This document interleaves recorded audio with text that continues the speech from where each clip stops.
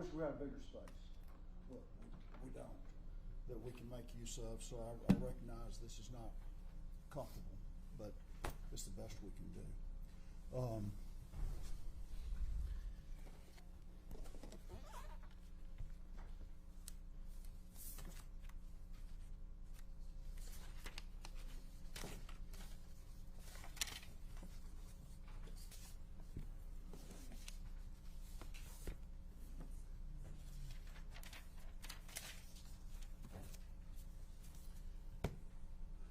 I'm going to start by swearing the interpreters, and then I'll go over some other things. Who we got? Two? She is my second interpreter. She is already qualified with the commission, and she will assist directly to the authorities if I have to do the Okay. All right. If you'll both stand and raise your right hand. You swear that you will truthfully and accurately translate English to Spanish and Spanish to English to the best of your ability, so help you God. I do your honor, Madam Smith, master licensed legal interpreter to the state and federal. Registered interpreter. Thank you. Are you all where you need to be and your equipment's operating? Contested. All right, good, good. She's also from Venezuela, to facilitate any kind of limbo from that country. I do know the limbo. She also is Spanish. Very well. I will just leave it to you. If you notice something is malfunctioning or not happening, let me know. Absolutely. All right? And of course, Mr. Ibarra as well.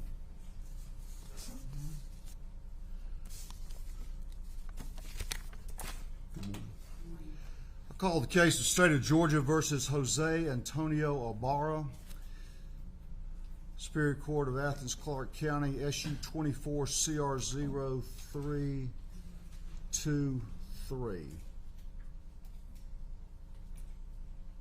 Charged with 10 counts.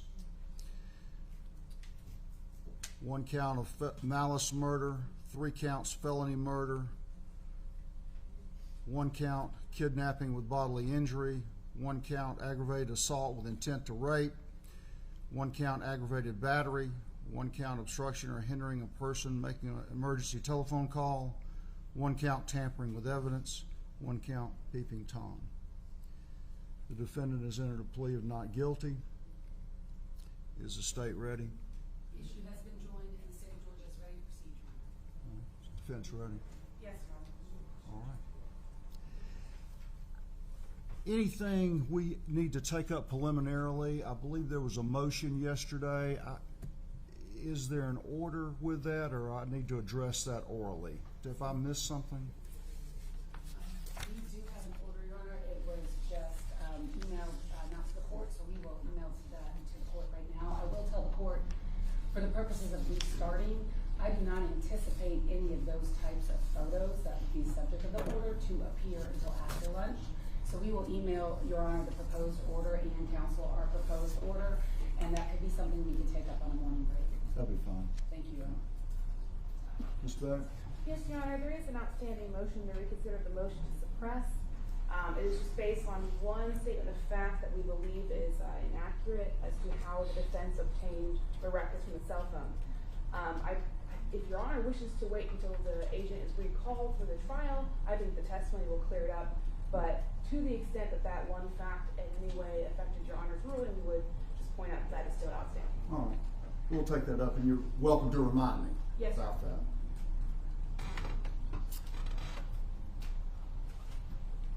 Oh, and Your Honor, it was brought to my attention by co-counsel that apparently during our live stream of the proceedings on Tuesday, the cameras and live stream that went out continued to record after Your Honor left the bench and the attorneys were discussing matters. So I guess I would just ask that Your Honor instruct the media to stop live streaming when Your Honor is not on the bench. Okay. And that is the instruction when I'm not on the bench or otherwise call recess, but may be sitting here. That's a signal to stop streaming. Thank you. Judge, if I just may, I don't know what's going on with this camera here. It is very, very close to us. It is very intrusive to our ability to communicate, and I would caution the court that that's there, and we would ask that the media be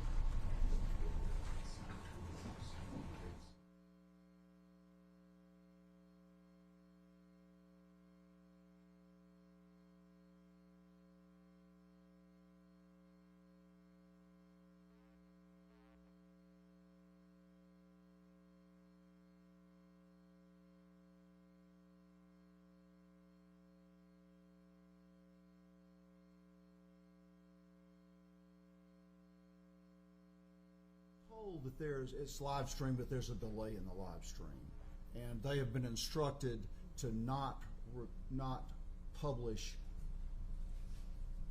interactions between the defendant and the attorneys, and also I understand that the microphones will not be recording. It will not be picking up conversations that between you all as well, as long as it's done in, you know, tones that couldn't normally be picked up. So, Thank you. sure. And I don't mind being reminded if somebody sees something that's not appropriate. We're trying to get this done. Anything?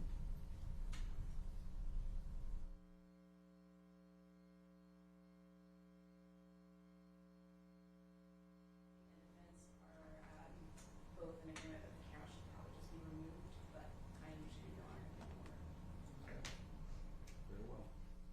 I'm not going to remove it at this time. I mean, there was a discussion about that, and it was decided that rather than moving around it would be less obtrusive than moving around cameras. So that's what we have. Do you want to be heard further?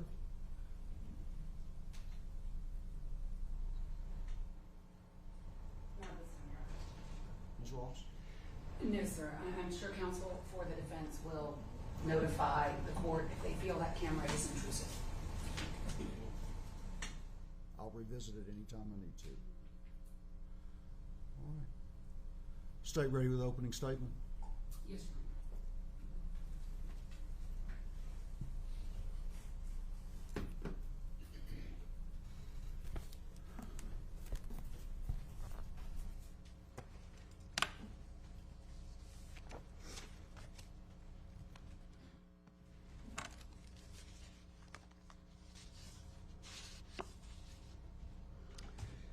May it please the court, counsel.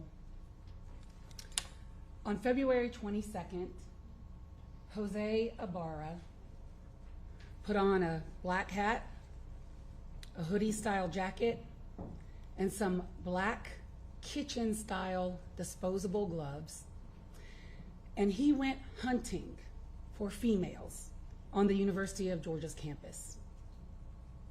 And in his hunt, he encountered 22-year-old Laken Riley on her morning jog. And when Laken Riley refused to be his rape victim, he bashed her skull in with a rock repeatedly. That is what this case is all about. The evidence will show that Laken fought. She fought for her life. She fought for her dignity.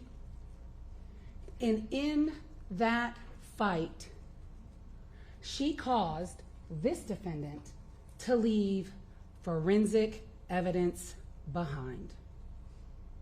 She also marked her killer for the entire world to see. The forensic evidence that he left behind in this fight is his DNA, and only his DNA and Laken's, underneath Laken's right fingernails. He also left behind in a struggle with her over her phone, because the court will hear that she called 911. He left behind his left thumbprint on her iPhone, which was found not far from her body at the crime scene. And it is that forensic evidence alone that would give you enough evidence to find him guilty as charged on the counts in this indictment. But the evidence in this case will come in basically three forms. There will be forensic evidence, there will be digital evidence, and there will be video evidence. And all three forms of those evidence will point to one person, Jose Ibarra, as the killer of Laken Riley. And this is not working. We'll start with a timeline, and the timeline is established by a lot of the digital evidence that you're going to hear about. And for Laken, that timeline begins basically at 9:03 in the morning.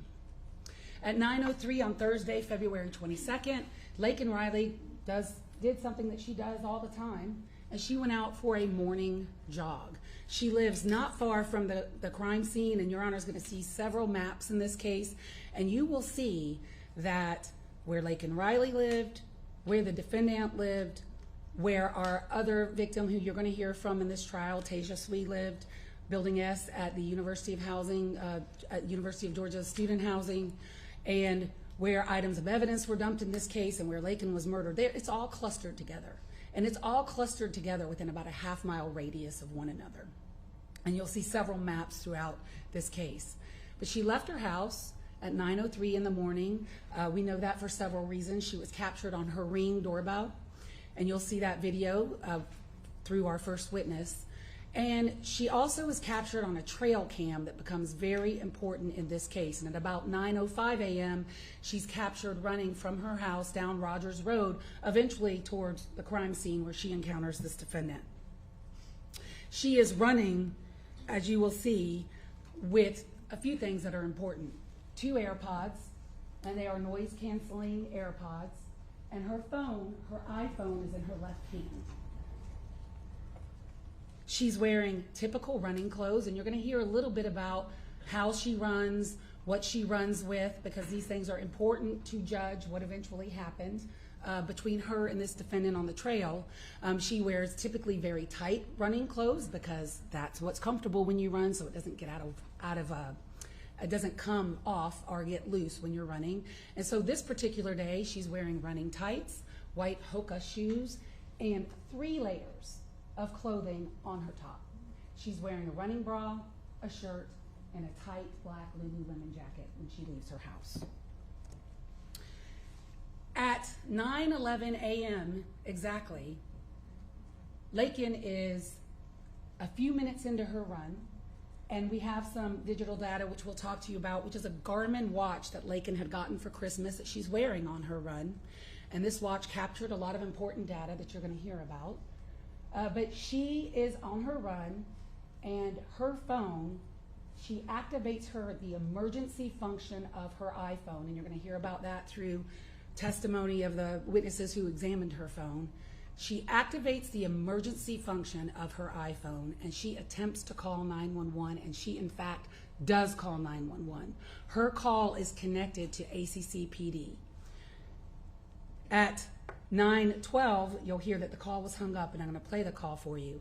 At 9:12, the call was hung up by the caller, not the 911 center. The 911 center did not hang up on Laken Riley.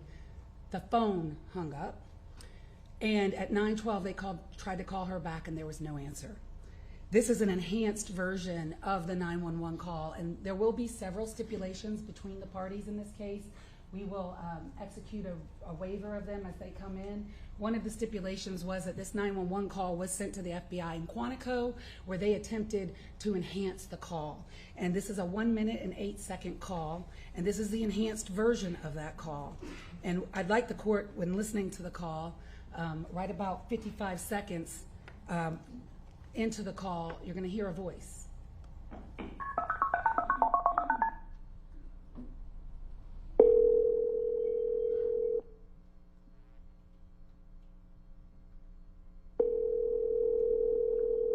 Clark County 911. Hello, this is Clark County 911. Hello, Clark County 911. Can anyone hear me?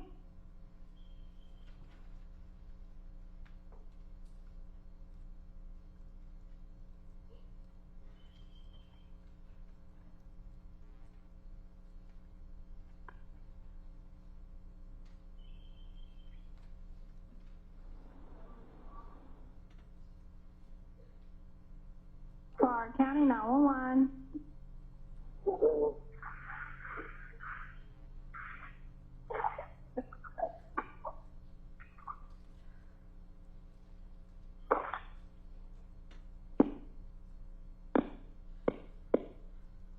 Tango Tango.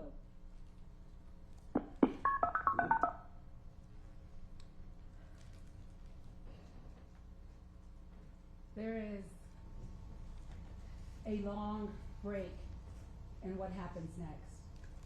It was Laken's mom, who Laken usually talks to on her run, who started calling Laken at around 9:06 that morning. And you'll just see the call logs from that and the evidence of that through Laken's phone. And when she could not reach Laken, she began calling Laken's 3 roommates. And you'll meet all 3 of them: Lily Steiner, Sophia Magana, and Connolly Huff. All 3 of them are University of Georgia students at the time. They were all seniors. And Laken herself was at UGA, but had recently transferred to the University of Augusta Athens campus because she wanted to be a nurse. But the 4 of them still live together.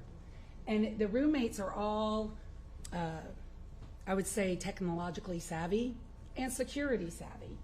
And they all 4 had iPhones. And there's a function with an iPhone called Find My iPhone, which you can share your location with other people.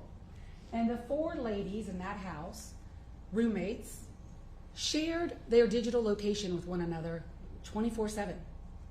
And so when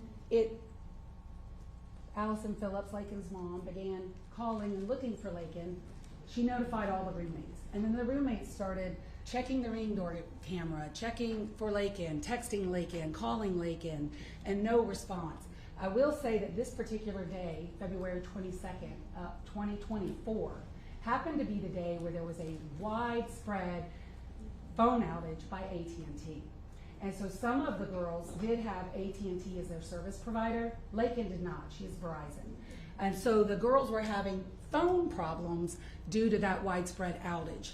And so you'll hear about how that kind of interfered with their ability to really find where she was. But eventually, they could not find her. They could not find her for hours. And even though Laken would go out on long runs, she always had her phone with her, so they became concerned. So at around 11:30 on the day of her murder, 2 roommates, Sophia and Lily, went and walked the trails back behind the intramural fields at the University of Georgia where Laken used to run, but they also had her digital profile.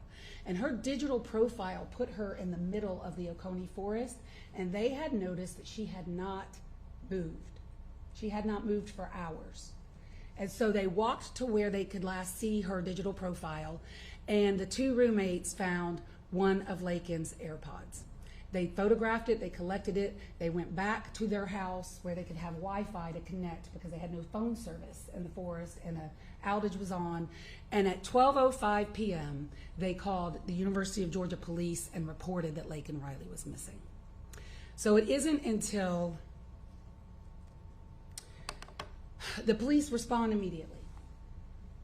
And they take that digital profile, and you'll meet Sergeant Maxwell. He is the officer that found Laken's body. And it takes him, even with her digital profile, this is a very forested area. And she obviously wasn't on the running trail. She was off the running trail. And it took him about 25 minutes, even with her digital profile, for him to locate her. And he did locate her, and you're going to see the body cam footage of him locating her. And what he found when he found her is that she was hidden, kind of almost under a tree and covered up with a bunch of leaves. The first thing he noticed was that her breasts were completely exposed. All 3 layers of her top clothing were pulled up above and around her neck. He also noticed that her running tights, which she typically wears above her navel, were pulled down and her underwear was protruding from her tights. He also noticed severe injuries to the left side of her head. He began immediately trying to save her life, but he could tell that she was dead. She was cold. But he began CPR, and you will see the efforts of him and several other University of Georgia police officers where they try to save her. They have to move her out of this area so that they can get her flat on the ground. They give her chest compressions. They give her CPR. They put those pads on her chest to try to start her heart. Eventually, the fire department and EMS comes and they do the same. And they work her for several minutes, but she is dead. She is dead. And there was nothing they could do to stop it or help her. You'll see the crime scene measurements. The crime scene in this case was worked by the GBI in conjunction with UGA-PD. You will hear in this case from GBI, UGA-PD, FBI, and ACC-PD. The four of them really in conjunction worked this case. And the crime scene, importantly, when they get there, there's really very few items there. But item number one, where you see on the trail, is the other AirPod that Laken was wearing at the time that she was running. And then they saw a disturbed area of leaves to a point where they found 2 rocks and a tree, both of whom have, or all 3 of which have Laken's blood on them. And then Laken's body was a few feet away from that, where you see the green there. And then her phone was not found near her body. It was found where you see item number 8, which is the other tree that you see there. But her person was taken 64 feet off that trail. So from where AirPod is, item number 1, to where you see items 2, 3, and 4 is 65 feet. So in legal terms, he asportated her 64 feet off of that trail so that he could attempt to victimize her. This is the crime scene, and you'll see how wooded it is and why it took Sergeant Maxwell so long to find her, even though he did have her digital profile. And in here, this photo is actually the phone. And so it took them a really long time to find the phone. They were calling the phone, they were pinging the phone. Her phone was on silent, so they couldn't hear it. I mean, it wasn't until it got dark that they could find her phone, but they kept looking for her phone because they knew the phone was there. And they found it. And when they found it, this is what Daniela Stewart of the GBI saw on her iPhone, exactly where your thumb would be if you go to hang up a call on an iPhone. So at the bottom of the iPhone, she found this latent print in blood. They processed the phone immediately, and that latent print was sent to ACC-PD. And we'll talk about that a little later. And here's some of the Garmin data. And there are some things that we will never know about exactly what happened between Jose Ibarra and Laken Riley on that trail, but we know enough. And what we know is that at 9:10 a.m. from her Garmin that she was wearing, as she is trucking along and she is clipping 7-minute miles, she's running, doing her thing, listening to music, something happens. He does something to her to make her stop dead in her tracks. She initiates the SOS function on her phone and calls 911, and she immediately stops. And after that, you'll see some of this Garmin data, her movement, because it went to the FBI CAS team. They're the ones that analyzed it, and you'll hear about it. She's on this trail with this defendant for about 4 minutes, and then you see 4 minutes later, her Garmin move 65 feet into the woods, and there's some additional movement of her along that time, and her heart rate is still going until 9:28 a.m. Her encounter with him was long. Her fight with him was fierce, and that is what the Garmin data shows. And once her heart stops at 9:28 a.m., there's no more movement from her Garmin. So what happens next? Well, UGA-PD leave, and they really got nothing other than a peeping Tom incident that had occurred on campus at 7:57 a.m. And I'm going to talk to you about that one last. So what they do is, it is a combination of good police work and luck, pure luck. But they start dumpster diving. ACC-PD is dumpster diving, UGA-PD is dumpster diving, GBI is dumpster diving, FBI is dumpster diving. Everybody is just looking into every dumpster in the Athens area for anything because they had nothing. And at a dumpster, at an apartment complex where he lived, a police officer named Zach Davis of ACC-PD finds this hoodie jacket. And when he looks in and sees it, it's in a recycling bin, and it's standing out because it's right on top, and he noticed it had long, dark hair on it, wrapped around one of the buttons, and he could see blood. And he thought that was suspicious. So he calls UGA PD. They respond at 9 o'clock on the day of Laken's murder. They collect the jacket found in the dumpster, and they send it immediately to the GBI crime lab indicator for testing. But while they're there, they notice, they look around and see that one of the residents in this apartment, and B32, had what's called a Eufy camera, which is like a Ring camera but works a little different, had a camera aimed at that dumpster. And so they asked the resident that night, hey, can we come in? Can we see your camera? He agreed to let them see it, and this is what they saw. At 9:44 in the morning, about 15 minutes after Laken Riley's heart stopped, this is what they see.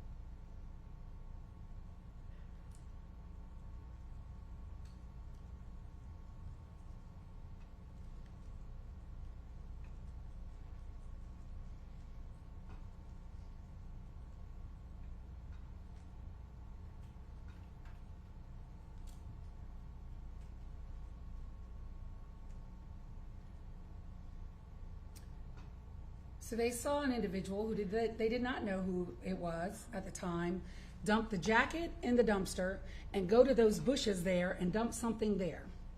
So they go to the bushes, and this video has been enhanced, and I'm sure you're going to hear a lot of testimony about this video, enhanced the best they could by GBI Cyber. And I know the court sat through some motions to suppress where this black Adidas hat, there was a lot of discussion about, and you're going to hear more about all of those things. But this is an image that they locked in on and began to circulate around the neighborhood, or as the cops call, a bolo. Be on the lookout for this individual. They didn't know who he was, and they circulated that. But they did go also that night, still the night of February 22nd, to the bushes, and they found 3 black disposable kitchen gloves. And those gloves were also sent immediately to the crime lab. And one of the interesting things about the black disposable gloves when they got to the crime lab and they were analyzed, this is a picture taken at the crime lab, is that on the thumb of the gloves, there was a hole. There's also other holes in the gloves, and they found them. But on the thumb area of one of the gloves that the crime lab examined, they found a hole. And they also found blood, and that blood was later to be determined to be Laken Riley's blood on those gloves. So I've already told you about the geographic locations. They're all clustered.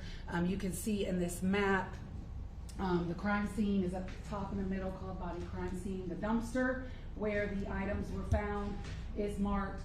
Building S is right by the bus stop, and then Laken Riley lived further up, Millage Avenue, towards the top of this photo. But the distance between the Building S, which will become important, and Laken Riley's body is about 300 yards. The distance between the dumpster and Laken Riley's body is about 500 yards. And the distance between the dumpster and the bus stop and where the defendant lived, because he lived in that apartment complex, is about 150 yards. Everything is close together. So what happened next in the investigation is that the very next morning, on Friday, February 23rd, at 8:32 a.m., as ACCPD, again, is just looking out for anything. They had the bolo at that point. They encounter a person named Diego Ibarra. And Diego Ibarra is wearing a black Adidas hat that has some interest to them, which is they believe to be the identical hat that they had seen in the video the night before. And I will tell you this, on that hat that Diego Ibarra was wearing the next day is Laken Riley's blood. So their theory that that was in fact the same hat was absolutely correct. So they encounter Diego Ibarra. He gives them a fake green card.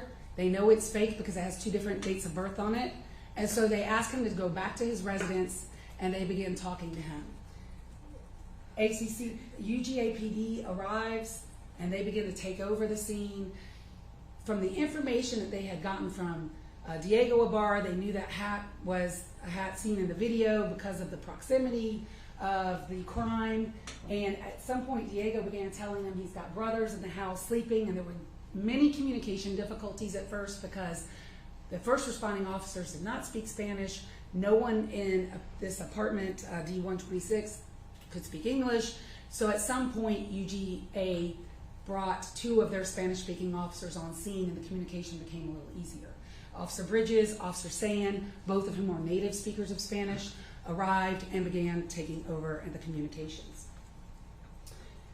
When they get there, they are attempting to secure the residence for a warrant, and before they could do a security sweep to secure the residence for a warrant, Jose Ibarra, who's in the middle in this slide, comes out with a garbage bag in his hand. He eventually gives officers consent to enter the residence, and when Sergeant Epps enters the residence, he sees Jose Ibarra asleep in the bed. And that is how he's been identified in this case. You will see there are 5 residents that lived in apartment D126. Jose Antonio Ibarra, this defendant, also goes by the name of Victor, which will be important because a lot of the communications within his phone and some of the witnesses just call him Victor. So Jose Ibarra is Victor. It is in fact the same person. Diego Ibarra is Jose's older brother, goes by the name of El Gocho, is a nickname that many people, including this defendant, call him El Gocho. Argenis goes by Manny, and Rosbelli Flores Bello goes by La Gorda, and then Juan Carlos Diaz Hernandez they call Carlito. And I suspect the state will tell you right now you're going to hear from Rosbelli in that residence. You will also hear that all the residents, Diego, Argenis, and Rosbelli, at least those 3, are currently in federal custody, some immigration issues, but we are going to produce Rosbelli to testify to the court about the things that she saw and observed that day. And it is Rosbelli who identifies Jose Ibarra from the dumpster video. The officers, when they saw Jose Ibarra that day, saw that he had many injuries to him. Scratches on his arm, scratches on his wrist, scratches on the back of his neck, scratches on his hand. And they photographed those injuries to him. And then they began to do an additional canvass of this entire apartment complex. There are multiple buildings in this apartment complex, A, B, C, D, and E. Multiple teams of agents began going around looking for cameras, talking to residents. What do they know? What do they not know? And one of the things that they found is that the Ibarras lived at D126. Right next to them is D125, and right next to D125 is D124. 124 had a ring camera. 125 had a still camera. And they went and collected videos from those 2 apartments. And importantly, on the day that Laken Riley was murdered, at 10:21 a.m., Jose Ibarra is captured on D124 coming out of his apartment with a bag, and now his clothes have changed. He's wearing different clothes than he was wearing about 40 minutes ago. And he has a bag in his hand, and he's walking towards a dumpster, another dumpster in their apartment complex. And that dumpster, by the way, had been emptied the day of the murder. So when the officers went to check that dumpster had nothing in it for them. But in the next door neighbors, still camera shot at 10:24 a.m., 3 minutes later, Jose Ibarra is walking back towards his apartment, empty-handed, nothing in his hand.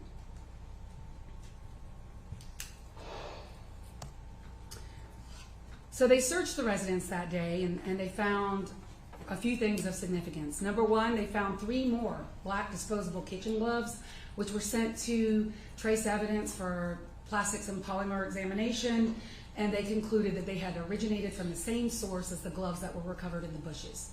They recovered 2 of the defendant's Samsung cell phones, which you will hear some evidence out of, but they also found no bloody clothing, no bloody anything, And the shirt and the satchel that you see the defendant wearing in the video, the dumpster video, were never found. They're not in that residence. So what other forensic evidence? The parties will stipulate to the prior Daubert hearing that this court has heard, so we will not be recalling the fingerprint evidence, but we will have a stipulation with the transcript and all of the exhibits that thumbprint, latent print that was on the phone was sent to ACCPD that night. And eventually, the digital image of that thumbprint on Laken Riley's phone was compared to Diego Ibarra, Argenis Ibarra, Rosvelli, and Juan Carlos, and they were all excluded. They didn't leave that thumbprint behind. And it was matched to this defendant, Jose Ibarra. It is Jose Ibarra's left thumb on Laken Riley's phone. And the analyst or the expert who did that analysis testified at the Daubert hearing. He showed the court 15 points of comparison that he found, and his results were peer-reviewed by another examiner. They were peer-reviewed blind, and she agreed with him. There's also DNA in this case, and you're going to hear about 3 different types of DNA: traditional, YSTR, and true allele.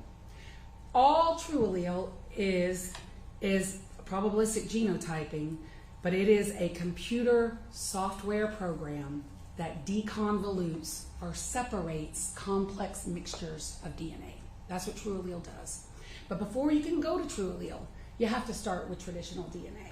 So all of the items of evidence that you're going to hear DNA results from started with the traditional DNA. They were swabbed, they were amplified, they were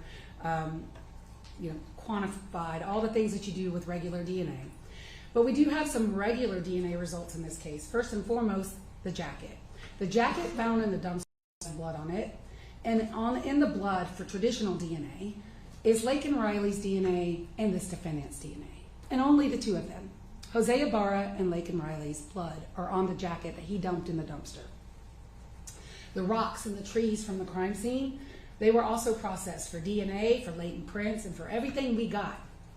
But on the rocks in the tree, just Laken's DNA, Laken's blood on the rocks in the tree. They attempted at first, which is protocol, to do what's called YSTR DNA testing on Laken's fingernails. So both her left and her right hands were swabbed by the medical examiner in this case, and they were both sent to DNA for analysis. YSTR is a better fit for trying to separate male and females because only males have Y chromosomes, and so they attempted YSTR first, and they were successful. The problem with YSTR, and the officers did gather the DNA of Jose Ibarra, Diego Ibarra, and Argenis Ibarra. They are brothers, and blood brothers share the same paternal line, and they share the same YSTR profile, unless there's a genetic mutation. And what the lab found when they tested the fingernails of Laken Riley is that, first of all, the left hand, there's nothing. No DNA of any other person other than Laken. But on her right hand, there was male DNA. And for the YSTR testing that they tried first, Jose Ibarra could not be excluded as the donor of that YSTR profile, and neither could Argenis, because, again, they're blood brothers. They share the same YSTR profile. But Diego could be excluded, and that's because Diego carries a genetic mutation that the lab was able to see, and he was able to be excluded as the donor of YSTR profile underneath Laken's nails. But after the YSTR was done, it was then sent to True Allele, along with a lot of other items. And when True Allele tested, and the data was sent into the True Allele program, it didn't test it, but when the data was sent into the True Allele program, True Allele excluded Argenis as the donor. True Allele excluded Diego, who had already been excluded by YSTR anyway, but True Allele matched Jose Ibarra to the DNA underneath Laken's right fingernails, to this likelihood ratio, which I have before the court here. 10 billion times more probable than a coincidental match. I will tell you the gloves that were tested, that's all just Laken's blood, the black gloves that were in the bushes. There's a straw that was tested, that is the defendant's blood. I want to talk to you about that a little later. And then the hat, the black Adidas hat, is also Laken's blood. And then the jacket also did contact swabs. So in addition to the blood on the jacket, they did contact swabs that were sent to Trujillo, and again, it's the defendant and Laken on the jacket. But importantly on this dark blue jacket, also Laken's hairs that were wrapped around the button were sent to trace evidence. They are consistent with Laken Riley's hair, and of course it's consistent with her long dark hair and all the microscopic analysis on it. Her DNA is on that jacket, so there's really no need to do DNA on the hair because her DNA is already on the jacket in the form of blood, but they looked microscopically at her hair and it's consistent with her hair. But the important thing they found about several of the hairs, I believe over 15 of them, is that they were forcibly removed from her head.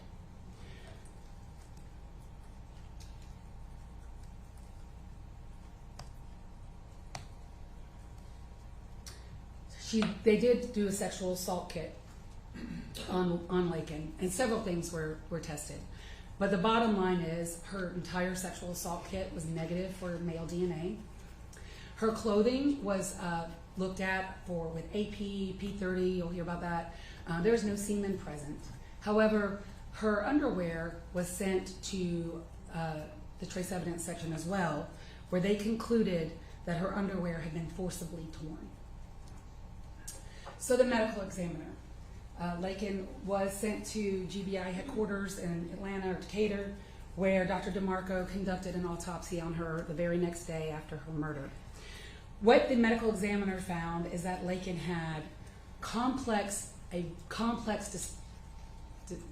depressed skull fracture on the left side of her head, and she had 8 other lacerations on the left side of her head, which literally look like holes. She had a small subarachnoid hemorrhage on the right side of her head, and she had multiple abrasions to her face, her neck, and her torso. She also had what's called petechia in both eyes, which is consistent with some form of asphyxia. And asphyxia can come in many forms. It can be a drowning, but most importantly in this case, it can be a form of strangulation. It can be manual, it can be ligature, it can be all kinds of things. But what the medical examiner said in this case is that Laken Riley died as a result of the effects of blunt force trauma to the head and asphyxia in OS, not otherwise specified. She can't really say if it was from chest compressions, maybe manual strangulation, but there was something going on in this struggle where this defendant deprived her brain of oxygen for long periods of time. And that was her cause and manner of death. But I want to talk to you about something that happened before, and it is count 10 of the indictment, and it is a peeping Tom. Shortly before 7 a.m., Jose Ibarra is seen on a trail cam, and this is a version of the trail cam, or this is the angle you'll see. And you'll see an individual, and the state will be the first to tell you this video quality is not fantastic. But there's more than just this video. You'll see an individual wearing a dark hoodie, eventually a dark hat, black gloves, and holding a styrofoam cup. And UGA attempted to enhance this video. GBI Cyber attempted to enhance this video. This is about as good as it gets. You can see a bag. They've studied this video 1,000 times. You'll hear the things that they saw in looking at these videos. The male is seen on the trail cam exiting the defendant's apartment complex. That's how he gets onto the trail. It's further beyond outside the scope of this exact clip. But he gets on through a path from the defendant's apartment complex to this trail that leads onto campus. And this is Rogers Road. This is UGA Village housing for graduate students. And this is a bus stop that's used by students to take the bus to get to a class. At 7:01 a.m., this individual is seen at this door that you're going to see in the bottom or the middle of your screen. That's apartment 114. And in that apartment, 114, Building S, lives a graduate student. She's an Indian national. Her name is Tejaswi Sarathi, and she is here at the University of Georgia studying. This defendant is seen trying to open her door at 7 o'clock in the morning.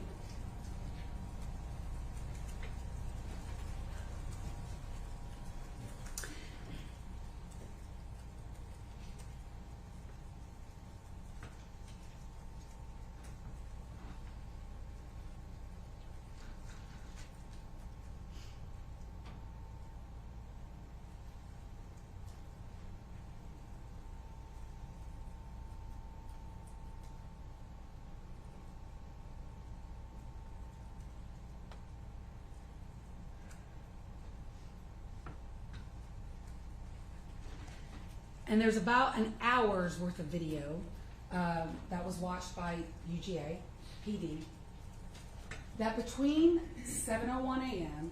and 7:57 a.m. on the 22nd day of February 2024, about 70 minutes before Laken Riley is murdered, this defendant goes to the door of apartment 114 6 times.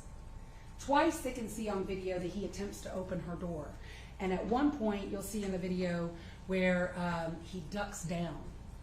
And that is because at some point the student inside heard him at her door, and she approaches him at the door and says, "Excuse me." And she will testify to this court that when she said that, she's looking out her peephole, he ducks down. And you can actually see that on the video. And just here's a portion of her 911 call where she calls at 7:57. What's going on? I was in the shower and then I heard some noises and I came to check that someone was, I saw through the peephole, someone was trying to open the door, and then I said, "Excuse me," and then they just ran away, and then now they kept trying to look through my window. Okay, and what's going on? So she says she was in the shower and she heard her door jiggling. And she said that somebody was at her door. She says, "Excuse me," he ducks down and he tries to look through her back window and does look through her back window. This is her back window. This is the back side of Building S, and this is exactly how it was that morning. This is body cam footage of Officer Bridges, who's one of the officers that responded. Her blinds are open wide. They're open, not only open, but they're pulled up more than halfway. The right side is her living room. The left side window is her bedroom. Wide open, her blinds were that morning. She said that's how she kept it because it was kind of a dark place, and it was more comfortable for her to have some light in. And that's how her windows were. And she said when she turned around, she could see the person who she can't identify. We'll be the first to tell you she can't identify him. She didn't get a good look at his face. He had that hat over his face. He had a hood on. She describes the clothing: dark hat, dark jacket. Didn't get a look at his face because when she looked through the peephole, he ducked down. But she could see him peeping into her window, looking into her window. So the FBI CAS team is a specialized team with federal government that analyzes digital evidence. And they were brought in this case to look at data from the defendant's phone, the victim's phone, cell phone records, all of these things. And some of the data that they got from the defendant's cell Samsung, one of them, which is 1B7, which you'll hear a lot from, is called Rubin data. And Rubin data is something that's collected by Samsung, and the FBI CAS team analyzed Rubin data, looked at the Rubin data in this case, and at the time of the peeping at Tasia Swee's apartment, the defendant's 1B7 phone is right over her house. And these are the digital points by the FBI. But also, there is a white styrofoam cup. In the video, you can see black gloves and the white styrofoam cup of the peeping. This cup was found by UGA PD as they were coming onto the trail to come to Laken Riley's scene. They thought it was unusual because there's no trash out there usually, and it's just sitting there.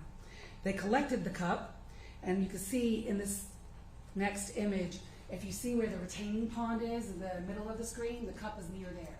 So in between Building S, where Tasia Sweet lived, and in between where Laken Riley's body was found, was this white cup. That white cup was collected and sent to the crime lab at the GBI, and it is the defendant's DNA on the straw of that white cup in between the two crime scenes. So also, out of his phone and out of his social media, the defendant, when he woke up that morning, kind of did us a huge favor and started taking pictures of himself. And here are the pictures that he took of himself and posted on Snap, and also can be found on his phone. And one was taken at 4:30 a.m., the second one was taken at 5:37 a.m., and you see in that one that he is wearing the black Adidas cap with the stickers on it, with the same jacket, with the hoodie. Also, he took pictures of himself wearing the same shirt that you see in the video of B32 and the bag that was never found that you see on the side of him in some of the videos taken on the day of Laken's murder. And also you can see from, again, D124 and D125, the day before the murder, he is wearing the evening before the murder, so this is the 21st at 9 p.m. He's wearing the same clothes. So in the end, Your Honor, that is a summary of the evidence that the state has in this case. You will hear forensic evidence. You will hear digital evidence. You will see videos, all pointing to the same conclusion, that this defendant murdered Laken Riley, and he also peeked Tejaswi's apartment. At the close of all the evidence, we are going to ask that you find him guilty on every count of this indictment, because the state will be able to prove every bit of it. And we ask that with your verdict, the close of the evidence, that you bring justice to Laken, Tejaswi, and this community. Thank you. Ms. Beck, or? Sure. Thank you. How do you go? Sure.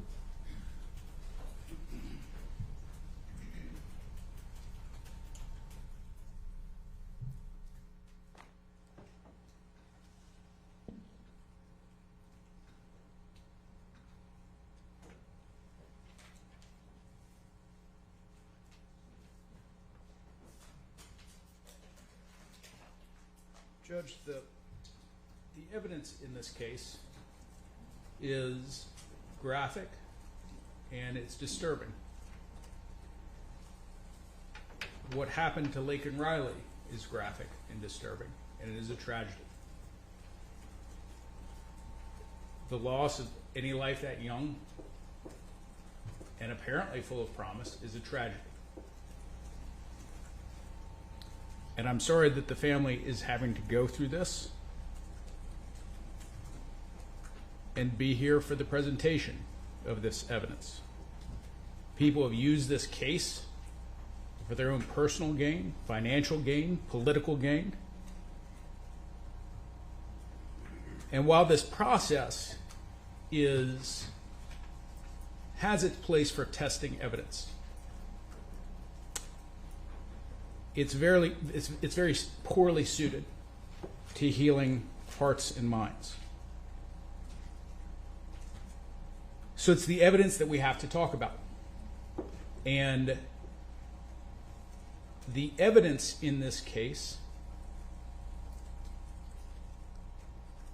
is very good that Laken Riley was murdered. The evidence that Jose Ibarra killed Laken Riley is circumstantial. The evidence that anyone had any intent or certainly committed any sexual assault is speculation.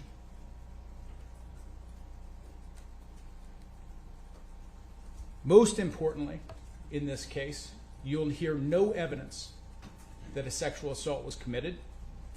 You'll hear nothing from the GBI, the FBI, UGAPD, ACCPD, that after looking at all of the evidence in this case, scouring for anything that could help prove this allegation in the state's indictment, that they found any biological evidence that would suggest that, any physical evidence that would suggest that.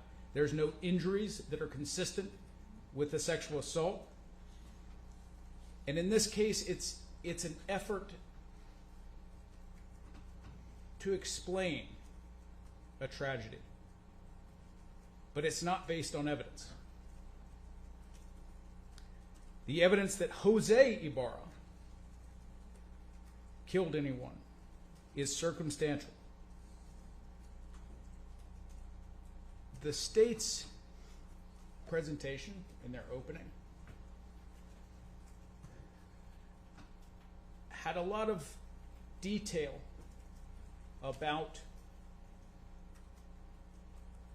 information, again, that showed that this event happened. But upon a closer look at the evidence that links Mr. Ibarra to that event, it is lacking. You'll hear that his phone was in the area and you'll hear the cast team that ran the locations of this phone. And there is good evidence that the phone itself was in the area. What you'll also hear, though, is that when they looked into this phone, when they did a close examination of who was using this phone, it wasn't just Jose Ibarra. It was other people in that apartment who were using this phone. And that comes through an investigation into the accounts that were used through this phone, and also from people who met other people associated with this phone who had used the phone to message people. And so while the phone was there, that's true. It doesn't show that Mr. Ibarra was there. And you'll hear that Mr. Ibarra's fingerprint was on Laken Riley's phone. But you'll also hear that he was wearing gloves, supposedly. And that this hole that was supposedly in the gloves that they found would not have left that mark.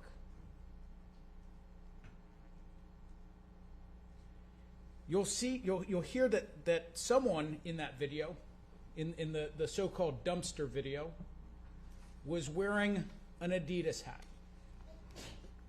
That's true. When they find that hat, and specifically the hat that was tested in this case, it was worn by Diego Ibarra, not Jose Ibarra, Diego Ibarra.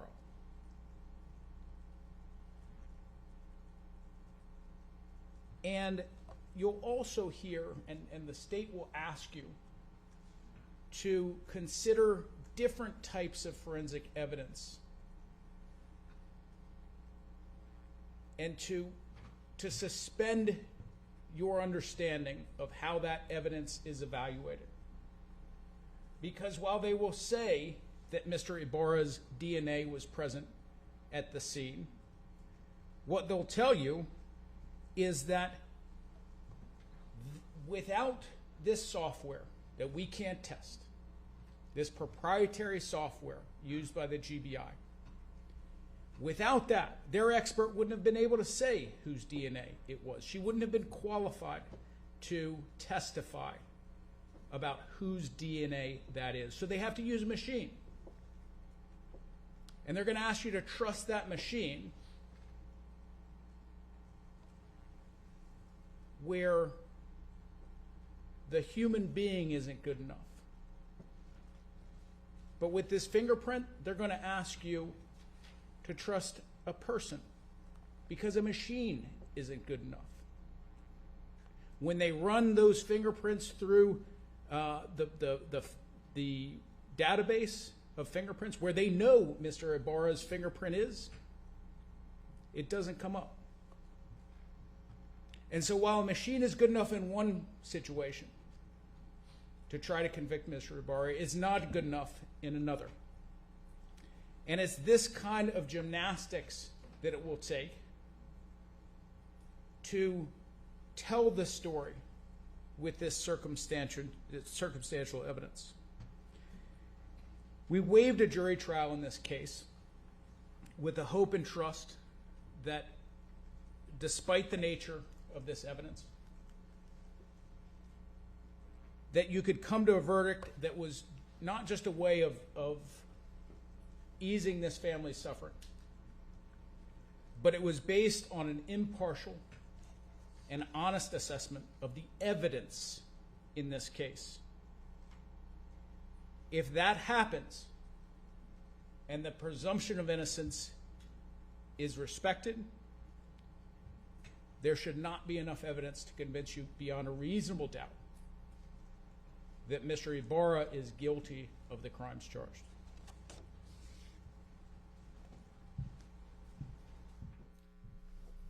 You may call your first witness. State calls Lily Steiner.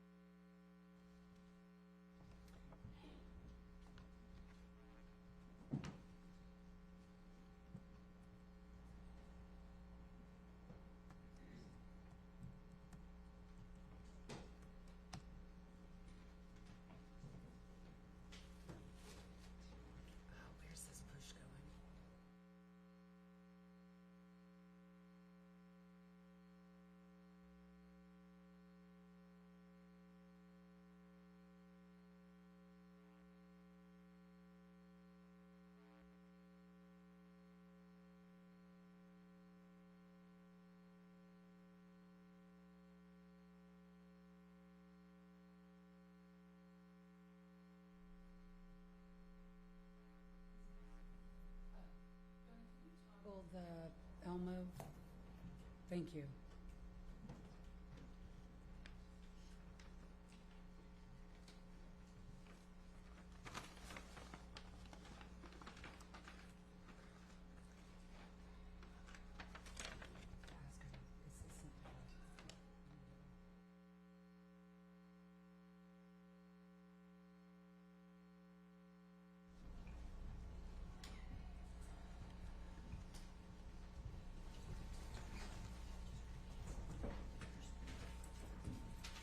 Would you raise your right hand, please, ma'am? Do you swear or affirm the testimony you will give today in the matter of the state of Georgia versus Jose Ibarra will be the truth, the whole truth, and nothing but the truth, self you God? I do. Okay, please take a seat. Spell your first and last name for Madam Court Reporter, please. My name is Lily Steiner, Lillisteiner. How old are you? I'm 22 years old. And where do you live? Not your exact address, but what part of town? Currently, Yes. I live in Canton, Georgia. And what are you doing right now? I'm working as a medical assistant. Did you go to the University of Georgia? I did. And did you graduate? I did. When did you graduate? Graduated in May 2024 this year. While you were at the University of Georgia, where did you live and who did you live with? My address was 1686 Millage Avenue Extension, Athens, Georgia 30605. And I had 3 roommates, Connolly Huth, Sophia Magana, and Laken Riley. How long did the 4 of y'all live in that house together? Connolly lived with me for 3 years, and then Sophia and Laken moved in. We lived in that house for 2 years. I lived with Laken at the time of her death for a little over a year and a half. How would you describe your relationship with Laken? We were roommates, but the term roommates is an overgeneralization of our relationship. We, our house was like a little family, and we called each other our family. We did everything together. We had family dinners, family TV nights and movie nights. Laken brought a sense of joy to all of our lives that has been missing ever since. Let me, may I approach the witness, Your Honor? Yes. Hand me what's been marked for identification purposes and states Exhibit 1. Do you recognize the person in States 1? I do. Who is it? Laken Riley. And does it fairly and accurately depict Laken as she appeared in life? Yes. Statement moved to admit States Exhibit 1, request permission to publish. No objection. It's admitted, and you may publish.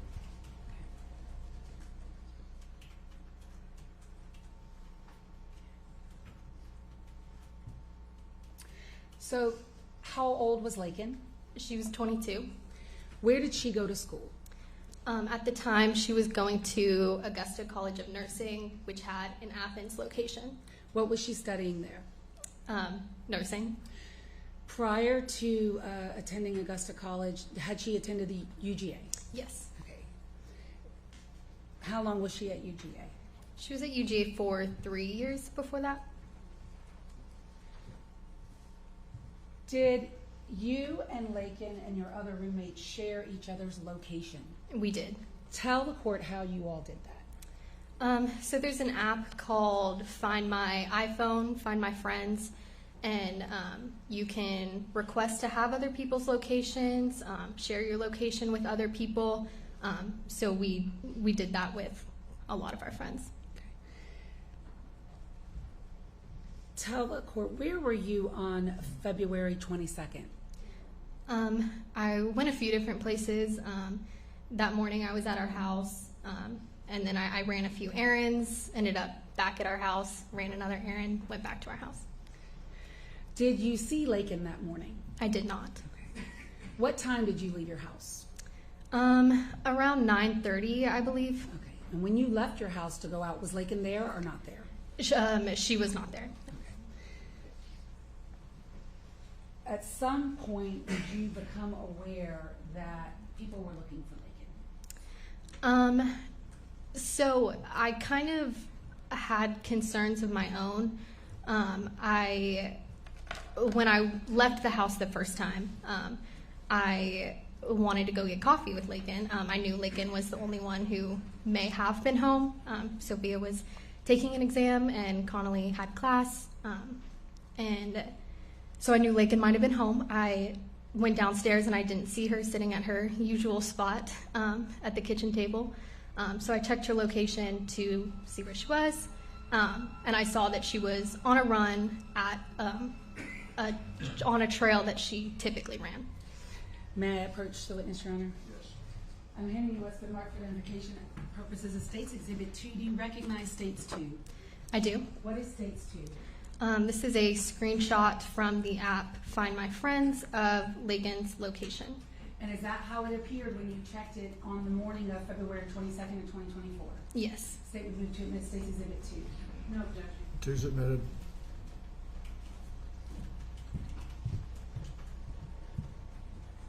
And may I publish? Yes. Publishing States Exhibit 2, could you tell the court what we're looking at here? Explain this to us. What is this? Sure. So the LR is the initials of Laken Riley. You can see that at the bottom. And underneath her name is a rough just address, I guess, of where she was at. And then underneath that, it says now. This is the exact time of when her location, like the way that it updated, it would say now. So that was her location at that exact time. And is that what you saw when you first checked her? Yes. Now, where is that location? And is your house in here as well? And other people? We see other initials. CH, MC, whatever. Yes. So CH is Connolly Huth. That is my roommate. And so her location right there is at our house. And then MC, that is one of my other friends who lived further down the street. And LR was Laken Riley? Yes. And where is that location that you saw her? Are you familiar with that location? Roughly, yes. Yeah. And when you checked it, what about the first time you checked it? Approximately what time? It was about 9:30 from what I remember. Okay. So did you, again, check it again? Yes, so when I got home from my first set of errands, and I saw that Laken still wasn't home. That wasn't unusual because it was only about an hour after I checked her first location, so I thought maybe she was just still on a run. Checked it a second time around 10:45, I believe. That's a rough estimate. And I saw that it was in the same location. That did raise some concerns. So I texted Laken and just was checking in on her, and then addressing Connolly in a group message. I said, she's been in the woods a while. Did you have a cell phone service that day? So that day there was an AT&T service outage. So I was not, I did not have service if I was not connected to the Wi-Fi at my house. So if I left the house, I was not able to communicate or receive any communication. So where were you home then? At approximately what time did you get home when you realized that she had not left the woods?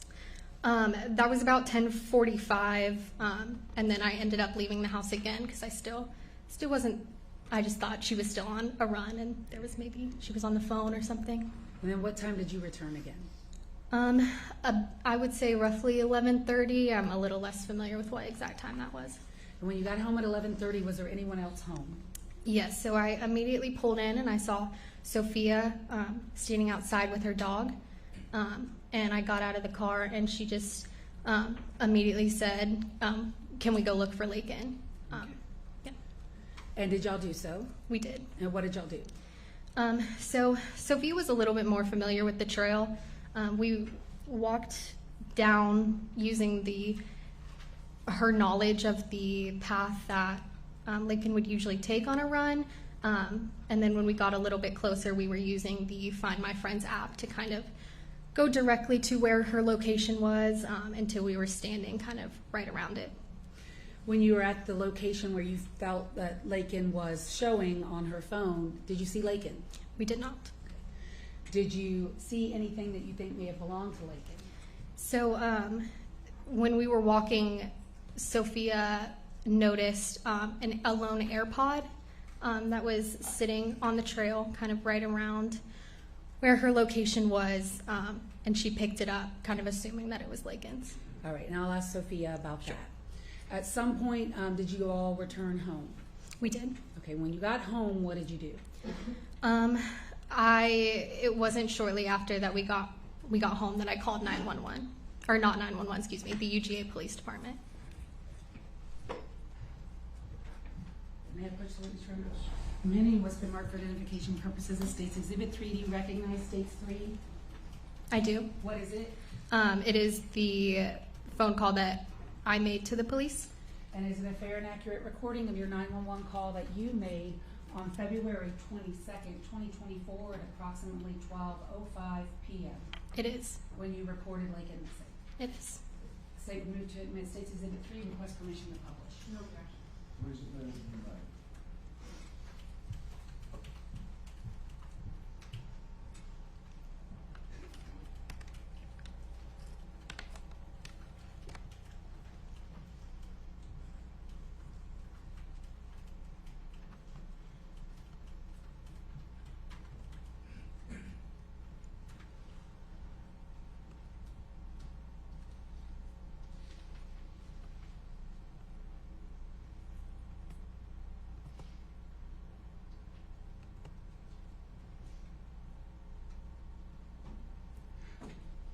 Your Honor, did we have to toggle back over so that you could hear it? I don't know the system like that. Yes, We we do. do. The laptop. Yes, sir. I'm not sure, but we'll see. Yes, sir. Because I know it's playing, but I can't hear it. Is that on HDMI? I don't know. Yes, sir. Okay. 12:05:55 seconds, February 22, 2024. Mercy Police, this is Jed. Hi, we're calling because our roommate went out for a run at 9. He usually runs like through Lake Herrick behind grad housing, and we haven't heard from her. And we all just got like service back, so we don't think it has anything to do with the outage. We went to go look to where her last location was, and all we found was an AirPod. Okay. Hold on one second for me. Okay. You said last seen near the, like, IM fields? It's like behind the IM field, so we live near like grad housing, like building 8, and so it's the woods behind there. Okay, have you tried calling her since you just got service back? Yes, we've been, yes. Her family doesn't have AT&T, which was the one with the power outage, so they've had service the whole time, and her calls have been ringing through. We're just not getting answers. Okay, where are you at right now? We are...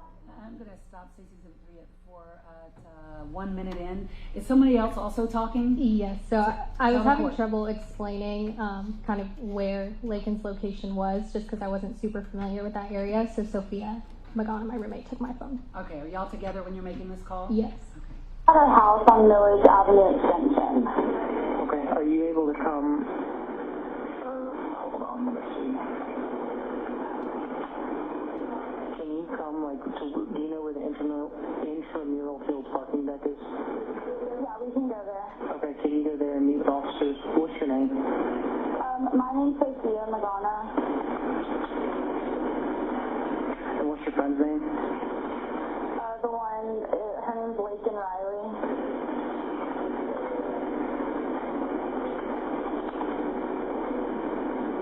(12:07:43 seconds, February 22, 2024. What is your phone number?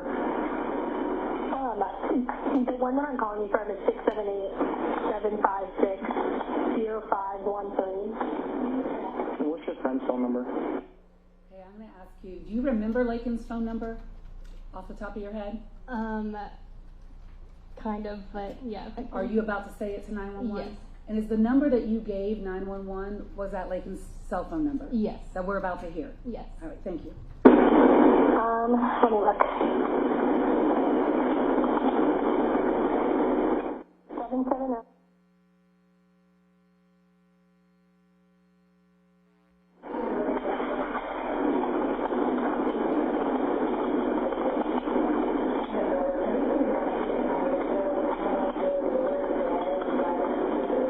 Do you know if she has class or anything at this point?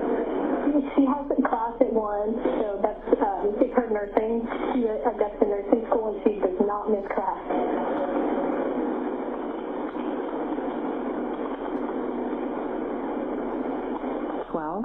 8:43, second, February 22, 2024.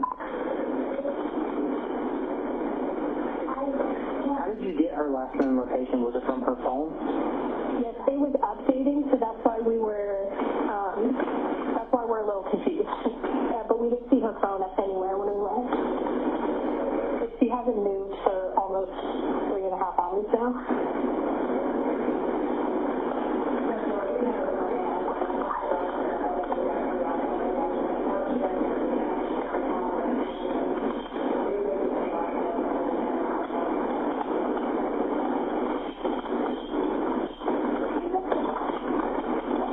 When you call her, does it go straight to voicemail or does it just keep ringing?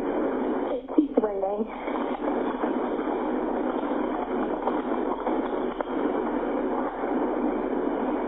I'm on my way to the iron fields now. Okay, that's fine. How long ago was it that you last called her? I mean, like 5 minutes.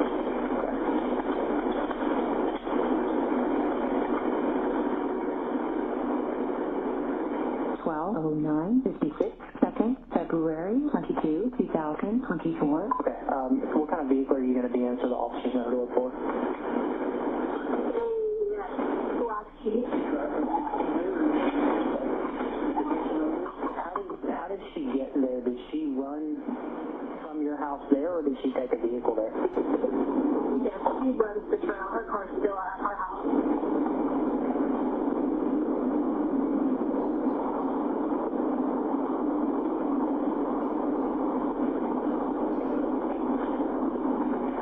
Okay, we've got officers on the way, all right? Okay, thank you. Thank you.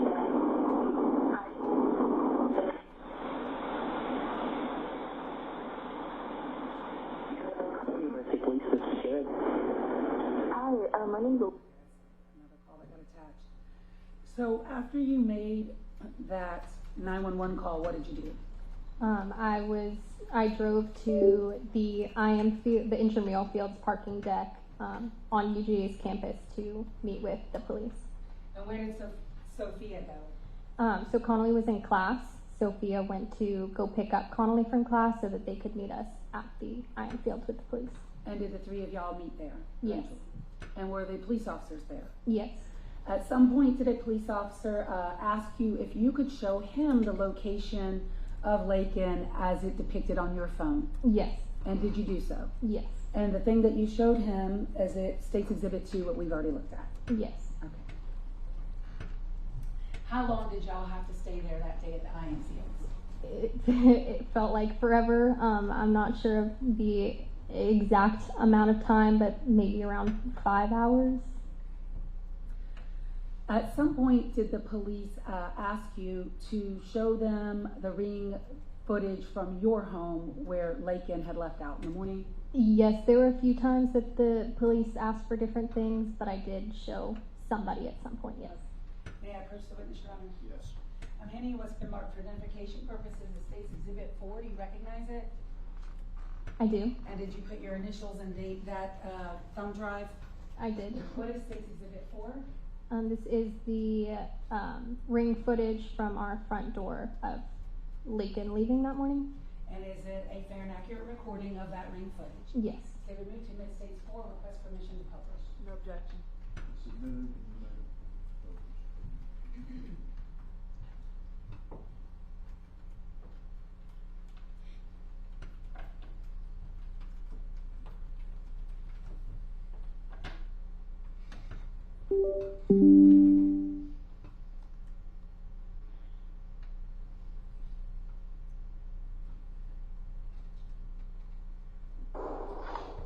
I'm going to pause it quickly. Do you see, first of all, in States 4 that is now being published, the date and the time of this footage?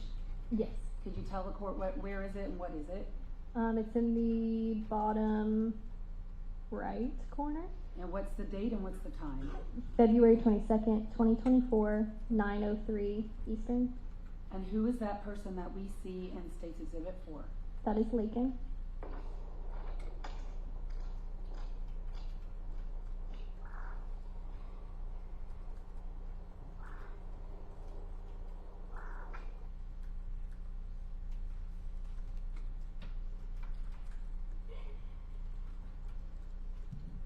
After 9:03 a.m.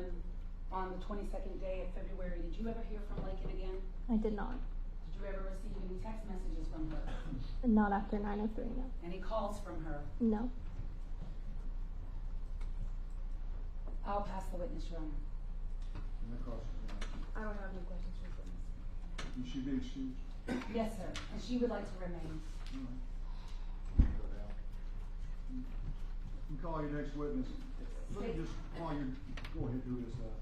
Sophia Magana. Sophia Magana. My plan is to take comfort breaks, 1 in the morning and 1 or so in the afternoon. I'll look for, just sort of in between. So just to let you all know that. If something needs to happen outside of that, let me know. Yes, sir. May we take one absence witness, Your Honor? That'd be my plan, I agree.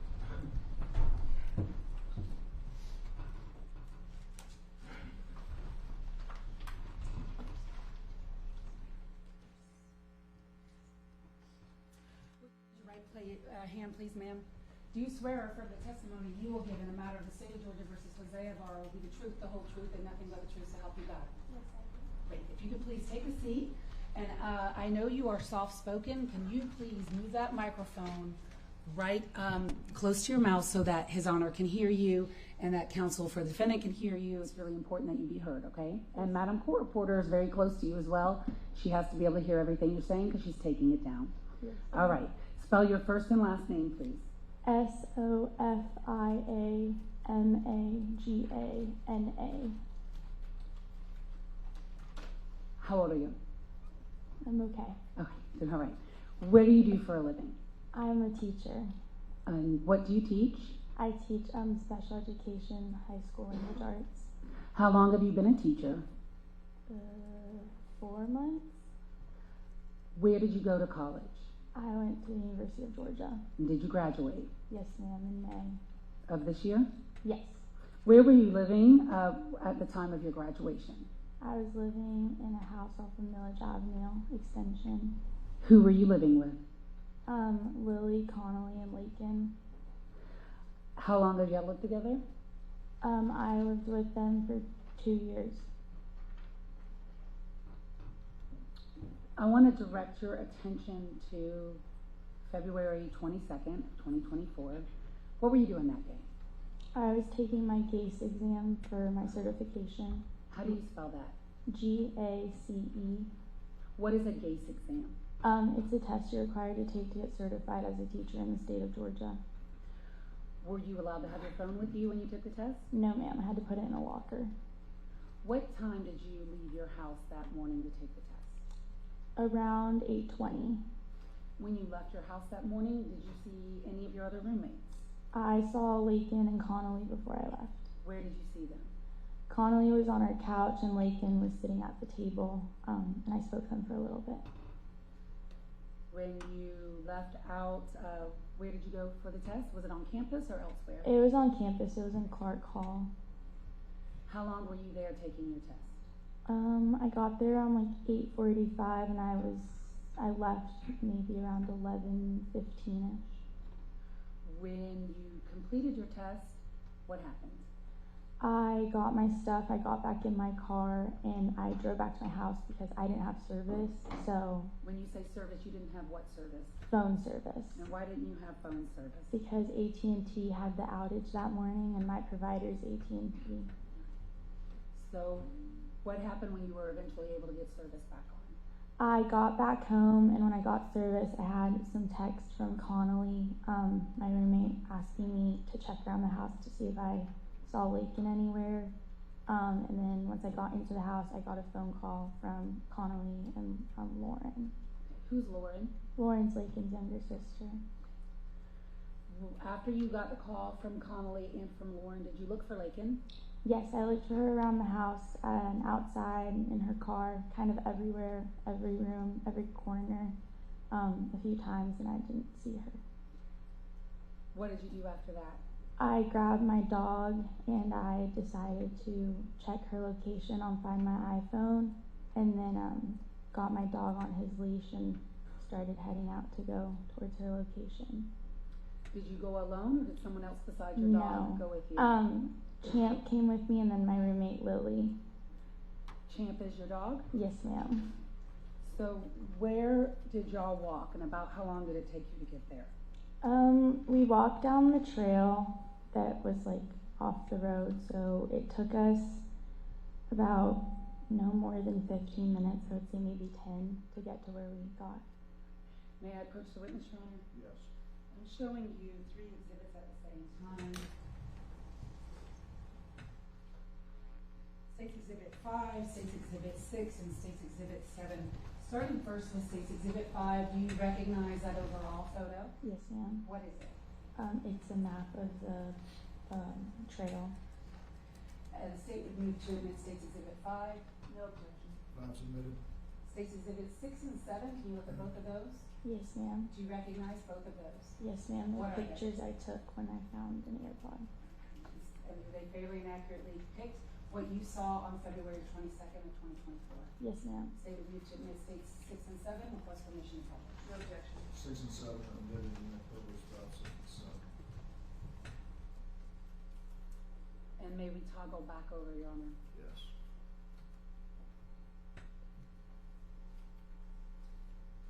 Starting first with State's Exhibit 5, and I have a pointer that I think you could use that has a laser on it. No, no one will be able to see that. Your Honor, can you see the screen if she uses a pointer? I can. I've got a. You got the other pointer? Okay. And that's probably going to be the better way to go. Yeah, I think she's got it, yeah. If you could show His Honor, what direction did you and Champ and Lily go, and where were you when you found an AirPod? So we started here, and then right about here At is the end of the at Millage, where it Millage turned Avenue? into a sidewalk. Okay. We got to the sidewalk, and then there's the train tracks like right here, and there's a little like trail that's just been walked over a lot. So we went down the trail, and then crossed over the train tracks, and then walked this all Around the way. retaining pond? Yes, On the ma'am. side Around of it? the retaining pond. All right. Can I stand up? You may stand with the court's permission. Yes. Thank you. But keep your voice up so Madam Court Reporter can hear you. Okay. So we walked here, and then this is where like the main trail starts. So we got over here. There's like a turn. So we took the curve and we stopped right about there. Okay. So when you say there, is there a trail there? Yes, ma'am. It's all a trail. Paved And that's trail. on the top right part of State's Exhibit 5. For the record, I'm just making a record for the court. Right. Okay. Where within the trail, was it on the side of the trail, the middle of the trail, where within the trail did you find the iPod? AirPod, sorry. The AirPod was towards the left-hand side, but still on the trail. And showing you, first of all, how did you find the AirPod? Champ was sniffing a lot, and so I looked down because he was really fixated over a specific area where I kind of had stopped, and he was pulling, and then when I looked over, I noticed there was like a white AirPod, so. Right, State's Exhibit 7, what are we looking at there? And can you see the AirPod? Yes, Can you point to it for the court? it's right here. Okay, the bottom of this photo. Yes, ma'am. That's where I found the AirPod, or where it was when we got it. And you said this is State's Exhibit 6. First of all, do we see Champ in State's Exhibit 6? Yes, ma'am. He's right here. All right, in the corner, the left corner of the photograph. Yes, ma'am. If you could use State's Exhibit 6, show us within the trail where you found the AirPod. The AirPod was about right here. Okay, where your shadow is? Yes, ma'am. Or a shadow of a person? Yeah, my shadow. Okay, thank you. While out there, did you see Laken? No. Okay. When you found the AirPod, did you look at it? Yes, ma'am, I did. Did you think it was Laken's? I did. And why did you think it was Laken's AirPod?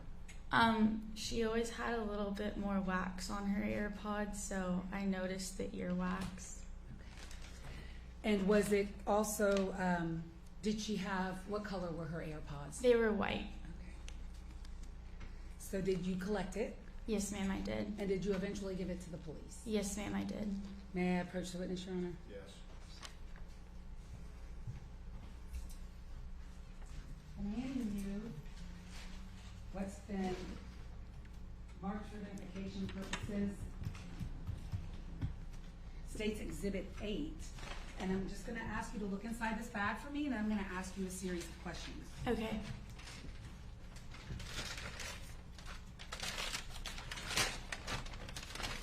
Look inside that bag. Do you recognize what is inside State's Exhibit 8? Yes, ma'am. What is it? It's her AirPod.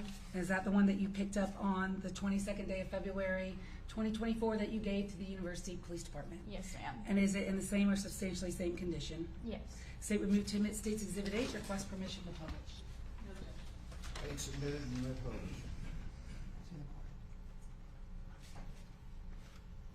Is it one? Just one? Just one.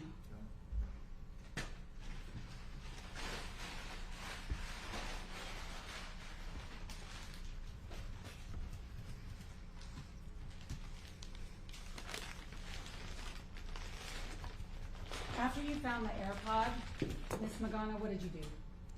I took the pictures first just to remember, and at that point I picked it up and I turned around to Lily and I told her we were going to walk back to call the police because we both didn't have service.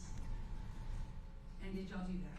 Yes, ma'am, we did. And then where did you go after the police were called? I went to go pick up my roommate Connolly from her class, and then I met Lily with Connolly at the IM field deck. And when y'all were at the IM field deck, did the police respond? Yes, ma'am. And did you tell them the information that you had gathered? Yes, ma'am.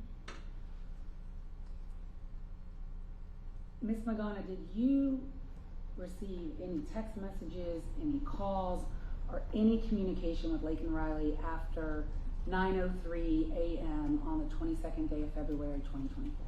No, ma'am. My last text from her was at 9:02. May I have a moment with counsel, Your Honor? Yes.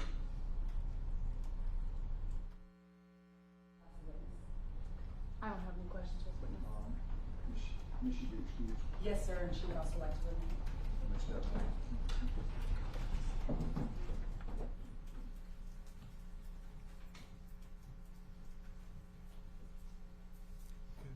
Okay. 10-minute recess. I'm gonna go in there when things settle. I'm gonna take a minute.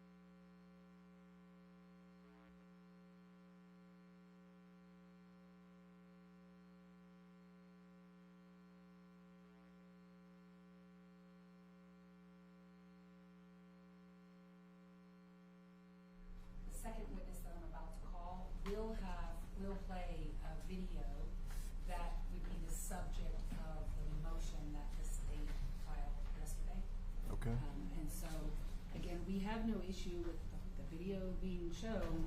It's just when he gets to the point where you see her physical body, we're going to ask that that will clearly be allowed to be seen in the courtroom, but not on a camera live streamed out. Okay.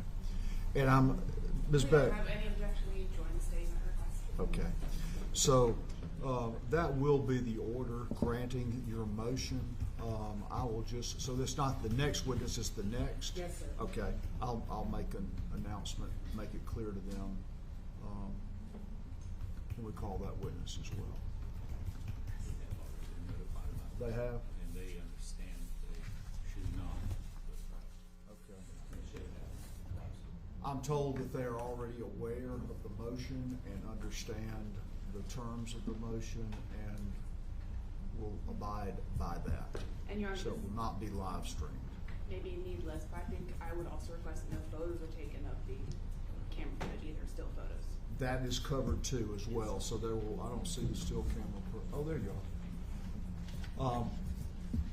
No still camera shots of anything depicting autopsy or crime scene photos involving the victim, if the victim is present. Okay? Thank you. And your next witness is? Kevin McCready. And may you please toggle back over, Your Honor? Sure.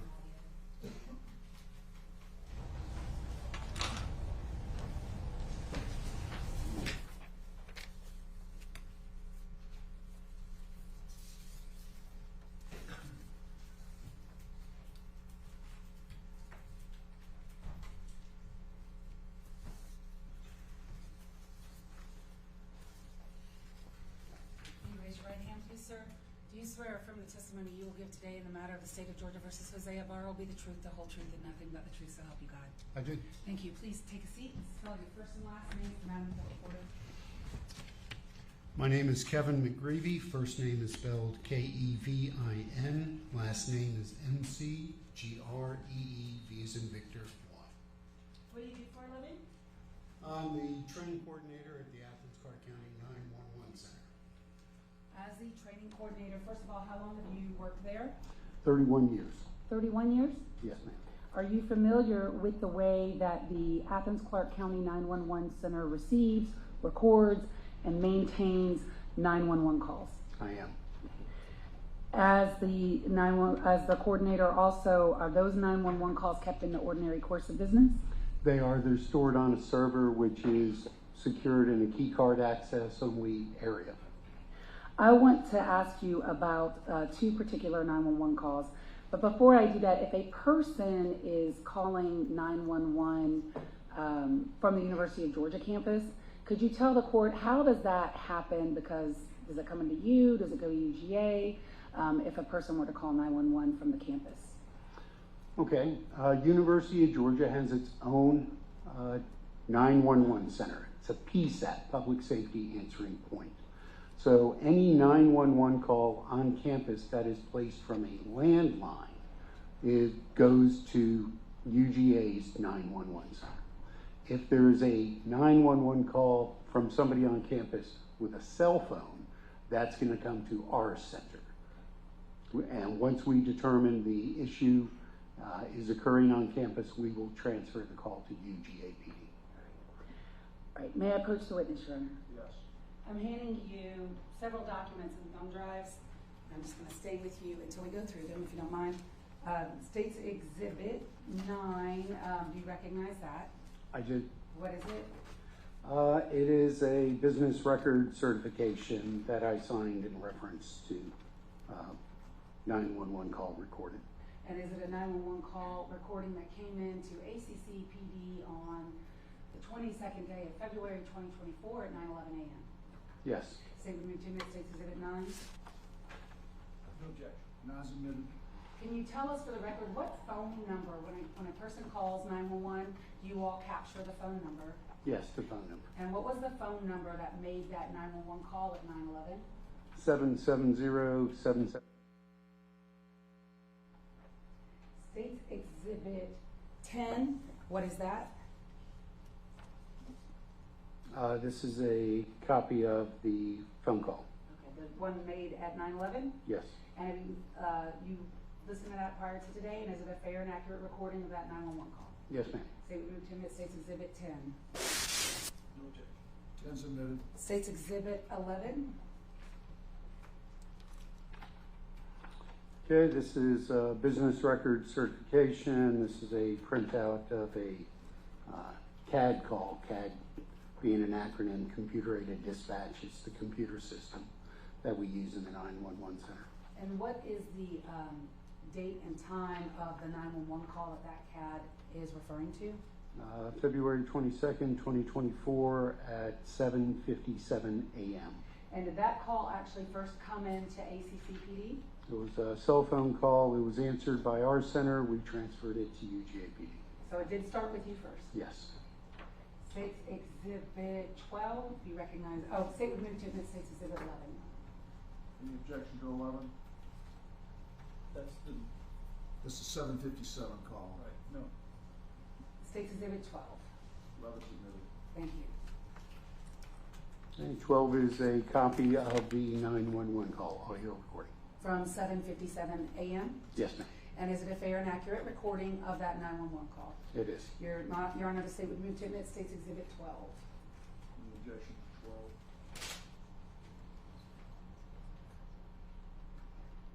Certification, I think 12 is the recording itself. Is that Okay, I'm correct? sorry, yeah, I got it. Okay. No objection. Admitted? Admitted. Okay.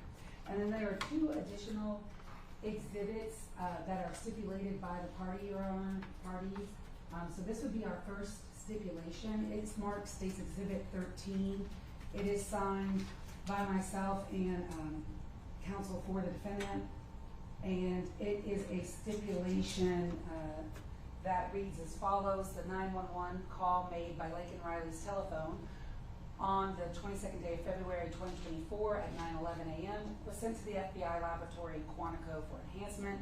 The audio call is consistent with a 911 recording, and analyst Alicia Hiller used a multimedia processing procedure in an effort to enhance the call.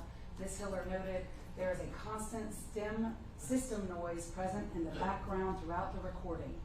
Occasional impulsive and rustling noises are heard in the background, as well as intermittent sounds consistent with birds chirping, or bird in parentheses.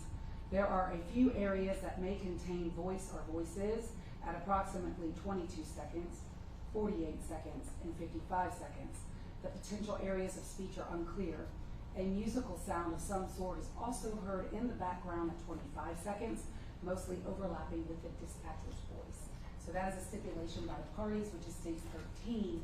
And then finally, State's Exhibit 14 is a copy of the enhanced 911 call. And so for the purposes of this witness, we have agreed, so the court won't have to hear this 911 call twice for the record, we are going to play the enhanced version by the FBI for the record at this time, which would be State's Exhibit 14, which I would need to admit at this time and request permission to publish. Do y'all want to be heard on 13 or 14? No, sir. Okay. There is further stipulation. I'll hear it whenever you're ready. Yes, sir. So now, for the record, the state will publish State's Exhibit 14, which is the enhanced 911 call made at 9:11 a.m.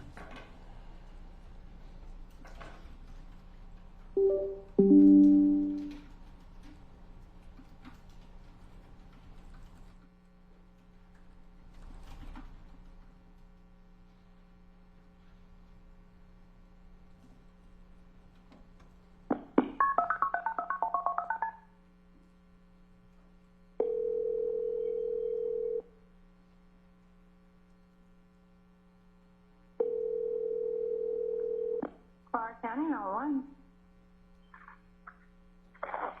Hello, this is Clark County 911. Hello, Clark County 911. Can anyone hear me?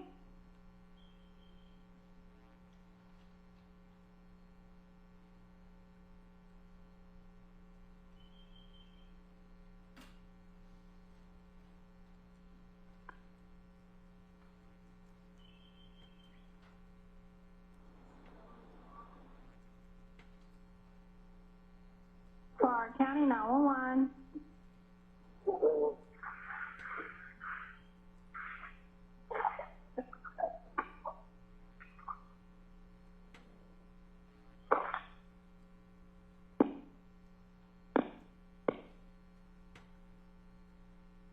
Mr. McCreevy, I want to ask you about this 911 call. You told us what time it came in, and we hear an enhanced version of the call. Did 911 hang up on the caller, or did the caller hang up on 911? The call was ended by the caller's phone. After the call was ended by the caller, did dispatch attempt to call the caller back? Yes. And what happened to that call? No answer.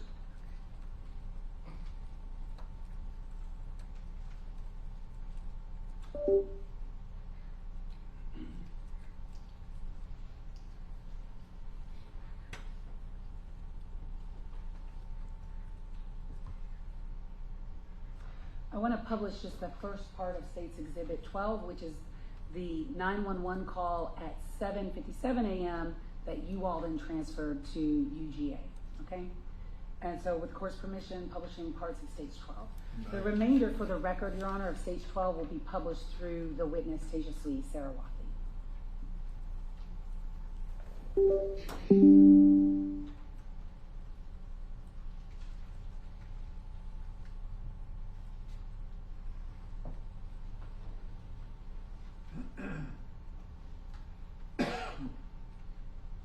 Park County 911.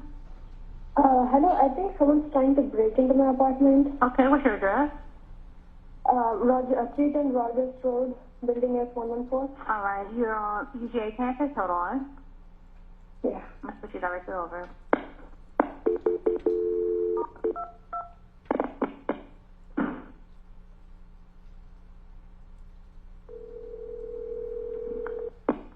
University 911, what's location of your emergency? Clark County Western. Go ahead, ma'am. Okay, so is that the transfer that we just heard at 30 seconds or 31 seconds in the State's Exhibit 12? Yes. That's ACCPD transferring to UGA? Yes, ma'am.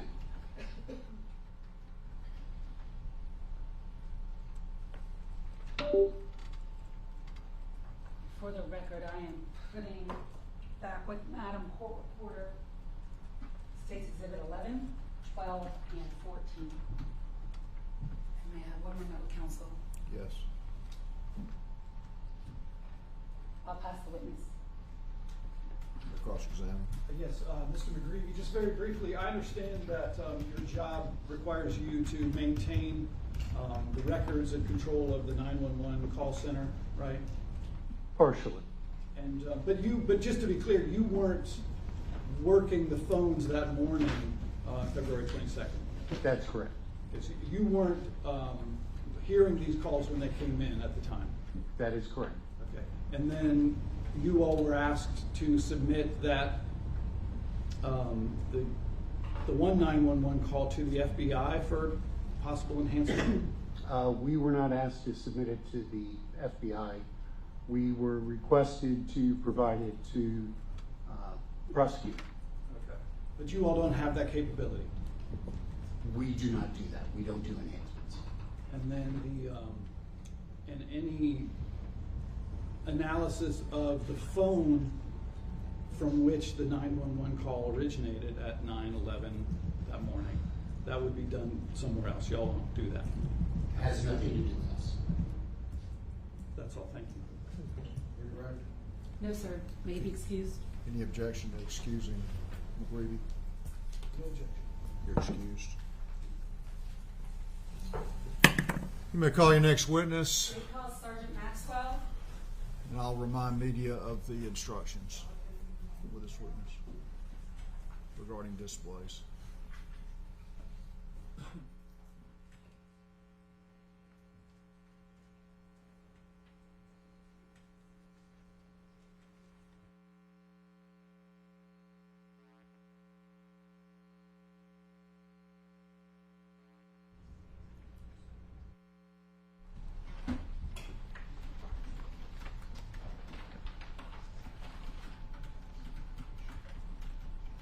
Raise your right hand, please, sir. Do you swear or affirm the testimony you will give in the matter of the state of Georgia versus Jose Ibarra will be the truth, the whole truth, and nothing but the true self and God? Yes. Please take a seat. Spell your first and last name for Madam Court Reporter. My name is Kenneth Maxwell. First name is Kenneth. Last name Maxwell. Where are you employed? The University of Georgia Police Department. How long have you worked there? About 9.5 years. What are your duties and responsibilities? Right now I'm a patrol sergeant, so my job is to oversee a group of anywhere from 5 to 15 officers of daily tasks, answering calls for service, things like that, paperwork, administrative sides, things like that as well. If you could do me a favor and just adjust your microphone just a little bit. I'm having a tiny bit problem hearing you, and I'll make sure they can hear you at this table to my left. There we go. Thank you. Thank you. Now, much better. Yes. Are you a post-certified officer? I am. Were you working on February 22nd of 2024? Yes. Did you all receive a certain call for a missing person named Laken Riley? Yes. Please tell the court the date and approximate time of the call and what you did and once you heard the call. All right. So I believe the call came out on February 22nd at about 12:06 in the afternoon. It went out to another officer, Officer SPO Speller. He's one of the individuals that I oversee day-to-day operations for. When I heard the call come out, missing persons, or I guess people who are not like returning phone calls and things, aren't entirely uncommon. But anytime they come in, and as a supervisor, it kind of perks our ears up. So I started following the call and figuring out what was going on, and dispatched myself towards that call at the same time to just see what resources may be needed to help begin whatever was going to come from that. Did you meet with the 911 callers? Yes. Where did you meet them and when? I met them at the entrance to the intramural field deck, and that would be approximately 12-17 hours when they were speaking with SPO Speller. And did they provide you with any data that you were able to use in an attempt to locate Laken Riley? Yes. Tell us about that. They showed me a screenshot, or I guess it was just where they were tracking her phone on some app. I'm not entirely sure which app it was. So I asked them to screenshot that and send it to my email, which I then sent out to other officers who were working so that we could kind of have an idea of where we might begin the search. Tell us a little bit about that area, the intramural fields and the trails behind it. Are you familiar with them working for the police department? Yes, very much so. Tell us about it. Front part of it's basically just a bunch of open sports fields. It is open for different collegiate type intramural activities. There's a big parking deck in the middle, which is where we met with the caller, and then towards the back you get to the tennis courts and Redcoat practice marching band, and then on the back side of that is a large wooded area that's maintained by the university as well.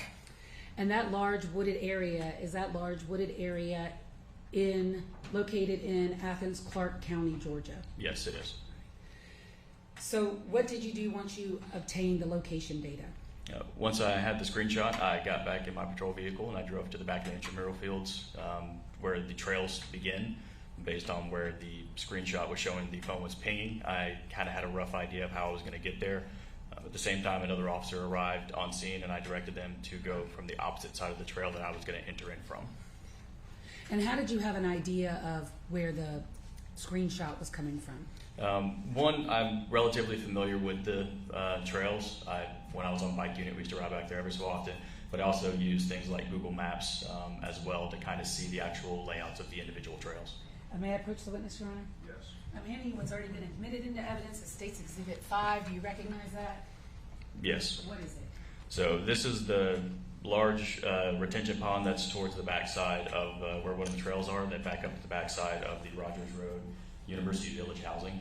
And using State's Exhibit 5, could you show the court in which way you entered the intramural fields and the trails? Roughly, so the direction... Well, yeah, do it that way because we've already talked over. If you can show the court, because it's yes. The court. Roughly, I would have entered from this upper area side of the trail. Lift it up so you can see it. There's a bridge that connects over Lake Herrick, and I would have entered in from this side, and then Corporal Bridges came down this trail here, which hooked up from the actual roadway on the backside. So I had him coming from this side, I was coming from the other side so that we could meet in the middle. Once you entered the fields, how long did you have to search the fields? I think I searched for approximately 21-ish minutes. And what were you looking for? Pretty much anything that would give us an idea of, one, if she was indeed missing, or sometimes individuals may just get hurt. I think while I was also en route, I had asked them to check, dispatch to check hospitals and things like that, because sometimes people get hurt out there. So pretty much any signs that she may have been out there or anybody was out there just kind of acting weird. I think I'd also had them screenshot a picture maybe from social media to send to my email, so I had a rough idea of what she looked like. Because there's also times where we just have people who just were like, oh, I just come out here and unplug myself and I don't want to talk to anybody. So at that point, we still didn't really know what we were dealing with. May I approach the witness, Your Honor? Yes.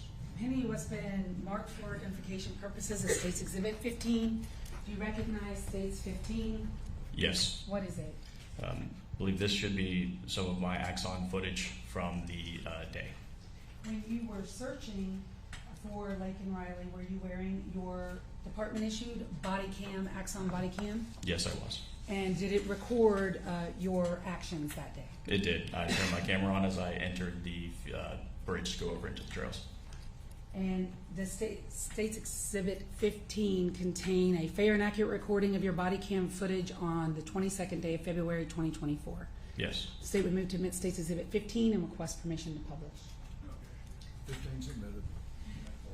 And Your Honor, as of what we did for the hearings that we had on this case, State's Exhibit 15 contains about 2 hours worth of body cam video, which the state does not intend on playing all 2 hours, but the other side is welcome to play whatever parts they want to play of the body cam video. And again, when we are referring to State's Exhibit 15 or any Axon body cam, we're going to be using the UTC timestamp in the top right corner of the screen for records purposes, so that they will know what we're talking about, because there are 2 different timestamps on these videos, and we want to use the Axon timestamp.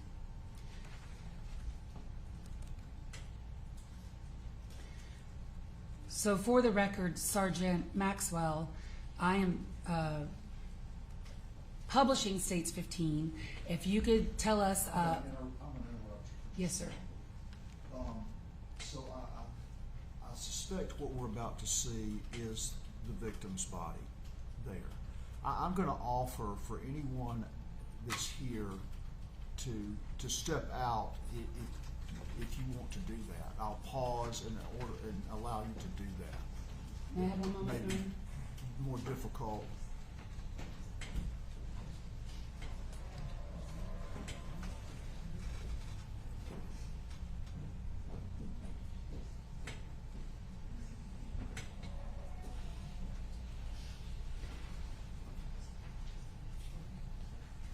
Your Honor, thank you for that opportunity. A few people have left, but the others are insisting upon staying, and I have cautioned them to refrain from any statements about it. One more moment.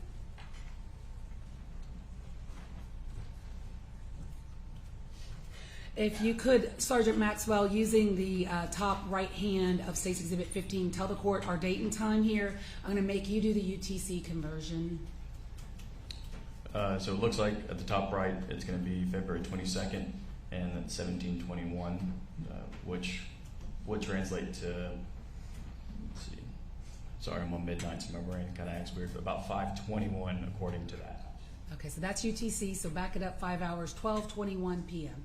I'll help you out since you were on midnights. Okay, so 12:21 p.m. is when you start hitting the trails. And what is it that we see right in front of you? First of all, do you have your cell phone? Yes, so I was pulling up the screenshot of the location as well as Google Maps, and then this is the bridge that I took to cross over to Lake Herrick to actually start the trails on the other side.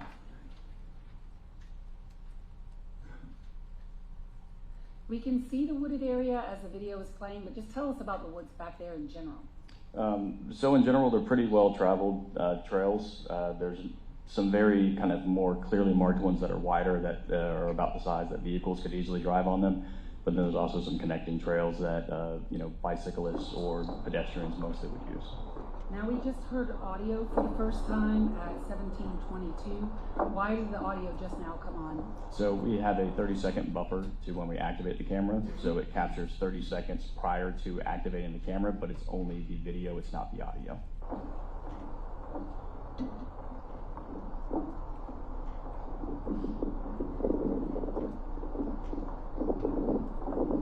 what I'm going to do is fast forward a little bit, and again, anyone can play whatever parts they want to of this. And I'm going to go to 17:28, which is 5:28 p.m. for the record on State's Exhibit 15, and we are going to start to play it from there. But tell us now where you are in the intramural fields, or that area. Yeah, so it looks like it's going to be back further on one of the larger trails that circles from the back. On the picture from earlier, it would have been the main trail that circled from the Redcoat practice band directly back from Lake Harry Drive. Can you see that trail in State's Exhibit 5? I believe so. Let's see. Can you show the court on State's Exhibit 5 where you are now? Yes, so it should be right around here near the bend of this trail. All right.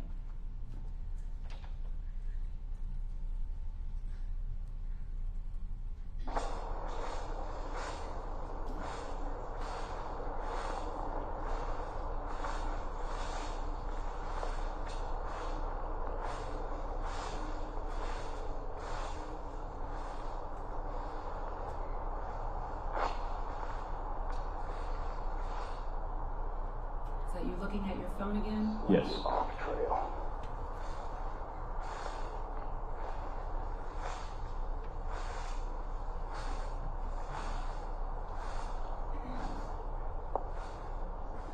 If y'all can stop calling for now.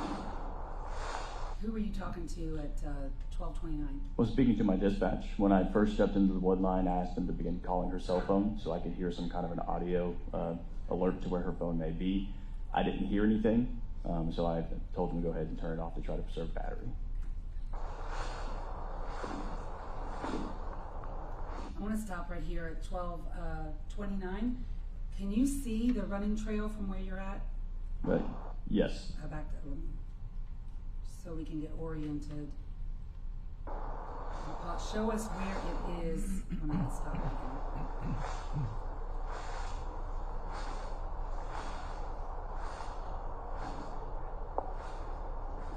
If y'all can stop calling.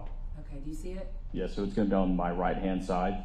I'm kind of walking parallel to it in the wood line right now. And can you just point to it on the screen? Yes. All right. At the top right-hand corner, almost where the timestamp is? Correct. For now.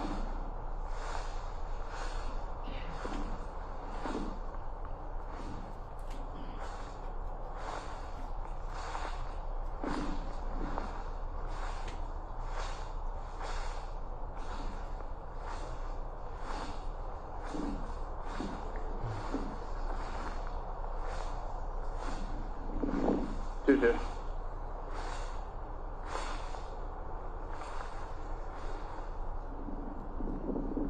I'm currently in 8.5 is where the phone last pinged.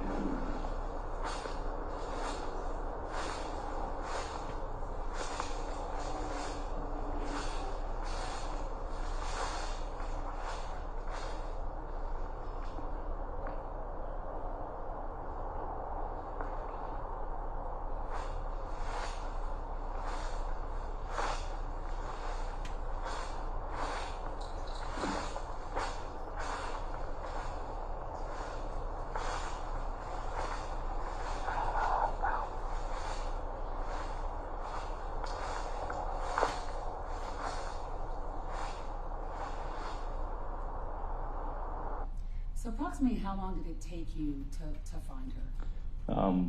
From the original call, it would be about 21 minutes.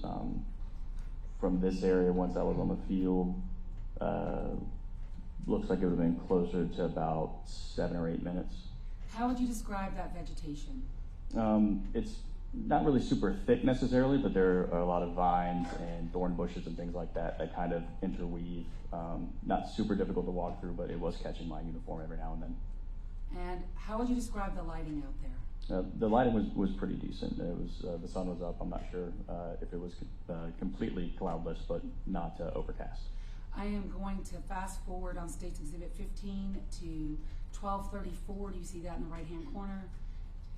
And do you see the running trail on State's Exhibit 15 at this point? Yes. Is that what you're facing? Yes, it is. Okay.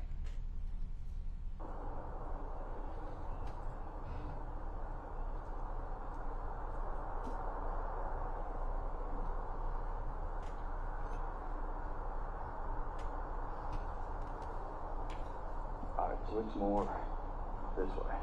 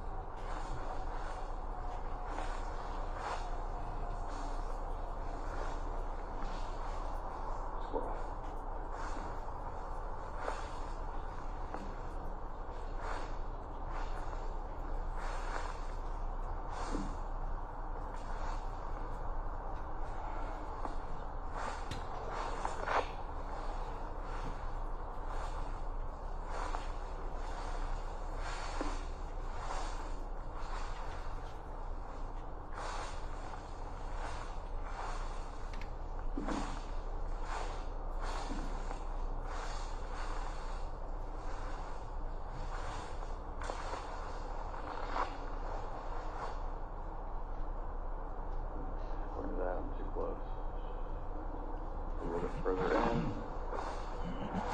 More at that bend.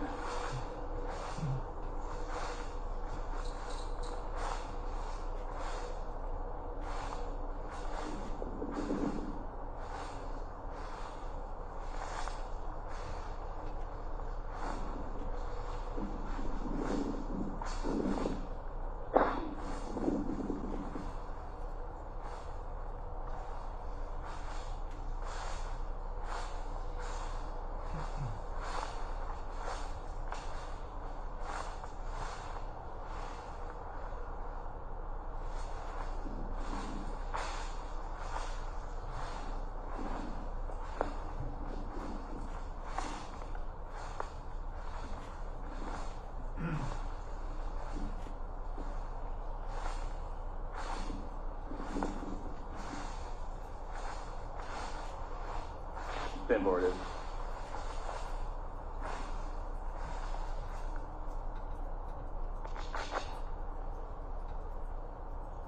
Stand well.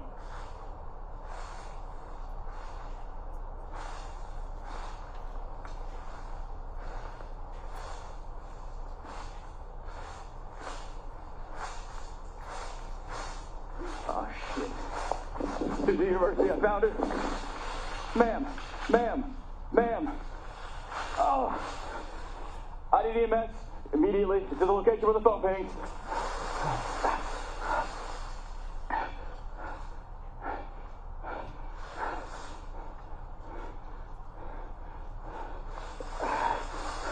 Ma'am, she's down, she's not breathing, potentially been attacked.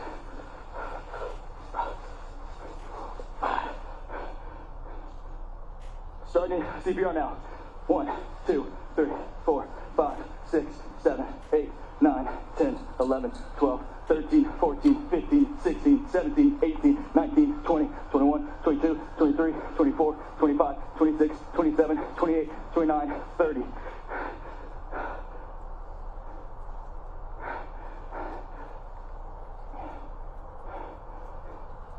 One, 2, 3, 4, 5, 6, 7, 8, 9, 10, 11, 12, 13, 14, 15, 16, 17, 18, 19, 20, 21, 22, 23, 24, 25, 26, 27, 28, 29, 30.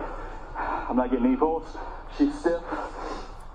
1, 2, 3, 4, 5, 6, 7, 8, 9, 10, 11, 12, 13, 14, 15, 16, 17, 18, 19, 20, 21, 22, 23, 24, 25, 26, 27, 28, 29, 30. That's what you was Zach. 1, 2, 3, 4, 5, 6, 7, 8, 9, 10, 11, 12, 13, 14, 15, 16, dictate.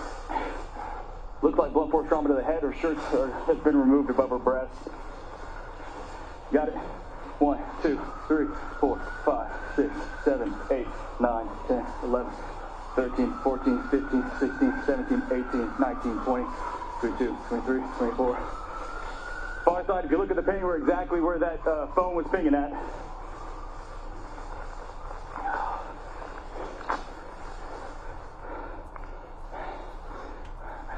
One, 2, 3, 4, 5, 6, 7.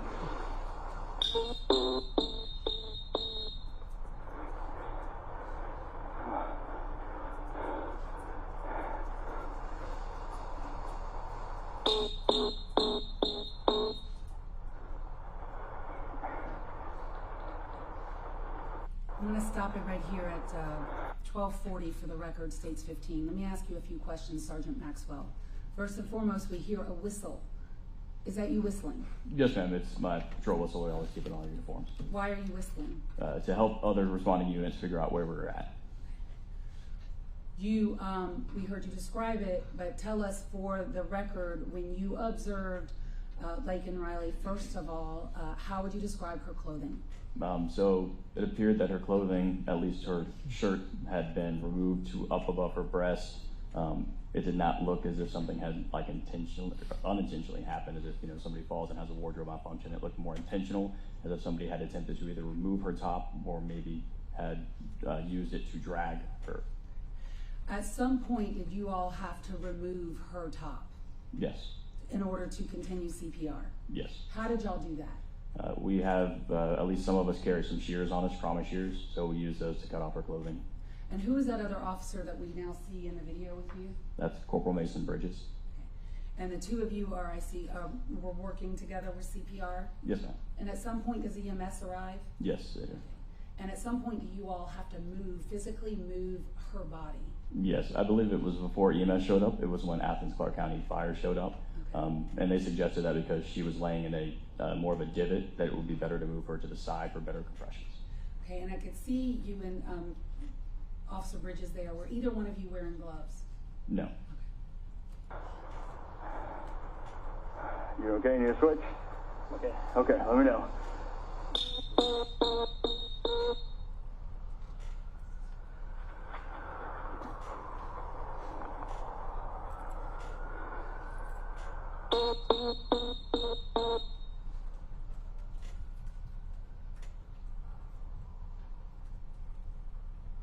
And when you first saw her, was she covered by anything, or how would you describe how she was when you first saw her body? Yes, she was laying slightly on her side, and it appeared that she had some leaves and other vegetation that had been placed on top of her.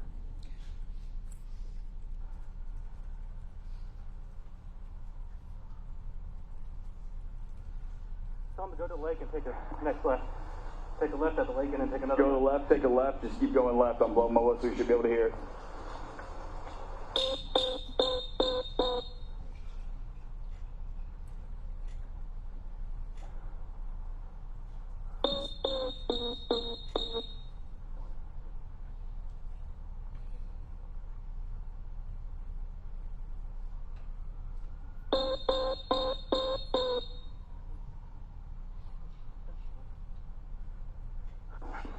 Try to fast forward a little bit. And that's 17:32.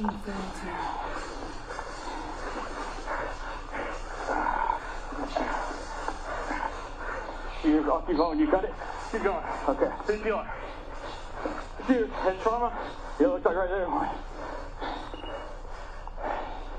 Call for help. Remove pads from package in back of unit.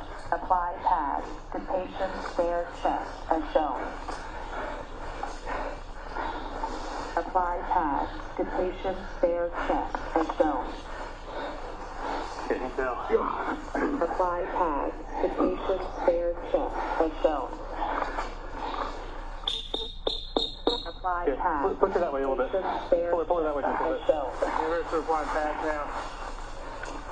Apply pads to patient's bare chest as shown.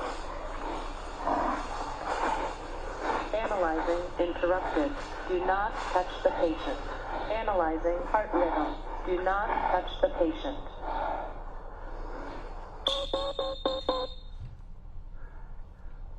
Yeah, run south where I ran in.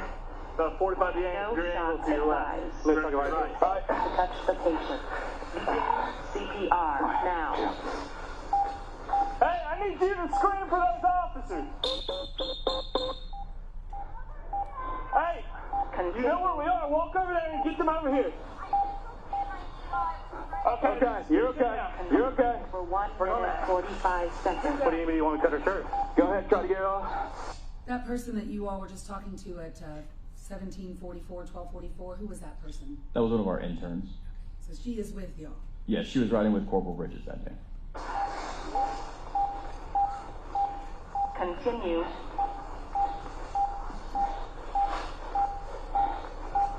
Continue for 1 minute 30 seconds.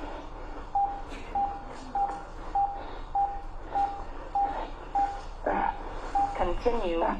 So why is it that you all had to cut the clothes as we just saw, as opposed to just taking the clothes off?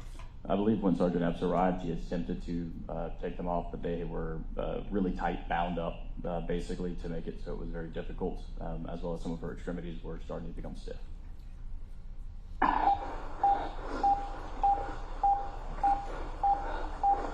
Continue for 1 minute 15 seconds.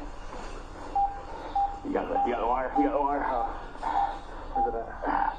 Continue.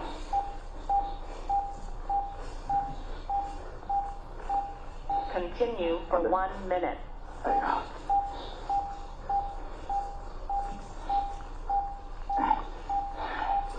Continue. Is that everything?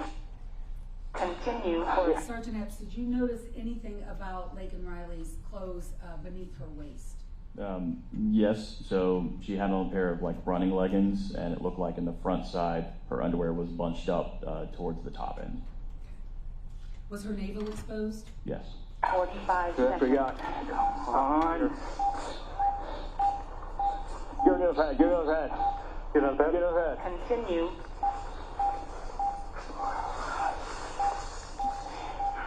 Continue for 30 seconds.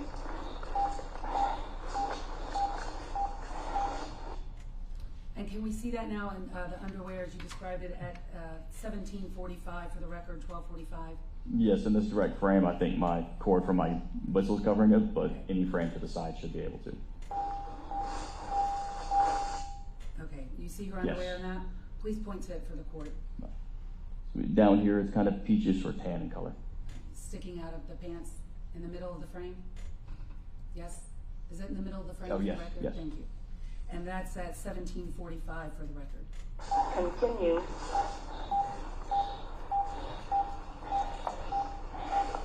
Continue for 15 seconds. Okay, put down, put down.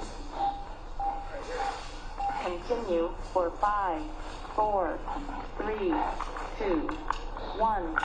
Stop CPR. Analyzing interrupted. Do not touch the patient. Analyzing heart rhythm. Do not touch the patient.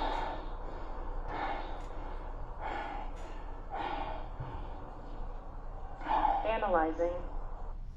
I'm going to move a little bit I'm going to fast forward a little bit until you move her. And so for the record, I'm going to go about 3 minutes ahead. And since I am jumping ahead, instead of playing all 3 minutes, could you just tell the court what happens in the 3 minutes before y'all move her?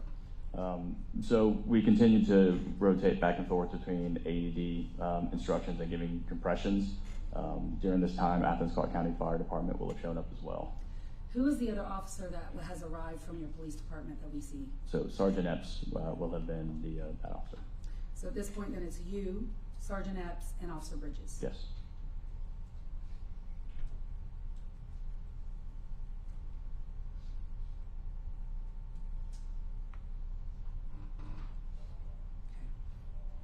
Now, do not touch the patient. Analyzing heart rhythm. Do not touch the patient. I'm at 1748 for the record. Analyzing. No shock advised. It is safe to touch the patient. Negative. Begin CPR now. Sorry, sir. 1, 2, 3, 4, 5, 6, We've been 7, for a while now. 10, We've had nothing red on this. 16, 17, 18, 19, 20, 22, 25, 26, 27, 28, 29, Continue 30. for 1 minute 45 seconds. Who found it? I did. Continue.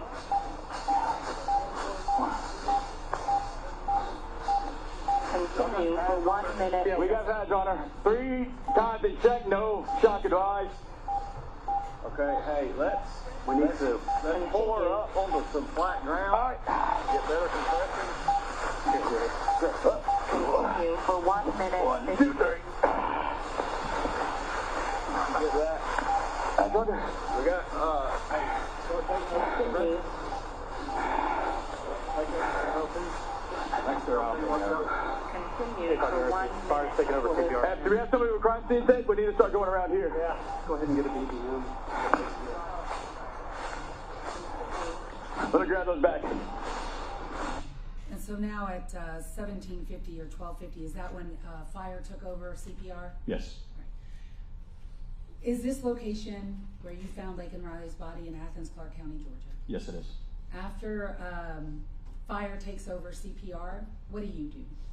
So at that point, I suspected that this wasn't an accident based on the circumstances in which she had been found. So I started communicating with Sergeant Epps that we need to begin setting up a perimeter to preserve any evidence because I believe the crime had occurred. What perimeter did y'all set up? So we set up a pretty wide perimeter from that location outwards. I'm not sure exactly how far it was, but I myself went up to the more northern side of that main trail that I had walked in on, and I stood there until I was relieved. May I have one moment, Your Honor? Yes. And I'm going to just take out states 15 and leave out 9 quarter.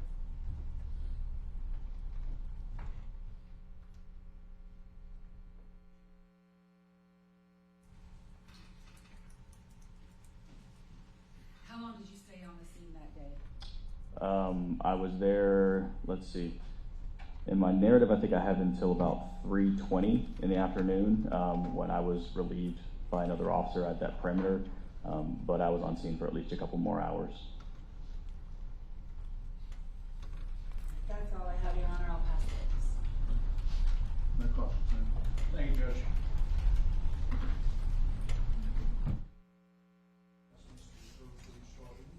You want to replay any of this? I'm not. Okay. I'm gonna, if somebody will let them know, if anybody wants to come back in, they can do that. I'll leave that up to them.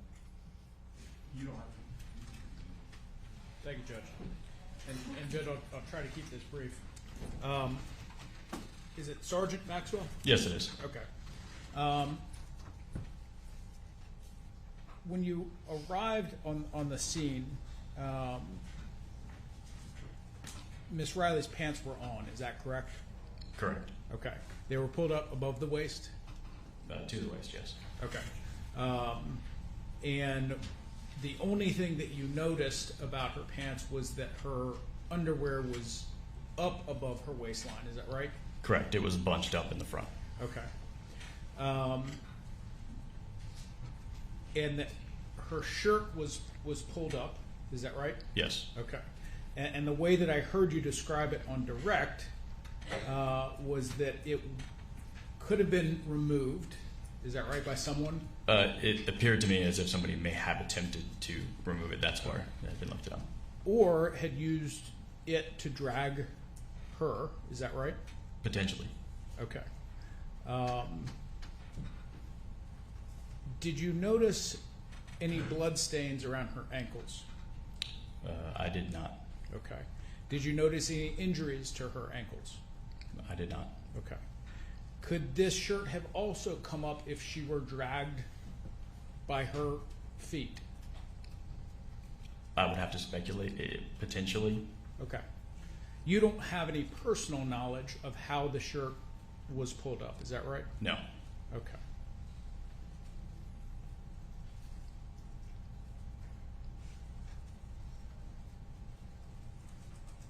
And how far off of the trail would you say she was when you found her? At least 50 feet. Okay. And it wasn't obvious when you started looking for her, it wasn't obvious where she was? No. Okay. Did you notice anything about the area surrounding her that looked disturbed in any way, or is that just not something that you were necessarily looking for at the time? Exactly. It wasn't something I was looking for at the time. Okay. That's all the questions I have, Judge. Sergeant Maxwell, when you were conducting CPR on Laken Riley, did you actually take the time to study the number of layers of clothing that she had on her top? I didn't specifically do that, no. Do you know how many layers she had on? I think maybe 3. And you said her pants were pulled up above the waist. I'm going to have to ask you, what do you mean by waist? I guess waistline would be up above more like the hips, but below the navel. Okay, so was her navel exposed? Yes. Okay.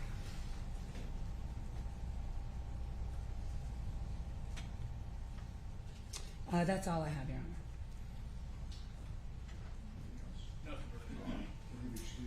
Yes, sir. Any objections? No objection. You're excused. Thanks, sir. How long the next witness will take? She will be like the first two, because it's Connolly Huth. So maybe 20 minutes. Let's take one. Yes, sir. Take her. Who is that? Connolly Huth. Connolly Luke? Huth. H-U-T. Huth. I said that. Huth. Connolly.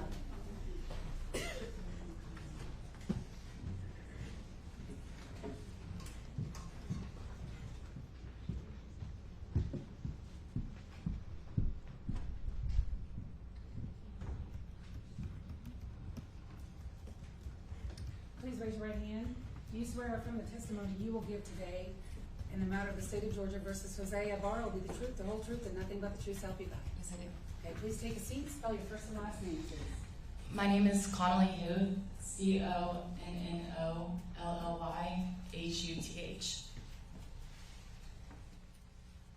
How old are you? I'm 22. What do you do for a living? I'm currently unemployed. I graduated in May and I'm waiting to go to grad school. Where are you going to go to grad school? Mercer. What are you going to study? I'm going to get my master's in mental health counseling. You graduated from where in May? The University of Georgia. What's your undergrad degree in? Psychology. Did you, when you attended the University of Georgia, have roommates? I did. Can you tell the court, where did you live? I lived at 1686 Millage Avenue. Who lived there with you? Laken Riley, Sophia Magana, and Lily Steiner.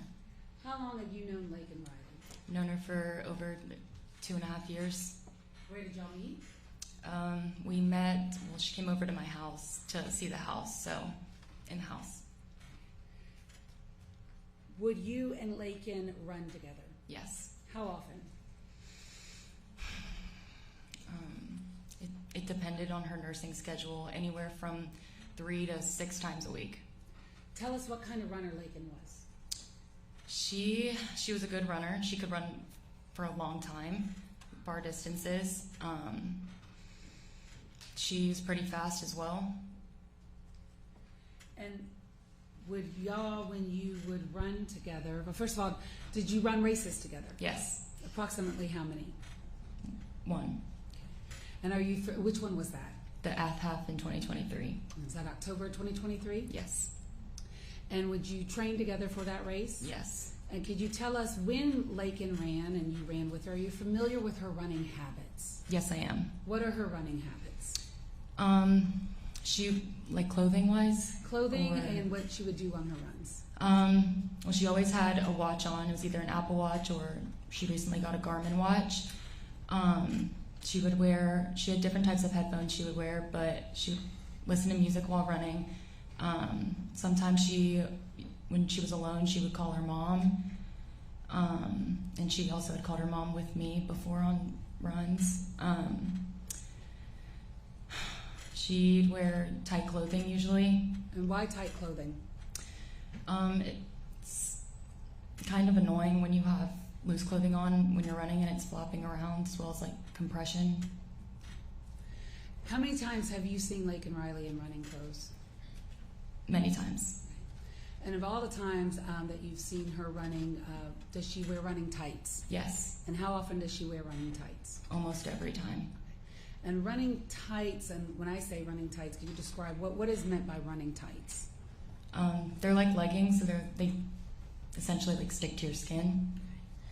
And when Laken would wear her running tights, were her tights above her belly button, or would she wear them below her belly button? Always above. May I approach the witness, Your Honor?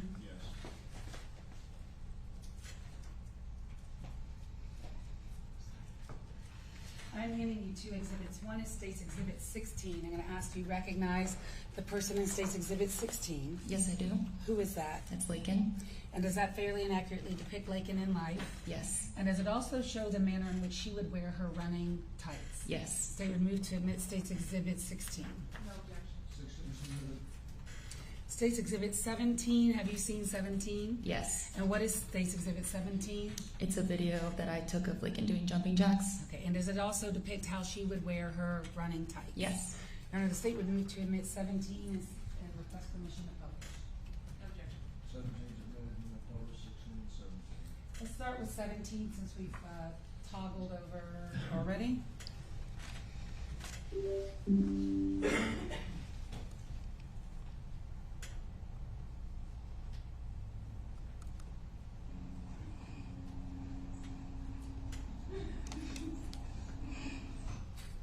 I just published State's Exhibit 17 for the record. Is that the manner in which Laken would wear her running tights above her belly button? Yes. And did you ever see, in the times that you were with Laken, did you ever see her running with her underwear on the outside of her running tights? No. Would you toggle over, please, Your Honor? State's Exhibit 16, tell us what that depicts. When was that picture taken? October 2023. Is that your half marathon that y'all ran? Okay, and in that photograph, do you see Laken's tights? Yes, I do. And again, could you describe, is her belly button showing or not? It is not. And is that consistent with what you would see every time she ran, that her belly button was not shown? Correct. Yes, ma'am.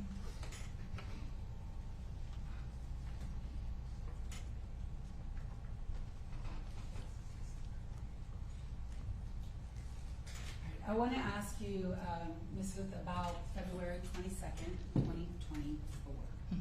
Tell us about your morning that day. I woke up, I had 2 classes that day, so I woke up at 7:45.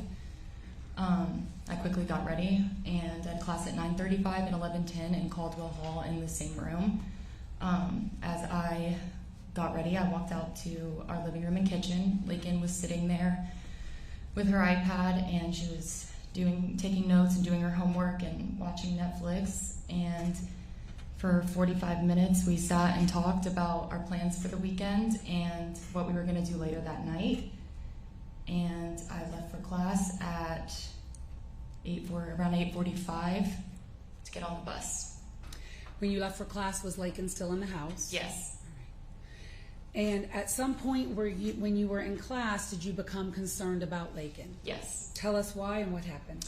At one point, Lily had sent a text asking if Laken was okay, and I was in class and I just figured she was on the phone with her mom and walking around because that was standard, and I didn't think anything of it. And then at around 11:15, 11:20, I got a call from Lauren, Laken's sister, and I didn't answer because I was in class. And then she called me again, and I didn't answer. And I texted her and I said, like, I'm in class, what's up? And she asked me if I'd heard from Laken, and I immediately went into panic. I stepped outside of the class and I called Lauren back and said I'll try to figure out what's going on. So I then called my 2 roommates, and both of their phones went immediately to voicemail, and then I tried calling Laken, and her phone rang and rang and then went to voicemail. Why were you panicked immediately? Just because she would run for a long time, but I knew she had class that day, and I knew that she wasn't one to be late or off schedule. All right. So At some point, did you meet up with the University of Georgia police officers? I did. When did you do that, and where were you? I had Sophia pick me up from my class around 12:15, 12:20, and she took me straight to the intramural fields to meet with the officer and Lily. How long did y'all stay there that day? 6 hours, 7 hours. When was your last communication with Laken Riley? 9 o'clock. At what day? On February 22nd. Okay. And did you ever hear from her after that? No, I did not. May I have one moment, Ronnie? Yes.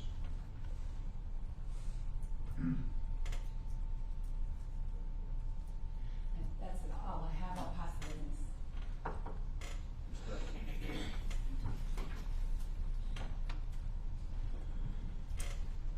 So I'm going to try and keep this short, but let me know if you need a minute, okay? You described Laken Riley as a good runner. Yes. How long was a typical run for her? 6 miles, And how long did that take her? 58 to an hour. Okay. If the two of you were sprinting, do you know what her fastest time could be for a mile? 8 minutes.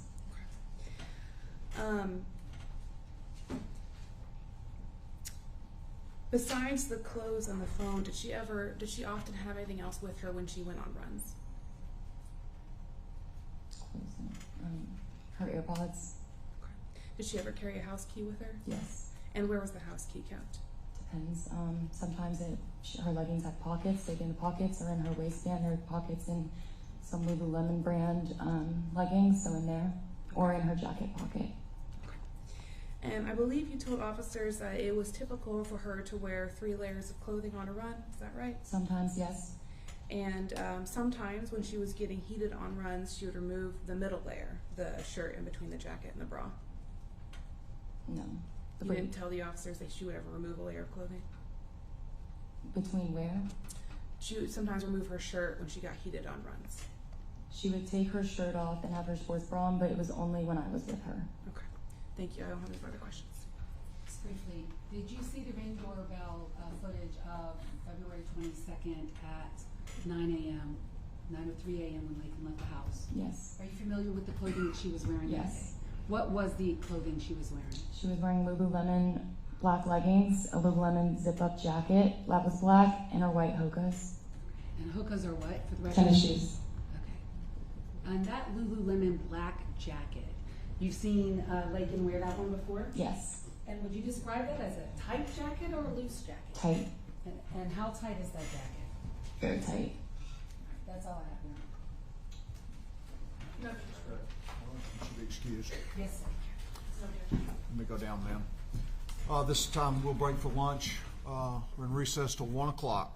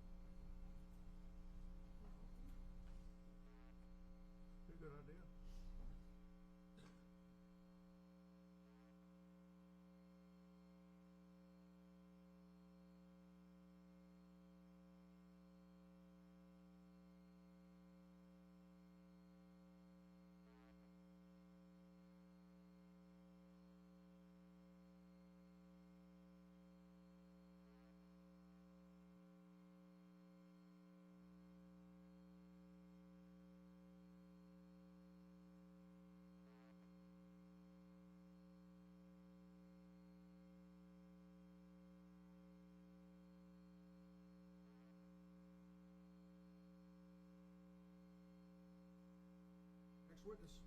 State calls Special Agent Daniela Stewart.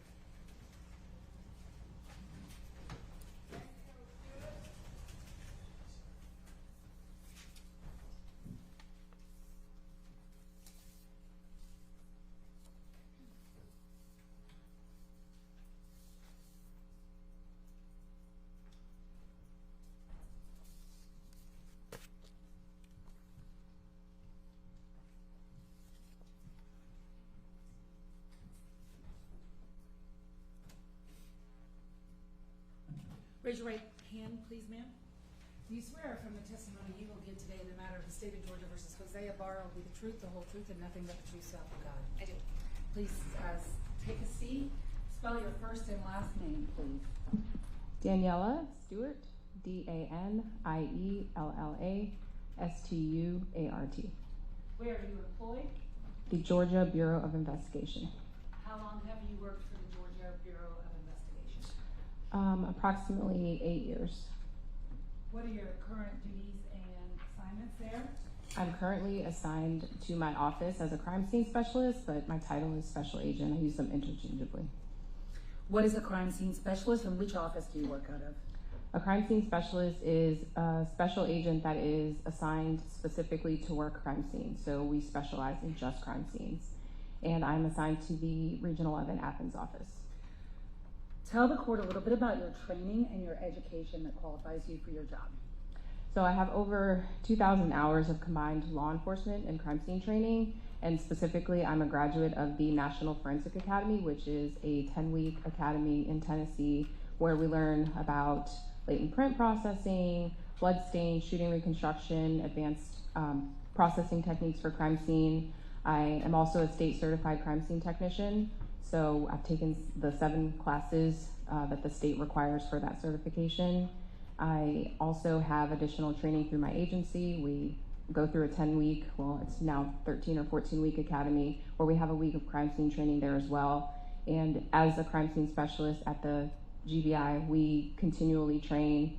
I'm also the president of the Georgia IAI, which is an association in Georgia for additional training in forensics and crime scene processing.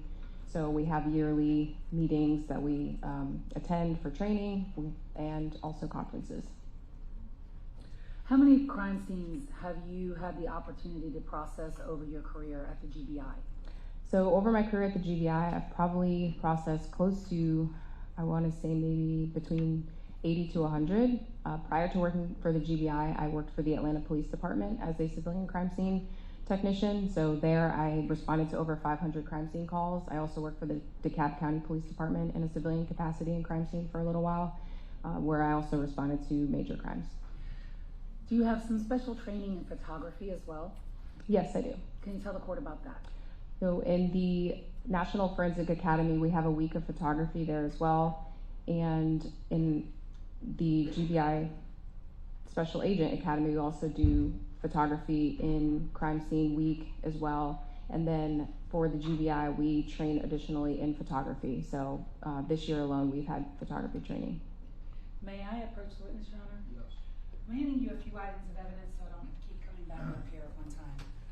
The first one is states 142, and I apologize because we have pre-marked a lot of evidence, so I don't like to go out of order, but this one will be out of order. Do you recognize states 142? I do. And there will be 18 through 141, just so that everybody knows. What is states 142? This is a copy of my CV. And that means your qualifications that you went over with us? Correct. Statement to admit states 142. Objection. 142 is admitted. The next stack I am going to hand you is going to be a series of photographs and a crime scene sketch. The photographs are marked for the record as States Exhibits 18 through 84. And the crime scene sketch is States Exhibit 85. So first, starting with the photographs, I'm going to hand you States Exhibits 18 through 84. I ask that you take a look at those, and I ask you a series of questions.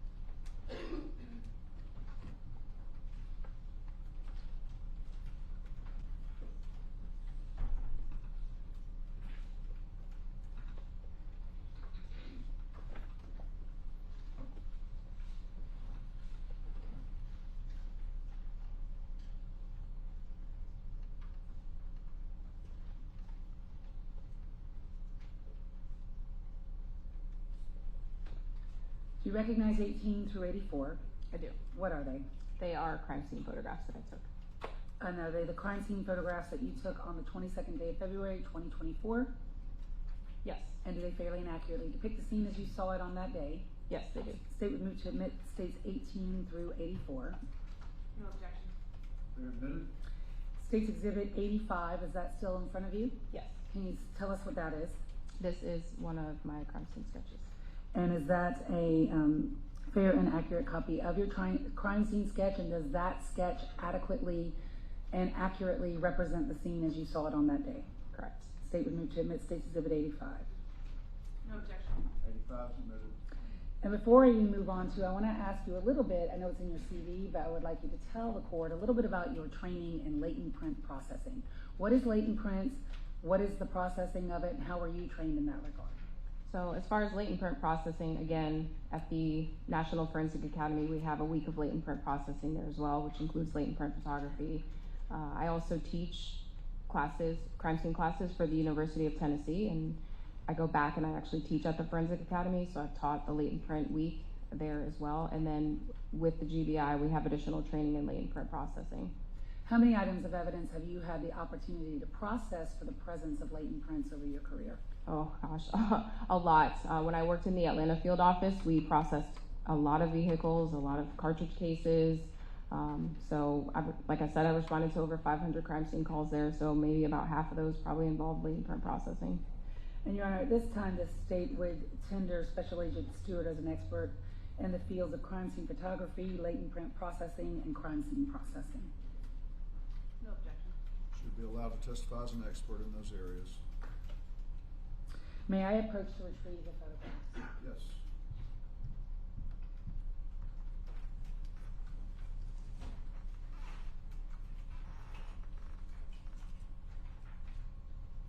Could you start first by telling the court What date and time did you get a call to process a scene on the University of Georgia's campus?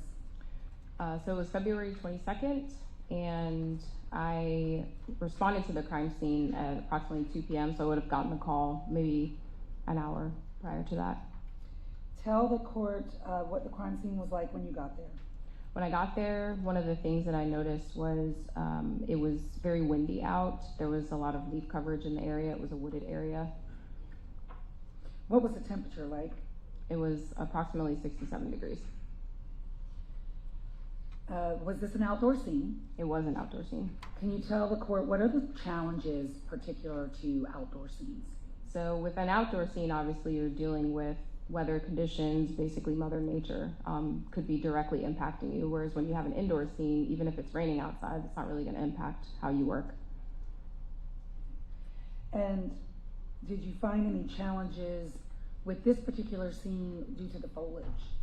Yeah, so like I stated previously, the leaf coverage was kind of thick in the area that was off of the trail, and it was also very windy. And so how did that impact you and your ability to process the scene? Well, when it's windy, obviously things are not going to stay where they normally are or where they were previously. So you kind of have to take that into account when you're looking for evidence. Did you process the scene by yourself or with others? With other people. And tell us a little bit about that process in this particular case. So how our agency works is we are a request-only agency, which means that an agency has to request us for assistance. That may mean us taking over the entire case. That may mean us just working the crime scene. That may mean us just doing a few investigative acts for them. So in this case, the University of Georgia Police Department requested for me to help process the crime scene. Who did you work with specifically with the University of Georgia Police Department in processing this scene? That would be now Lieutenant Saunders. And how did y'all go about processing this scene? Was it together? Was it separate? Tell us about that process here. Yeah, so what we decided was because they were going to be the primary agency on the case, I took photographs for them. That was what they requested. And then I assisted with collecting the evidence, but Detective Saunders took possession of all of the evidence. And when you said you assisted in collecting it, were you literally standing side by side as y'all were collecting it together? Yes. I want to start with an overall of the crime scene and your crime scene sketch, which would technically be State's Exhibit 85. And for ease, Your Honor, we have a blown-up version of State's Exhibit 85, which I think would be easier for the witness to testify to and would not have to leave the stand for that. So may I approach the witness? Yes. I'm handing you what's been marked as State's Exhibit 143. Do you recognize that? I do. What is it? It is a blown-up copy of my crime scene sketch. So is State's 143 just a blow-up copy of State's 85? Correct. And would using State's 143 aid you in your testimony today before this judge to explain the crime scene? Yes, it would. State would move to admit 143 for demonstrative purposes only. I have objection, Judge. Submitted for that purpose. And may I publish it using the easel here if it will stay? Yes. Let's see.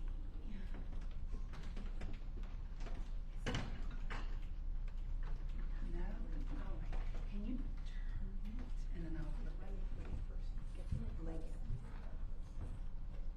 Yeah, so you can flip it to that board.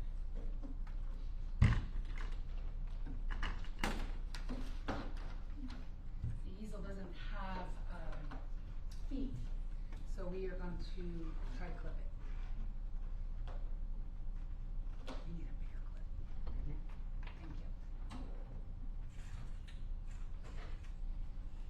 Thank you. Thank you. One for one there. So we can clip it on both sides.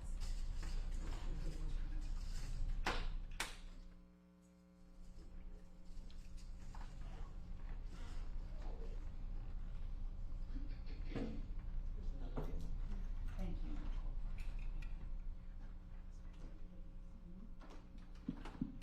So having clipped State's Exhibit 143 to the easel, I want to make sure that defense counsel can see and can the court see. Thank you. I want to start talking to you about your photos. How many evidence markers did you have on this scene, and what is the significance of the evidence markers? I used 8 evidence markers. And did you label the items of evidence by number? Yes. And just before we get started, tell the court, what is evidence item number 1 that you collected or you assigned number 1? The AirPod. Okay. And evidence item 2? Evidence item 2 was a blood-stained rock. Evidence item 3? A blood-stained rock. Evidence item 4? Was a section of a tree. Evidence item 5? The jacket. Evidence item 6? The sports bra. Evidence item 7? A suspected blood stain. Evidence item 8? The cell phone. And the cell phone belonging to who? Laken Riley. Did you assign these a number by any significance, or just the number in which you collected them, or just the number in which I collected them? Sometimes I do it by what I first see. It just depends. I'd like to start first with State's Exhibit 18. Tell the court, what are we looking at here? So this is an overall photograph of the trail. And in this picture, State's Exhibit 18, in what direction would be Laken Riley's body?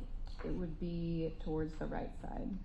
Okay, so I'm gonna, for the record, point my finger on the right side where my finger is? Yes. That would be in that direction? Yes. When you got there, did you observe, first of all, was Laken's body still there? Yes, it was. And did you observe any signs of medical intervention? Yes. What did you observe? So with the AED pads were actually still on her body, and the AED was actually still audible. What is an AED? It is a device that first responders use to try to revive individuals. State's Exhibit 22, what are we looking at there? This is an overall showing the area closer to her body, which was near a tree that had already fallen down. The tree that her body was near that had already fallen down, can you see that? Can you point to it for the record? Yes. The screens don't work like that. I think you have to point behind you. Okay. Thank you. State's 32. This is a close-up of the injuries to the left side of her head. Please point to the injury, one of the injuries to the left side of her head that you captured in this photo. So on scene, really I can only observe 2. I know that there were more, but I can only see 2. So this one and then this larger one. Did you make any observations about her hair? Yeah, so her hair was very tangled, which made it difficult for me to locate the additional injuries. And tangled with what? So there were leaves, blood, dirt tangled in her hair. And when you say tangled, do you mean attached? Do you mean, I don't mean to be picky, but what do you mean by tangled? Yeah, so typically with the decedents, we try to do an examination for additional injuries, which would mean somewhat kind of looking through the hair. And in this case, it was extremely difficult for me to do that because her hair was so matted and clotted with blood. Okay. For some reason we lost our, there it goes, okay. State's exhibit, and I want to ask you before we leave off the underwear, you said you did pull down the underwear. Correct. But this photo, State's Exhibit 35, does that depict the way you found her underwear when you got there? Yes. Before you actually examined her for other injuries? Correct. Okay. And how would you describe her underwear in this photo and what you saw on scene? So on scene, her leggings were down below her belly button, and the underwear was somewhat protruding out of the right front area. Did you flip her? Yes, we did. State's Exhibit 41, what did you observe when you flipped her? When I flipped her over, I noticed that her leggings were exposing the upper area of her buttocks. And can you show us where that's depicted in States 41? Yes. In this area. In the middle of the photograph? Correct. States 42, what does that depict? So there's a little bit of a glare, but I was just trying to show that she had like some leaves on her back, which is, I guess, to be expected because she was laying in that area. And then also that her hair was matted.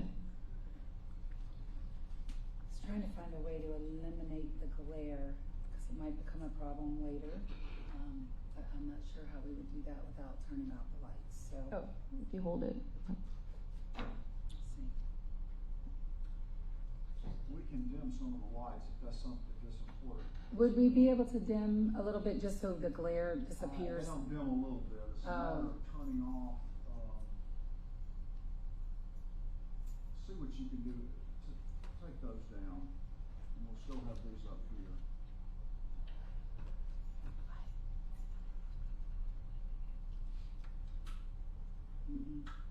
That's too cumbersome. Much better. Thank you. Thank you, Your Honor. With the glare be gone, States 42, can you show us what part of Laken's body are we looking at here, and what are you photographing? So we're looking at the back, but also we're looking at her head where her hair is has leaves and sticks and dirt and blood in it. Where's her neck in that photograph? Okay. And was she wearing a necklace? Yeah, she was. Okay. And can you point the necklace out on States 42 at the top of the picture? Okay. Thank you. States 43. This is a photograph of her left hand. Was she wearing a watch? She was. And do you see that watch in this photograph? Yes. And can you please point to it? Thank you. States 44. This is a photograph of her left hand also, just her fingernails. States 45. Photograph of her right hand. States 46. Another photograph of the right hand showing her fingernails.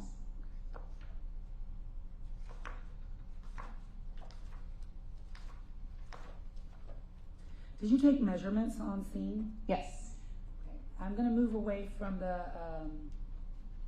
photographs of her body. But before I do that, I wanted to ask you about her shoes and any observations you may have made about her shoes. What type of shoes was she wearing? She had Hoka brand running sneakers. And did you observe those and look at those on scene? Yes. And what observations, if any, did you make about those shoes? And I'm showing you now States 40 for the record. When I first looked at them, I noticed that they had reddish stains on them, and then they were also dirty, and then in the grooves, dirt was, I guess, caked, for lack of a better term, in those grooves.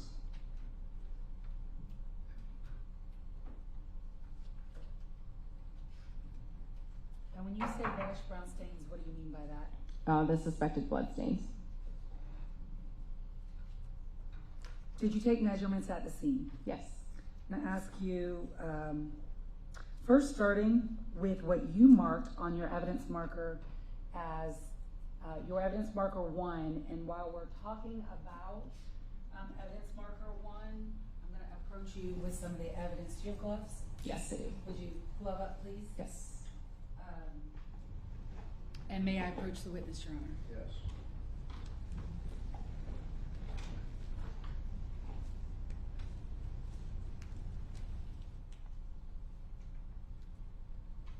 Special Agent Stewart, we're going to start with marker 1. You already told us it was an AirPod. Yes. Was it on the trail or off the trail? It was off the trail. Approximately how far off the running trail was your marker 1? That was a little difficult to determine because it was hard to see where the trail actually ended and where the road started and the, I guess like the leaves, because the leaves were so thick in that area, but it wasn't far. So when we see leaves in this photograph states 55, could you also then point for the court where is the marker 1 on this chart? Yes. At the bottom of 143. Yes. And may I approach the witness, Your Honor? Yes. Handing you what's been marked for identification purposes, a State's Exhibit 86. Do you recognize State's 86? Yes. What is it? It is the AirPod. And if you keep your voice up so Madam Court Reporter can hear you, and you can take it back. Okay. And is the AirPod in the same or substantially same condition as it was when you collected it on the 22nd day of February 2024? Yes. State would move to admit State's Exhibit 86. Request permission to publish. 86 is admitted. May I publish? Yes. Okay.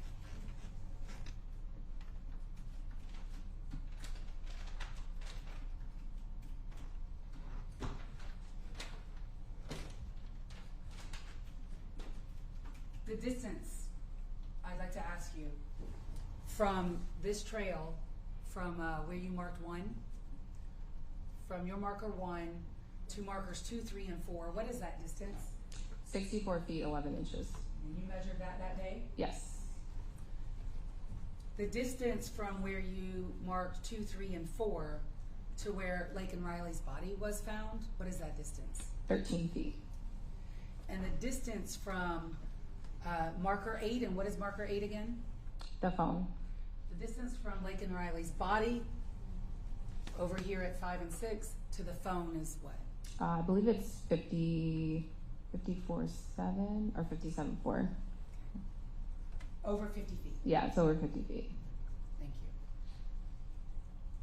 I want to go on to your evidence markers 2 and 3. What were those? This was evidence markers 2 and 3 represent rocks that were bloodstained, and then evidence marker 4 represents the tree that had bloodstains. All right, before we zoom in on 2, 3, and 4, what, if anything, did you notice about this area in your crime scene sketch that you labeled 2, 3, and 4? So in this area near evidence markers 2, 3, and 4, there was also an area where I could actually see the ground, where the leaves were significantly disturbed to the point where I could physically see the ground. And why is that significant to you? Because the leaf coverage was pretty thick throughout the entire crime scene, and there were no other areas where I could actually see the ground. So what conclusions did you draw based upon that? Based on that, and then also like her hair being very matted, some type of significant disturbance happened in that area. Did you observe blood in that area? I did. And where did you observe the blood in that area? The blood was near evidence markers 2, 3, and 4, and there was no other blood in the crime scene other than obviously where her body was resting. State's Exhibit 62, what is that? That is a close-up photograph of the rock from evidence marker 2. I'm just asking why you think it's going dark. Out, yes. Does it sleep? Is that the sleep mode? No, it should be. We don't have that problem. It must be a connection issue, but I'm not sure, if it gets worse, we can, a lot of times it's,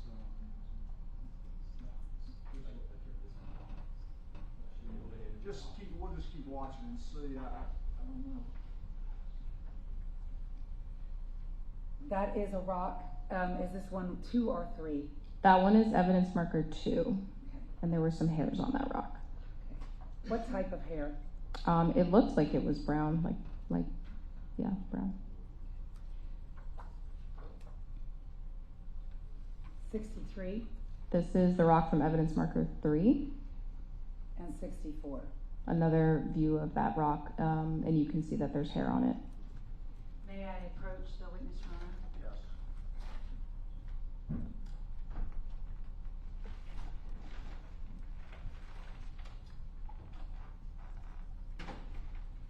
Handing you 2 bags.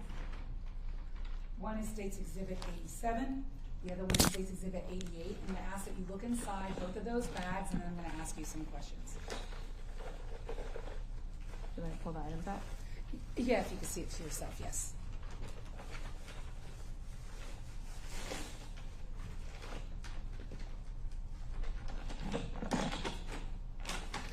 And just set them on top of your lap if you could. And just do them at the same time if you could do the other one, and then I'll ask you about both at the same time.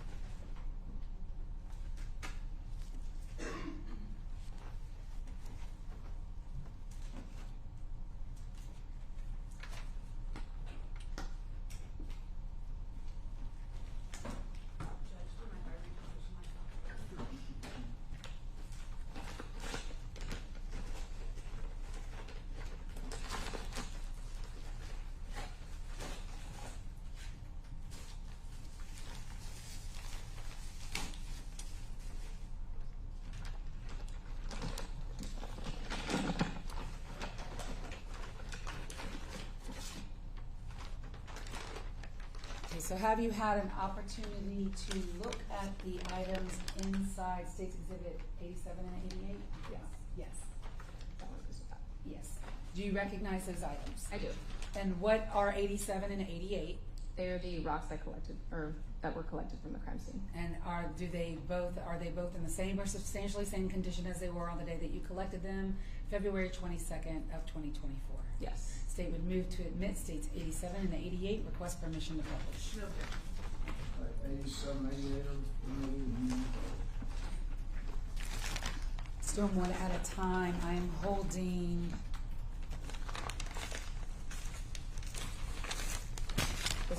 Yes, that's the first one. Yep. So this is State's Exhibit 87 I'm about to publish to the court. Which number is this in your crime scene sketch? Evidence marker 2. That's marker 2.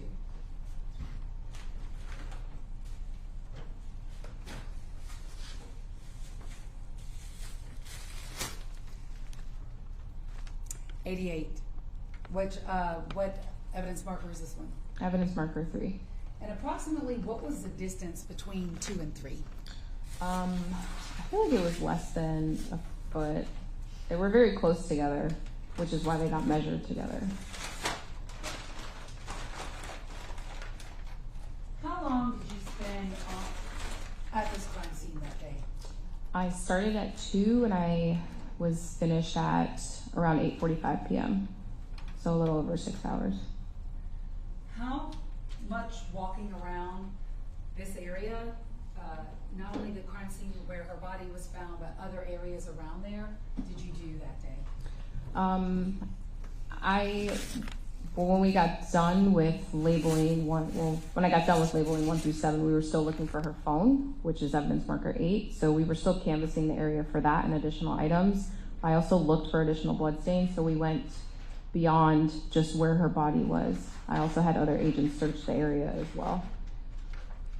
In and around the area of her body and in anywhere out in that forest where you walked that day, did you observe any other rocks that were similar to the ones that you collected at 2 or 3? No.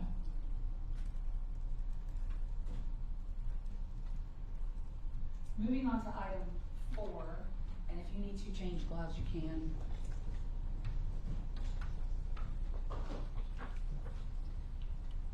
State's Exhibit 66, what does that depict? That is a photograph of the bloodstone tree. And State's Exhibit 67, what does that depict?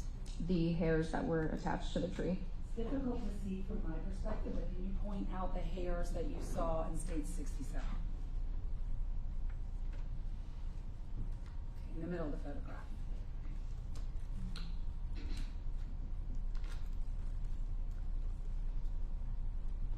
May I approach the witness, Your Honor? Yes.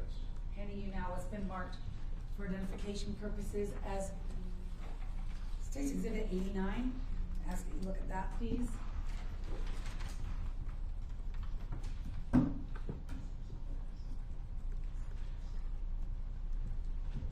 Do you recognize State's Exhibit 89? I do.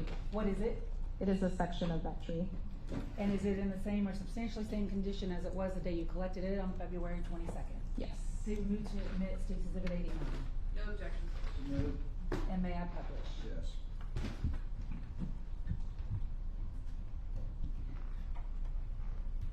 Did you guys literally cut the tree? Yes. And why did you do that?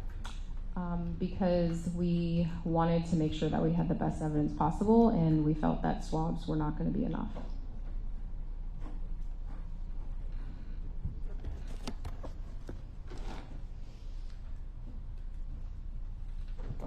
Evidence marker 5.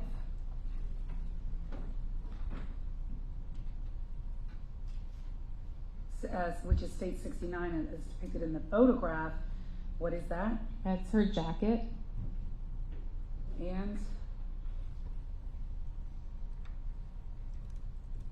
State's Exhibit 70, what does that depict? Her sports bra. And had those items been cut prior to your arrival? Yes.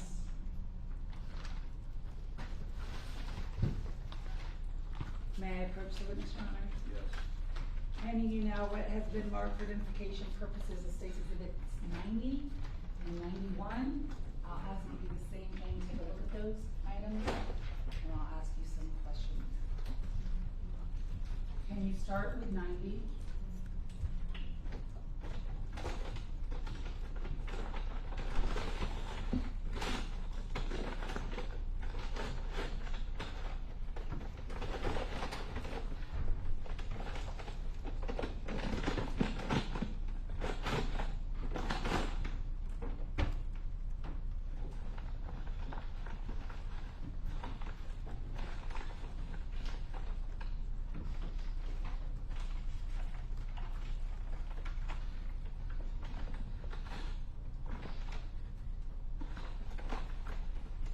What is State's 90?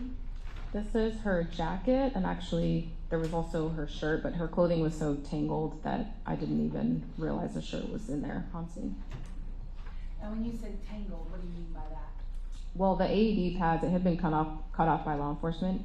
The AED pads were tangled in the clothing, and to avoid disturbing any trace evidence, we didn't open it completely. All right, and are those items in the same or substantially same condition as they were when you collected them? Yes. They would move to admit State's 89. No objection. 89 was the tree. I apologize, 90. And may I publish 90 before moving on? Yes.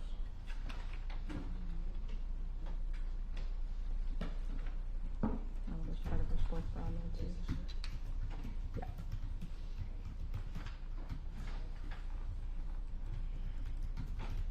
Let's do them one at a time. And 90, there are 3 items inside State's 90, the bag that's marked State's 90. Item number 1 I have in my hand inside of State's 90 is in my right hand. What is this item? That is the jacket. Item 2 in my left hand inside of State's 90, what is that? The shirt. Does this jacket have a zipper on it? Yes, it does.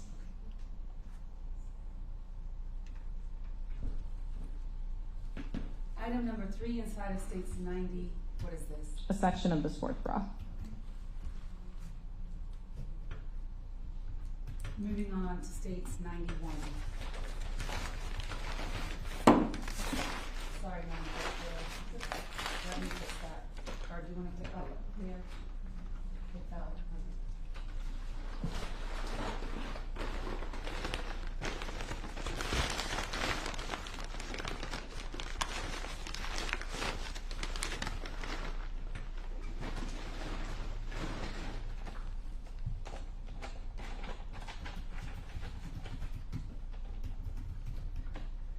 91 in the same or substantially same condition as it was the day you collected it. Yes. State with which admit states 91, request permission to publish. No objection. 91 is admitted, we might go. And what is 91? A section of the sports bra. So the other section of the sports. Correct. Thank you.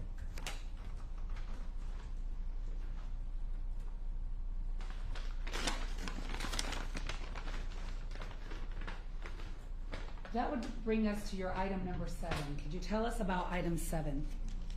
So as I mentioned before, I was trying to look for additional evidence, and as I was walking the area looking for additional blood stains, I came across a dark colored stain that I suspected could be blood, so I marked it, I tested it, it ended up not testing for the presence of blood. And that's item 73, or State's Exhibit 73? Yes. Show you States 50. What are we looking at there? So this is after I put out my evidence markers, and I'm just showing generally where the evidence markers are, and then this is the area of disturbed leaves. Show the area of disturbed leaves. Where I could actually see the ground. So would it be in States 50 between the tree that you cut and Laken Riley's body in that photograph? Correct. States Exhibit 54. Let me move some of these on. What does that depict? And wait a second, I think it'll clear on its own. There we go. So in this photograph, I'm trying to show evidence marker number 1, which is the AirPod, and then there was also a path of disturbed leaves, not as disturbed as the area near 2, 3, and 4, that I used pin flags to kind of show the track of the disturbed leaves. And that path of disturbed leaves, did it go from the trail to where? It went from the trail to evidence markers 2, 3, and 4. And that path would be how long in length? It would have been a little less than 6411. But would it be over 50 feet? Yes. When you say you saw disturbed leaves and you marked them with those orange flags, what did you physically see? So when we were looking in the area, we were trying to look for additional evidence or just evidence in general. There, like I said, the leaf coverage was thick, but you could see almost like a slight depression in that area that led from the trail to the area of evidence markers 2, 3, and 4. And it was a little challenging to photograph because of the shadows of the trees, so I used the pin flags to show the path. And what are we looking at here in States 53? So this is a photograph from evidence markers 2, 3, and 4 back out, showing the viewpoint from the opposite direction, going from 2, 3, and 4 back to the trail, and then the pin flags are there. Can you point to the pin flags so we can see them? Yes. Up in the middle of the photograph. And when you walked that trail and you photographed and you looked at, did you look at the disturbed leaf path? Yes. Did you see any blood? No, I did not.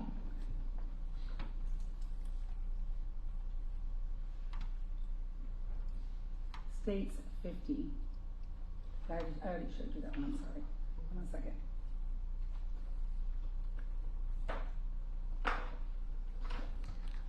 I want to talk to you about your marker 8.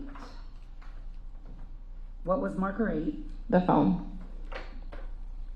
At what time or how long approximately did it take y'all to find the phone?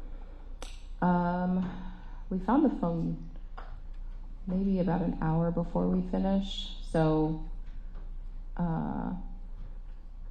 maybe like 5 hours. By the time you found the phone, was it daylight still or dark? It was still dark. Oh, well, sorry. It was dark. So States Exhibit 80, what are we looking at there? I can't see the evidence marker. I'm sorry, hold on. I will try to move it and see if it resumes. There we go. So this is a photograph of evidence marker 8, and then in the background, those are the other evidence markers. Okay. And where, I know we see evidence marker 8, but can you see the actual cell phone in this photograph? No. Okay. But it was there where evidence marker 8 was? Yes. Okay. Did you take a close-up of this? I did. States 81, what does that depict? The cell phone. Can you please point to the cell phone in States 81? Okay, in the middle of the screen? Yes. Did you collect the cell phone? Yes, we did. Did you look at the cell phone? Yes. What, if anything, did you observe about the cell phone? We noticed that there was an area of ridge detail on the phone. When you say ridge detail, what do you mean by that? Fingerprint ridge detail. Were you able to see that without processing the phone at all? Yes, a little bit, but I had to use oblique lighting, so that's where you take your flashlight and you kind of side light it to be able to view the latent prints better. States 82, what does that depict? That's a photograph of the phone and me using the flashlight to try to highlight it. I'm gonna wait for this thing to stop moving. Okay, hold on a second. Maybe it doesn't like the photos on top of each other. Okay. Where on the phone was this image that you saw, or this item that you saw? See, I'm not even touching it now, and it's just moving. It was at the bottom, close to the charging port area. And do you see it depicted in States 82? Yes. Please point to it with your pointer. Were you able to determine, was there any reddish brown stains on the phone? Yes. Okay, what did you see? It looked like there were reddish stains suspected to be blood. Okay. Where on the phone? Specifically the print.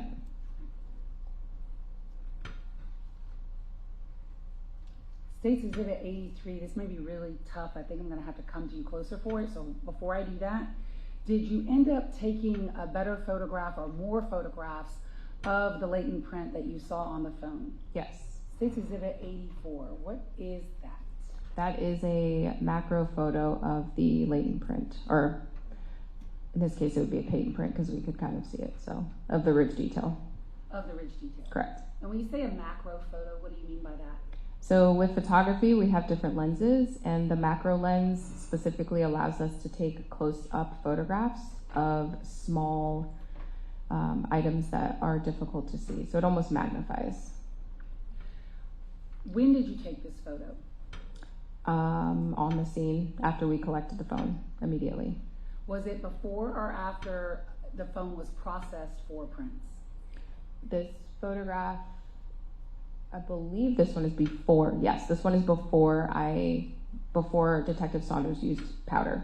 Okay, and did you see Detective Saunders process the phone? I did. And was that done in your presence? Yes. And then did he lift a latent lift card from that phone? He did. But this was your photograph prior to that? Correct. Now, for States 83, I am going to have to come closer to you because I am assuring that it's not going to show. May I approach? Yes. States 83, could you tell us what we're looking at? And then I'm just going to have to show counsel in the court. This is a photograph of, I was trying to show that the print was located in the area where you would swipe to unlock. And so the phone was actually still receiving notifications. And so it actually says swipe to unlock behind the print. Where do you see the swipe to unlock on this photo? At the very bottom? Yes. I'm going to show defense counsel first, and then with the court's permission, may I show the court? Yes.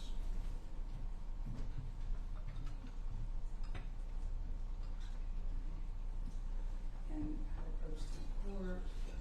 It's very difficult to see, but we're right.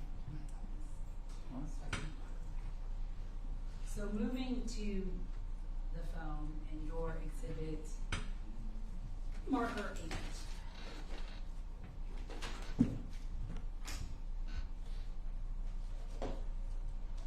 You can switch gloves if you need to. May I approach the witness, Your Honor? Yes.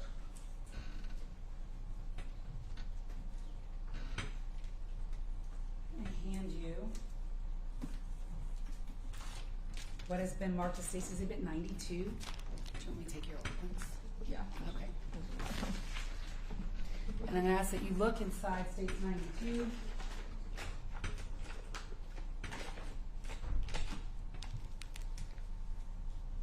Do Do you recognize what's inside States 92? Yes. And what is it? This is the cell phone that was at evidence marker 8. And is it in the same or substantially same condition as it was when you collected it? Yes. So it would move to admit States 92. No objection. 92 is admitted. May I publish? Yes.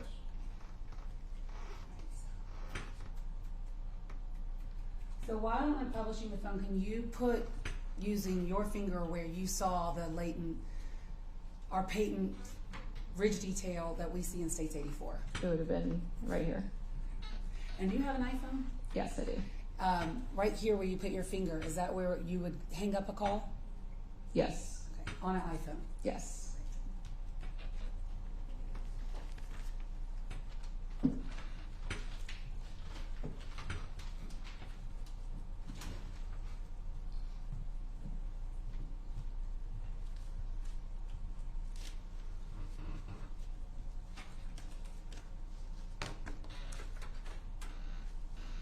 Just have a few more photos. 74.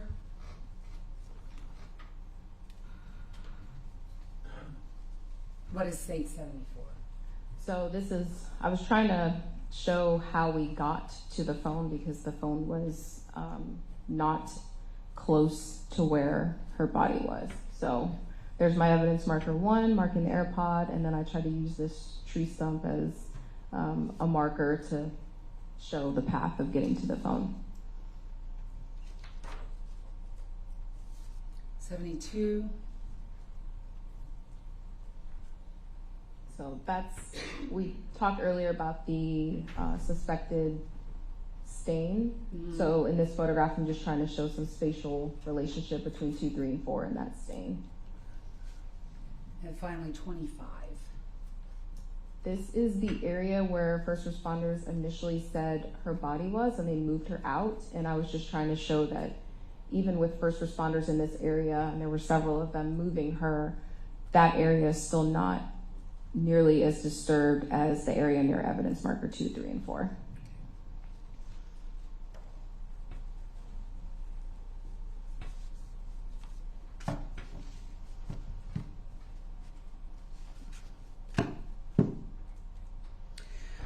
On the scene that day, were Laken Riley's hands bagged? Yes, they were. And when we say bagged, can you describe what actually happened? What we do is we put handbags over the hands to prevent the loss of any potential trace evidence or DNA. And was that done in your presence by Lieutenant Saunders? Yes.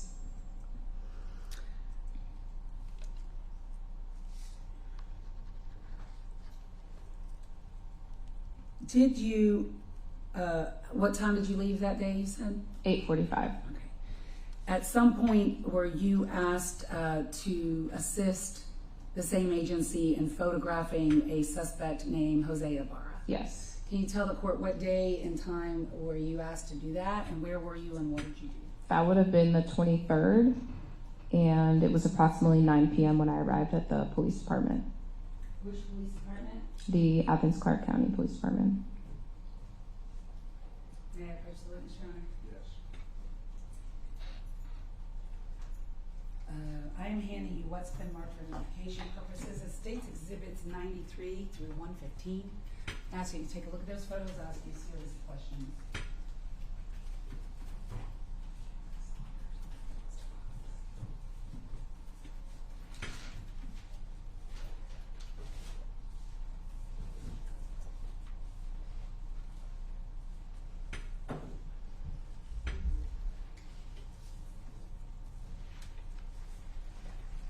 Do you recognize 93 through 115? Yes. What are they? They're photographs of Mr. Ibarra. Did those photographs fairly and accurately depict him as you saw him on February 23rd of 2024? Yes. State would move to admit 93 through 115. No objection. 93 through 115 are admitted. And may I request permission to publish? Aye.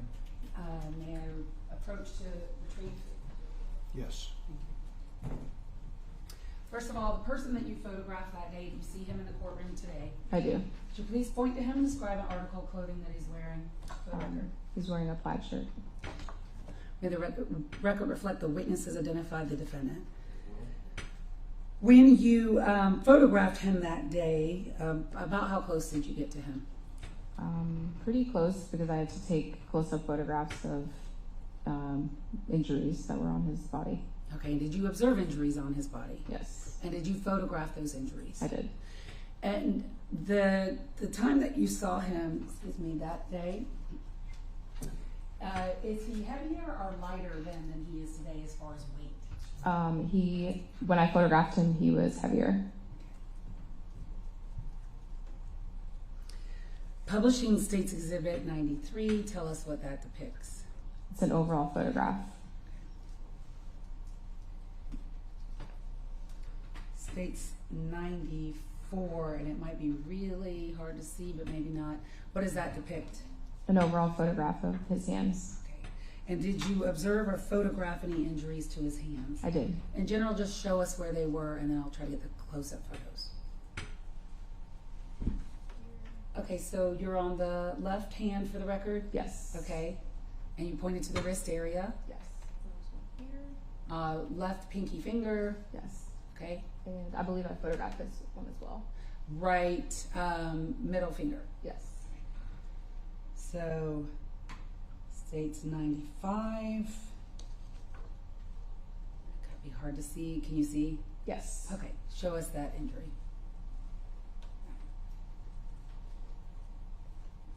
Show a few more, please.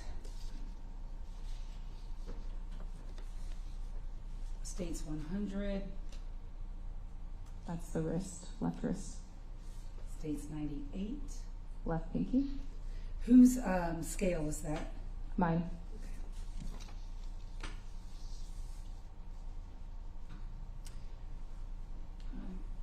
That's 96. States 96. Oh yeah, that would have been the, I think the left middle finger from the previous photo. States 101. So now we're on the right hand. 102. There's a small, well, it's like a scratch. Okay, in the middle of States 102? Yeah, on the middle finger. Okay. States 103. Photographing the other side of the hand. 104. Overall of the inner forearms, or yeah, forearms. 105. A scratch on the forearm. Can you show that to the court? Is that where your sticker is? Yeah. Your scale? Yes. Okay. I try to put the scale close to the injury. And is that his right side or his left side? I believe that's the left side. What I need Yes, because it would be here. All right. That's the left side? Yes. States 106. That's an overall of his upper body. States 107. An overall of the back, and there's something here. Okay, when you say something, where are you pointing? In the middle. And did you observe an injury there? Yes. And did you photograph that? Yes. States 108.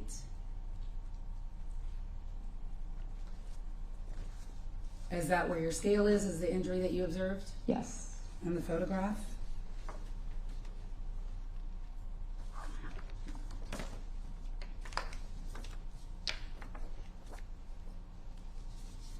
I might need to hand these back to you if you can't tell what they are. So you let me know, okay? Okay. States 114. That's the left side of the neck. And what did you observe to the left side of his neck? A scratch. All right. And is that, you just point to it for the record, above the necklace but below the ear? Yes. States 115. That's the same injury with a scale. And what side of your scale is that injury for the record? In the middle of the photograph to the right side of the scale? Yes.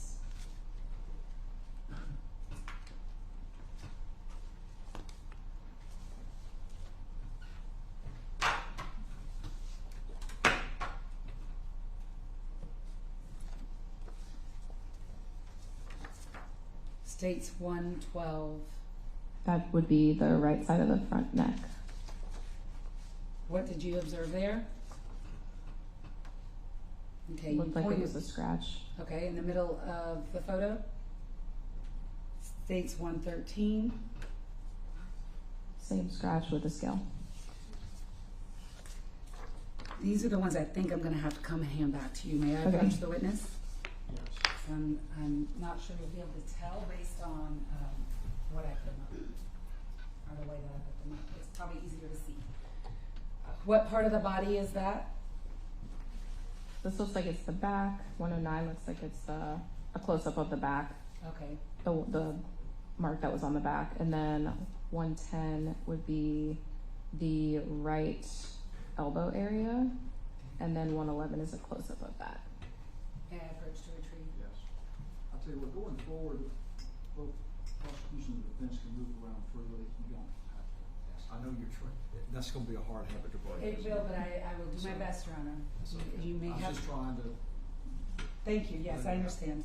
I will do my best. You may have to remind me, because I used to get yelled at if I did that. So then, just briefly, States 110. Can you show us the scratch on that? Yes. And then 111. Is that the same area with the scale? Yes. Okay. May I have one moment, Your Honor, with Counselor?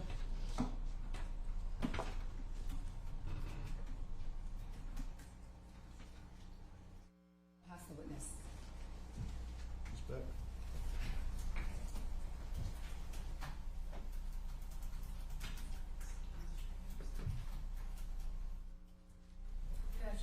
Afternoon. When you arrived on the crime scene, the body had already been moved, is that right? Correct. And were you informed about how the body was moved? Yes. So you were aware that some policemen grabbed the ankles and some grabbed her arms to move her? Correct. At some point you photographed a metal washer on the trail. Did that turn out to have any evidentiary significance in the case? I don't believe it did. Okay. When, it's hard for us to tell from the pictures, but when you photographed the rocks on scene, were they lying on top of the leaves or partially buried by the leaves? They were lying on top of the leaves. Like when I went to collect them, it wasn't like they left a depression. Like it wasn't like they had been sitting there for a while. So they had, they were on top of leaves and they were not in the dirt, is what you're saying? Correct. Okay. And you said that you didn't see any other rocks in the area, but to be fair, you weren't out there with a rake looking for other rocks. I did move. So it's common for us when we have outdoor scenes in the woods, we do move the leaves to search for additional evidence, especially because it was windy and I knew that the leaves could have shifted. We did kind of like rake up, not using a rake, but literally on my hands and knees, crawling through the area, trying to find additional items. Oh, sorry, I didn't mean to interrupt you. You're good. Okay. How wide of an area were you crawling through? I searched the immediate area, and then there were also other agents that went further beyond the body, like into the woods in multiple directions. Okay. And I'm not trying to be picky, but when you say immediate area, can you give us an estimate of feet? So that would be the immediate area where my evidence markers are. Okay. That is what I consider my immediate area of the crime scene. And then I will assign other agents to go beyond that area. Sure. Okay. Let's see. So you said that the markers 2, 3, and 4 were about 13 feet away from where the body was found, is that Correct. right? Okay, and you said that the markers 4, 3, and 2 were about 64 feet from the path, is that correct? Yes, 6411 from evidence marker 1. Okay. Yes. And for those of us that are not great with distances, is that like the length of this courtroom or a little bit more? I'm not great with distances in that aspect either, so that's why I take my measurements. All right, fair enough. Okay. So in States 45, we saw a picture, close-up of Laken Riley's hand and her fingernails. Eventually, her fingernails were clipped. Is that correct? Correct. Did you do the clipping yourself? I did not. That's done at the autopsy. Okay. So these photos would have been before her fingernails were clipped? Correct. Okay. You also briefly in your report mentioned that there was an irregular shaped blood stain on her left ankle. Do you remember noting that in your report? Probably. Okay. Did you see a corresponding wound on her left ankle? No, but given the fact that she was moved by law enforcement, or things could have occurred during the incident. Sure. So I guess what I'm asking is, did it look like the blood on her ankle was from contact with a bloody object rather than from a wound on her ankle? Yes. Okay.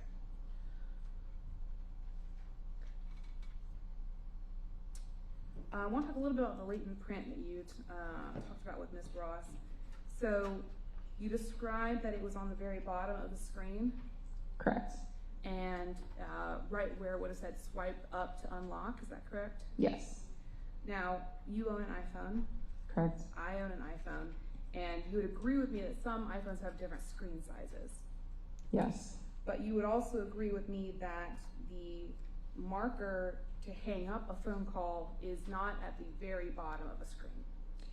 It depends on your phone, but it doesn't vary that much. I mean, I have an iPhone 13 mini, which is probably the smallest iPhone you could have, and the screen size is not significantly different. Sure.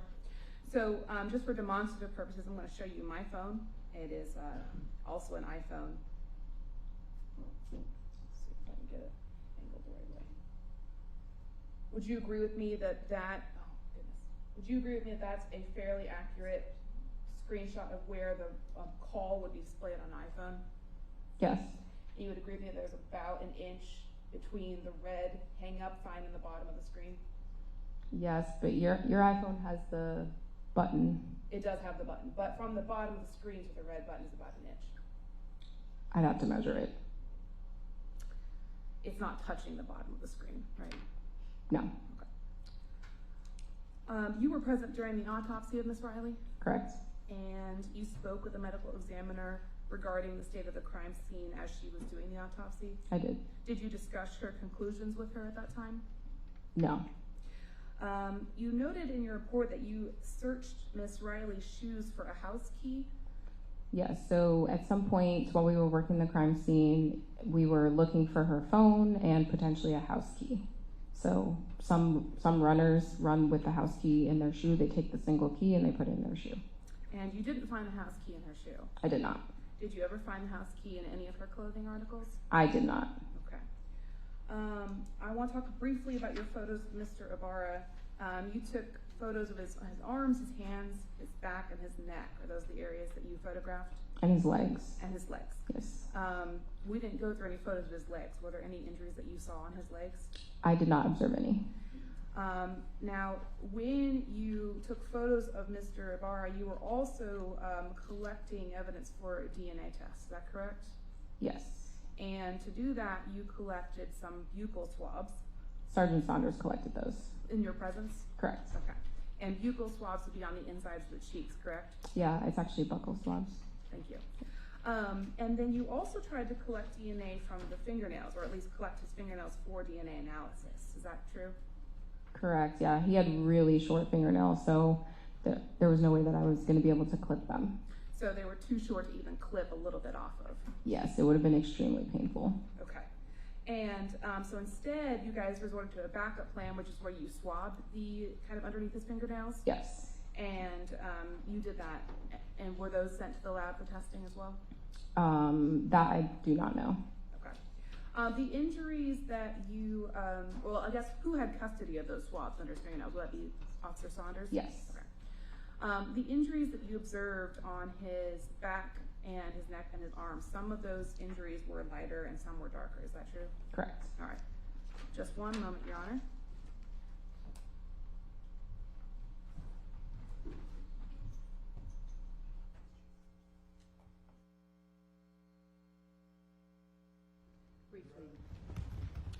Let's measure out 64 feet and 11 inches. All right? So, court's permission, can you stand? Yes. And just step before the podium. Hold the end. Actually, I should hold the end. You should tell me when we get there. Okay. All right? Go over where you need to go to make it work.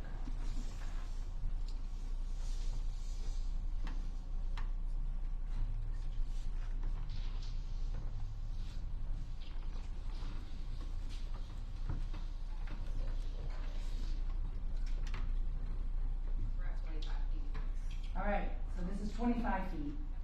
So do the math. How much more of this than you would have to go? Into the hall. At least by this distance, right? Because this is only 25 feet. And then by 14 feet in addition to that. All right, thank you.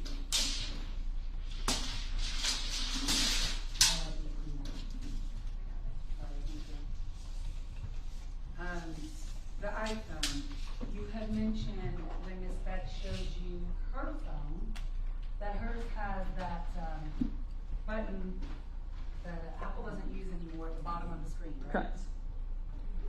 Did Laken Riley's phone have that button? No, it did not have the home button. Okay. What's the significance of the home button? And why did you point that out to Ms. Beck? Because the home button takes up space, and the whole reason the newer phones have a bigger screen, and the home button doesn't take up as much space, which provides a bigger screen. So that would change. Would it change where you would hang up a call? Yes. So Laken Riley's phone did not have a home button like the one on Ms. Beck's phone, correct? Correct. So would it look more like, I'll just show you my iPhone.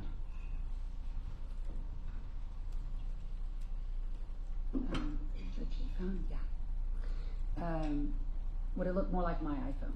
Yes. No home button? Correct. Hold on just a second. Miss Jackson's about to call me.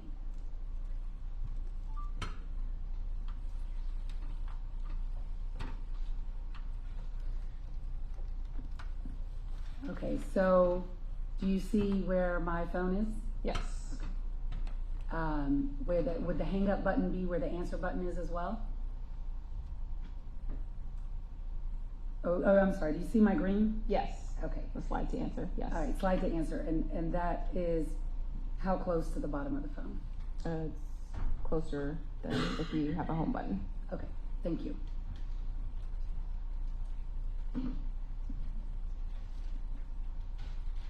That's all I have, Your Honor. Any Red Cross and stuff?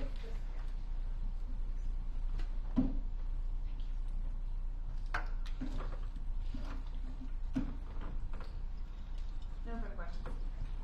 Should be excused. Yes. Any objection, Ms. Beck? No, sir. Thank you. You're excused. Special Agent Stewart. Thank you. You may call your next witness. The state calls Zachary Davis. Zachary Davis.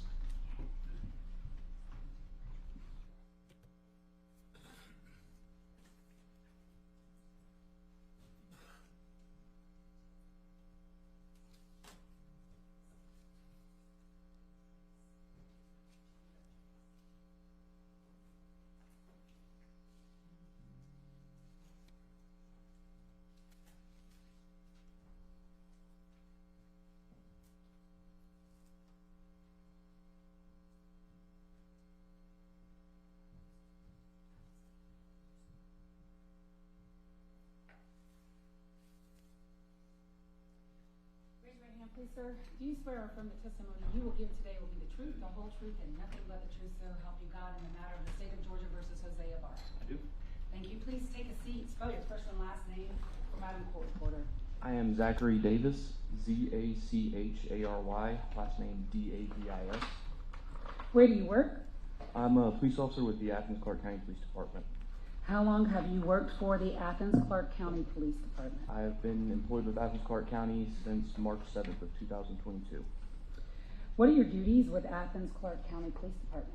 I am a patrol officer. I'm assigned to the West Side Division, work night shift between 6 p.m. and 6 a.m. As patrol officer, what do you do? Typically is responding to calls for service. When you call 911 and you want someone to come out, that's your patrol officers that show up. When we're not responding to calls for service, we're expected to be patrolling our areas, meeting the needs of the community. When you patrol, do you wear uniforms such as you are wearing today? Yes. And you drive a patrol car? Yes, ma'am. And were you working for the Athens-Clarke County Police Department in February 22nd of 2024? Yes, ma'am. What shift did you work that day? 6 p.m. to 6 a.m. When you came in at 6 p.m., were you given any information about an incident that may have occurred? Yes. What information did you get? At the time, it was very little information, but I was made aware that a female had been murdered in the IM fields, the intramural fields located on UGA's property, just across the village from my zone. And when you say just across from my zone, what do you mean by that? So we divide the county along millage. Everything on the east side of millage, like the downtown area, is east side. I work the west side, so everything on the west side, closer to Oconee County and the mall, that's typically assigned to our side of town. So millage is basically smack in between the east side and the west side. Yes, Are you familiar with the IM fields in that area of the University of Georgia? I am. And how are you familiar with that area? Prior to being a police officer with Athens-Clarke County, I was employed by the University of Georgia Police Department and served on their patrol division for 5 years and some change. So when you came to work that evening and were given this information, what, if anything, did you do? My shift, we assigned more units down towards that Millage area, just hoping to assist in any way that we could. I immediately started talking to some of the locals, asking if anybody had heard of anything. Nobody really knew anything and could point me in any sort of direction to start working. At that point, the only real information we've been provided was a photo, a very grainy photo that I was told was taken from Building S on the University of Georgia's, when I worked there, it was called Family Housing. I'm not sure what it's called now. It's down there off of Rogers Road and East Campus Road. I was told that photo was of someone suspicious in the area that morning. I knew the proximity of Building S to the IM fields and the location that I worked for the county down in South Millage, and I began checking in those areas for anything to go off of. So tell us the proximities that you knew of then. The Building S that you're familiar with, how far away was that from Millage? From Millage, if it's just a straight line, it's maybe 100, 150 yards, I guess. And you were made aware of where the woman had been killed. How far away was that from Building S? Maybe another 100 yards. I still don't know the exact location, but I knew it was within that proximity of walking distance. And I'm going to approach and show you a few things all at once so that I don't have to keep coming up to you. The first thing I'm going to show you is States 144. Do you recognize 144? Yes. What is that?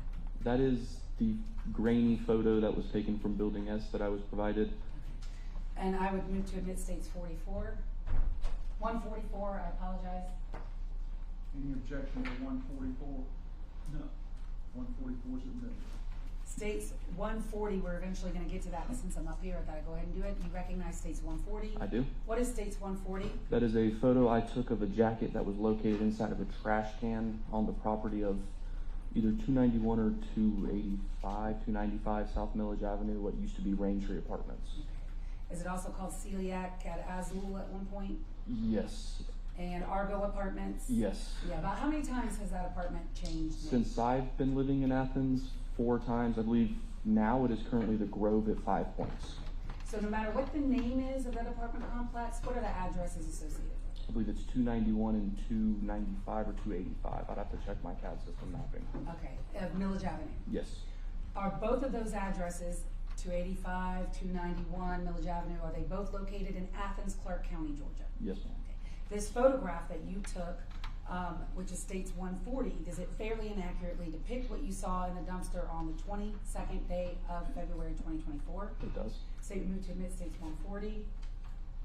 No. No objection. 140 is admitted. And States 141, while I'm up here, what is that?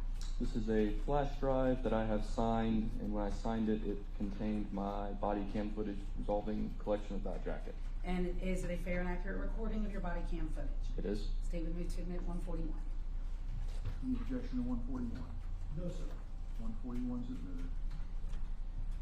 And may I publish? Yes. So starting first with 144, is that the image that you were talking about that you had received? Yes, ma'am. And you said you got to work about 6 p.m. that day? Yes, that's when my shift starts. Okay. And you had that image, you said you started asking people, you know, millaging around. What else did you do in relation to trying to assist the officers with the crime that had just occurred? So, given the university's location to Millage, I recalled an incident from 6 years ago where I pursued a subject from Building S, behind Building S, to, at the time, what was Argo Apartments at that 291, 295 address. And there's a perfect cut through that walks through those two. So I figured the ease of access for someone to easily cut over to Millage. I began checking dumpsters, just because people tend to try and get rid of property in dumpsters that they don't want to be in possession of. I checked several dumpsters. We'd also been called to, people were starting to call in about everything at this point, not really knowing what's going on, trying to be helpful. During that time, I found myself at the Raintree Apartments, wherever it was called. Started going through those dumpsters. There's one immediately behind the Italian restaurant that's there, that's still on the Raintree property. Looked in there, didn't see anything that really appeared to be evident that it was, pertinent to what was going on. I then made my way around. I noticed that the trash had been picked up recently. It's a rather large complex, and Sorry, we had the lights off before you got here. And then, so the trash had been picked up either earlier that day or relatively recently, just due to the lack of trash that was in there. I made my way further into the complex, and I noticed there were 3 dumpsters, 2 of which were trash receptacles and one that was clearly marked for recycling. I checked the 2 trash ones. They have the sliding doors on the side. Looked in there, didn't notice anything. Again, nothing that really stuck out to me as pertinent. Finally went to the one that was strictly labeled for recycling. The sides of it were welded shut, but the top was open, so I climbed up onto it and looked down into it, and that's when I noticed the blue jacket. Okay. And what, if anything, did you notice about the blue jacket? And is it the blue jacket that is depicted here in States 140? It is. All right, there's a pointer right next to you. Can you point out the jacket? Oh, wow. Oh, it should be, nope, there's your pointer. Perfect. So that is the jacket. The photo of the suspicious individual, they were wearing a darker colored jacket, appeared to have some shinier zippers or buttons on the front. Again, super grainy, but something to go on. The zipper, as well as it appeared as though there were leaves, and upon further examination, there was a little bit more. Okay. Could you see anything else on the jacket at some point? Not from this height. At this point, we didn't want to just be chasing down clothes in dumpsters, but given this proximity to the scene as well as the photo that was taken, I immediately notified my supervisor so that he could contact the University of Georgia Police Department since they were working the case. Detectives from UGA came out to look at it. They decided they would like to collect the evidence. I volunteered to climb into a dumpster, and upon picking up the jacket, I noticed that there were leaves on it. There were tears on the front as well, and what appeared to be some darker red or brown stains on the sleeves near the wrist. Okay, and did you notice anything else on the jacket? There was, I believe in my video I stated it's a button. The front has 2 pockets up here that fold down, and on the bottom has 2 pockets that fold out. That the buttons are used to close those pockets. Wrapped around one of the pocket buttons appeared to be dark hair. So you jumped into the dumpster. Yes, ma'am. I'm going to show you or publish for you. Your Honor, can we toggle back over?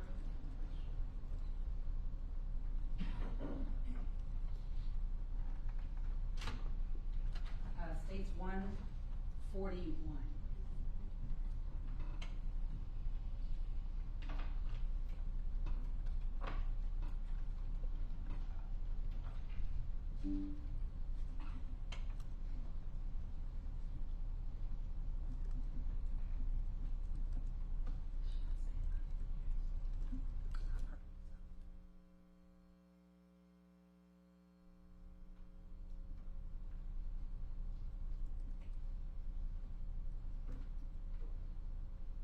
Do you see the screen in front of you? Do you see that address, 2091 South Milledge Avenue? Yes.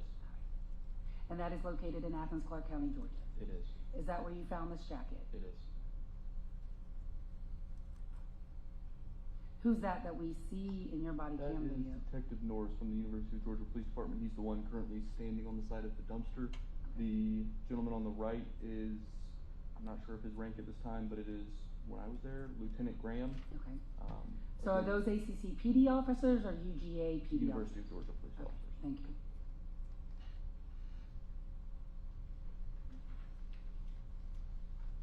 The first 30 seconds is silent on all of our videos. It gives a chance to buffer and go backwards from time of activation. Okay. So we'll hear volume in a second. Yes. All right. About 10 seconds.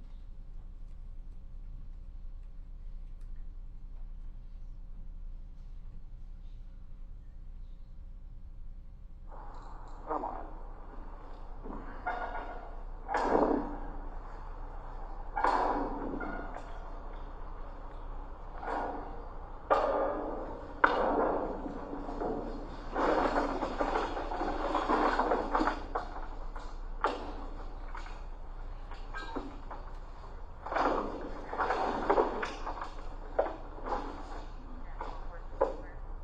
Oh shit.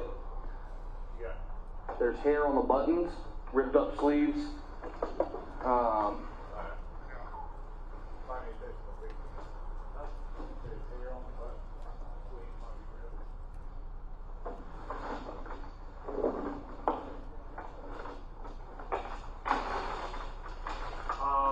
Can you bundle it up with whatever is...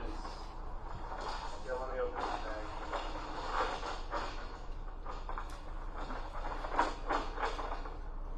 All right.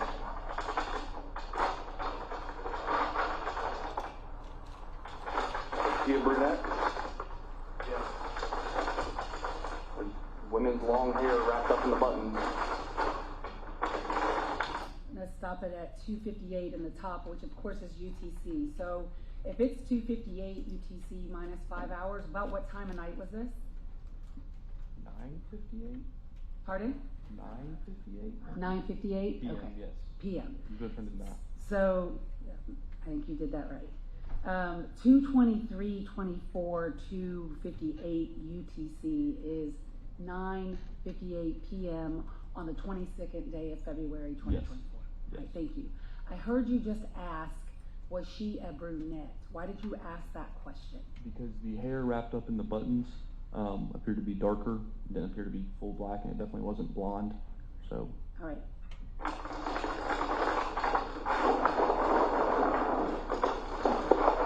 While I'm in here, stand by.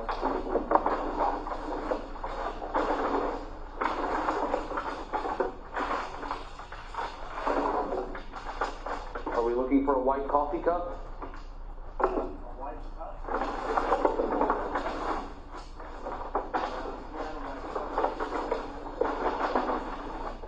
It's not the same. It's part of some other trash.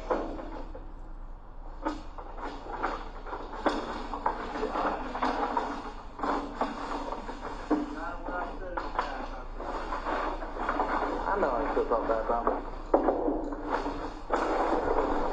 I don't see anything else sticking out. You good with it?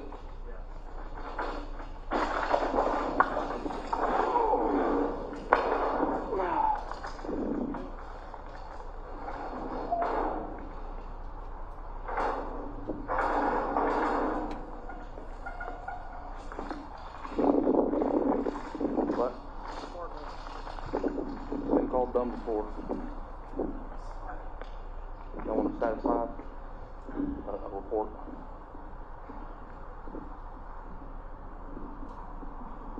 Satisfied.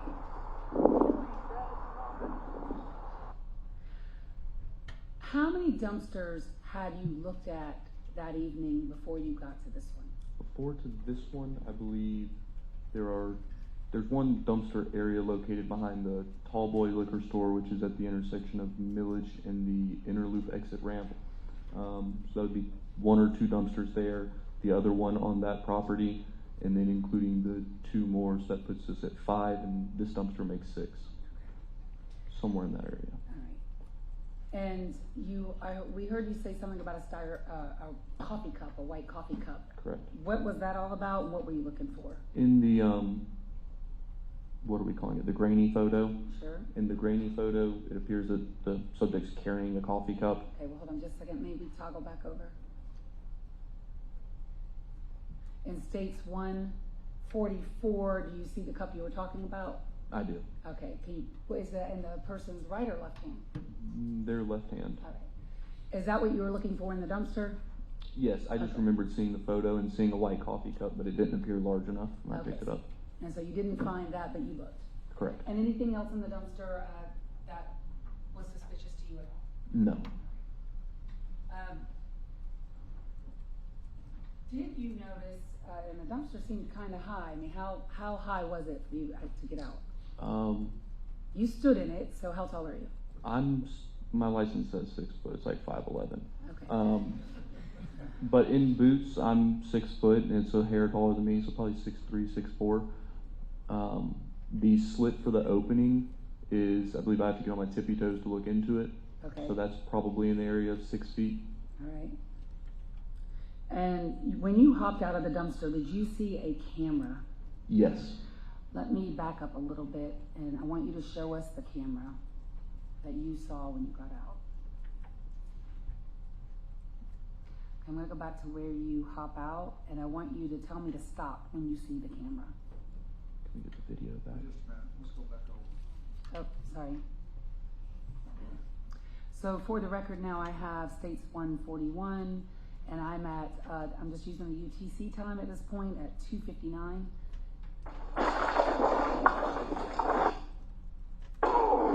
So I'm stopping it now at 2:59. yeah. So this apartment right here is Bravo 32 at Raintree Apartments. In that doorway, I believe it's on the left side, you can kind of see a dark spot right there. That dark spot in a clearer video would clearly be a security footage camera of that residence. Okay. And did you let UGA PD or UGPD know that as well? Yes, ma'am. Okay. May I have one moment with counsel, Your Honor?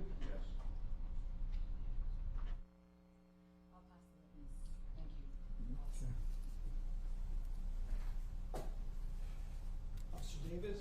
Yes. So we obviously see you get the jacket, take custody of the jacket, and before you put it into that paper bag, you were sort of talking to the other officers who were outside of the dumpster, right, describing a little bit? Correct. And one of the things we hear you say is that it's torn. Correct. And do you recall how many tears? I do not. I did not want to manipulate the jacket any more than I needed to package it, but I also wanted to get as much of a description that I could at the time. And then, and obviously you didn't examine it further after you packaged it up? Correct. Okay. That's all I have. No, sir. You excused? Yes, sir. Objection, Mr. Brown? You're excused. Thank you. Thank you. Our next witness is going to be a little lengthy, so when we take our afternoon break, so I can make sure, I have all of the Okay. do you, it'd be probably a good time to break. All right, 10-minute recess.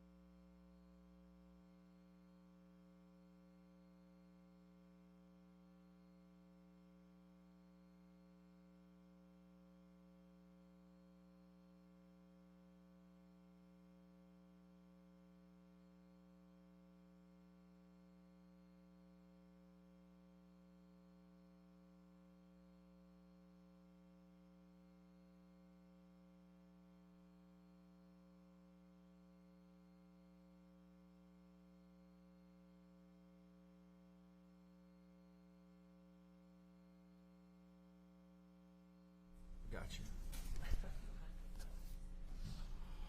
I don't.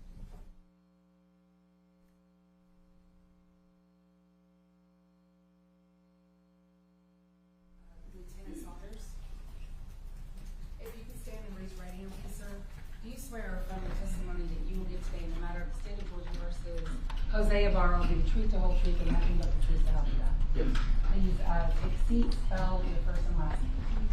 First name is Daniel. Last name Saunders. Where do you work? The University of Georgia Police Department. How long have you worked there? I worked there since 2008. What are your duties and responsibilities there? My current duties are I'm assigned as the lieutenant of the administration division. At one point, were you over the crime scene section? Yes, I was a sergeant in investigations, and one of my duties was to process crime scenes. Tell the court a little bit about your training for processing of crime scenes. Throughout my time at the University of Georgia Police Department, I've taken classes in crime scene investigations, evidence room management, crime scene tech, basic photography, latent print development, and sexual assault investigations. And how long have you been a law enforcement officer? Since 2008. How many crime scenes have you had the opportunity to process over your career? I don't have an exact number, but several. Were you working on February 22nd of 2024? Yes. What were you doing that day? I was working in investigations that day. And what, if anything, occurred that day that brings you to court today? On the 22nd, we had a call go out for a non-accidental death at the intramural fields. I responded to that area to help process the scene. Were you the lead assigned to process the scene, or did you all call another agency to assist you? I initially headed that way, and we hadn't called another agency at that time. While I was taking pictures of the scene, I was informed that the GBI was called to come in and process the scene, so I stood by at that point. When you entered the scene that day, how did you enter the scene? I went in after crime scene specialist Stewart came in. I kind of followed her as she was taking pictures of the overall area. At some point, did you observe a item that was not actually within the crime scene, but kind of close to it? Yes. On the way to where the actual scene itself was, I do remember seeing a white styrofoam cup that was right off the main road leading toward where the scene was.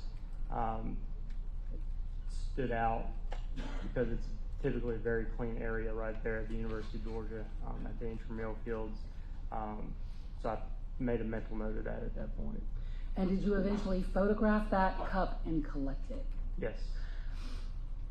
I'm going to show you what has been marked as State's Exhibits 116 through 120. I'll ask that you look at those for me.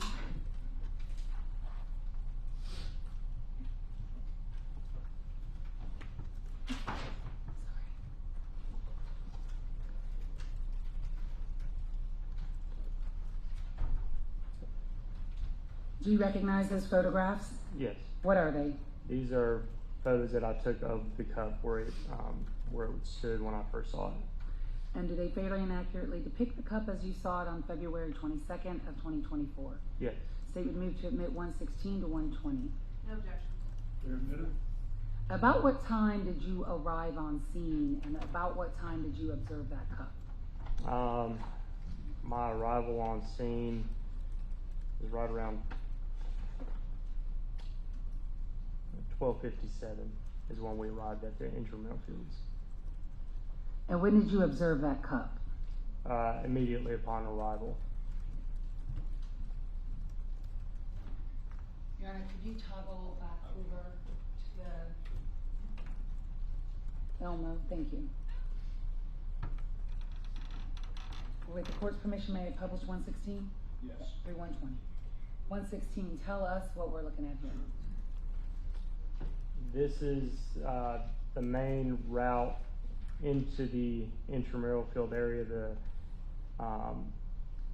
there's a large rock on the left.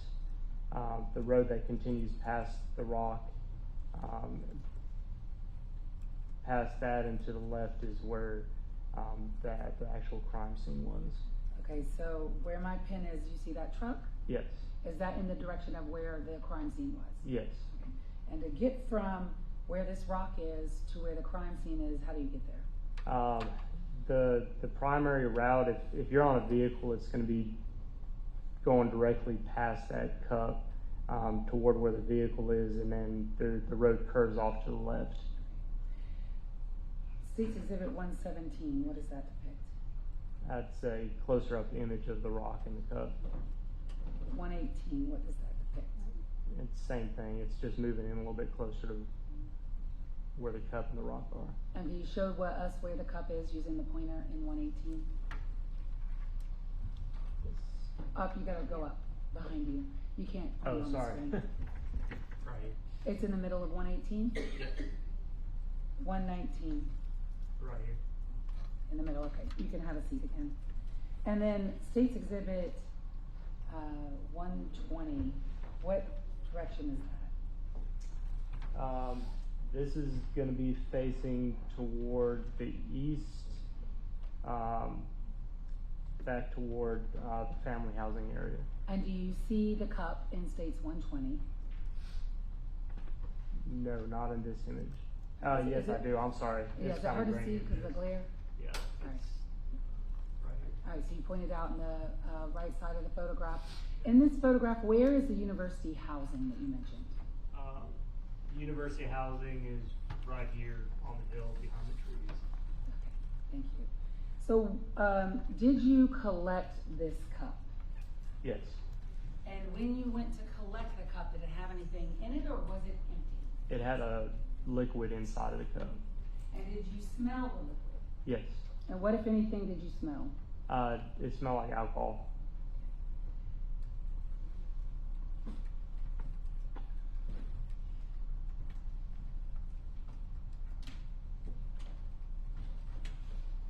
Do you have gloves? Yes. You can put those on, please.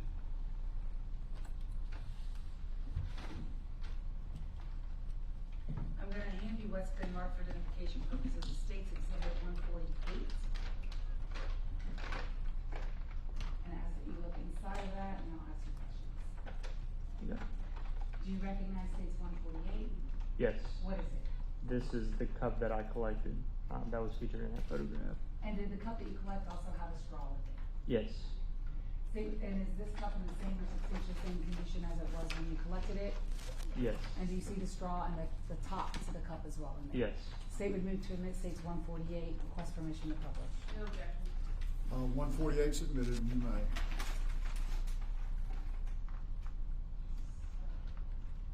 Okay.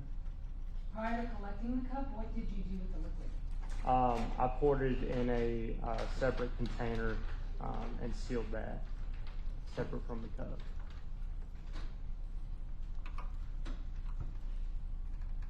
State's Exhibit, I'm going to approach you with what is marked State's Exhibit 154. Do you recognize States 154? Yes. What is it? That is a map of the intramural field where the cup was and also where the crime scene was.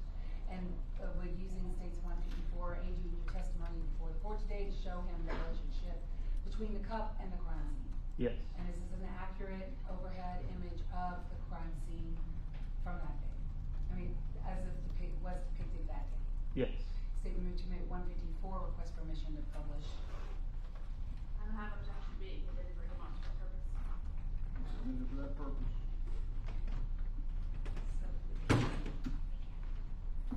I'm gonna print out the.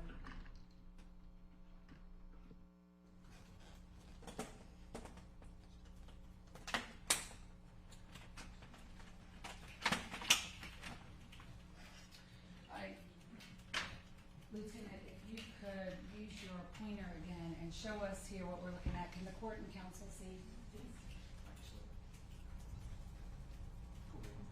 Okay. This is the location of where that cup was, right here next to the rock. And this road is the main road that I took to the crime scene, which then loops around and comes back through here, and this is where the scene itself was. And in States 154, do you also see Building S? Yes, right here. And is it marked Building S? Yes. And then also, did you respond to a call later that evening to an apartment complex named Argo, sometimes called Raintree, but it's at 2084 Millage Avenue? I did, yes. And do you see that also in States Exhibit 154? Yes, right. Right here. At the bottom? Yes. Okay. All right, thank you. All right, you can have a seat. In addition to collecting that cup, did you assist Special Agent Stewart in processing the scene? Yes. Tell us how you assisted her.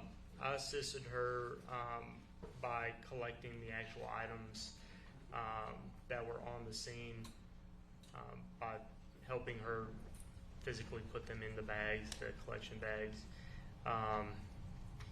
Also, when I collected the cup, and when we found the victim's cell phone, I collected, or Agent Stewart collected that, and then I processed it. Also, the items that were collected by yourself and Special Agent Stewart that day, were they sealed by you? Yes.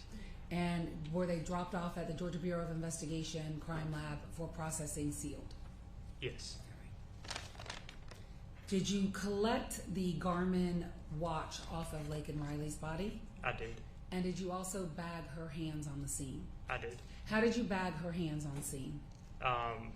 Using CSS Stewart provided me with the handbags that she had, and I placed it on the victim's hands.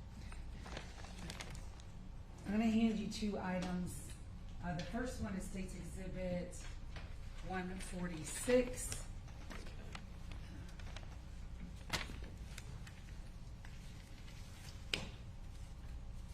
And the next one is State's Exhibit 153. I'm going to ask you about 146 first. Do you recognize 146? Yes. What is it? This is the bag that I placed the victim's watch in after I removed it from her wrist. And you open up an inside, you see inside the bag? Yes. And what's inside the bag? The Garmin 4Runner watch. And is it in the same or substantially same condition as it was when you collected it? Yes. And when you arrived on scene, was the watch still running? Yes. State would move to admit State's Exhibit 146. No objection. 146 is admitted. May I publish? Yes.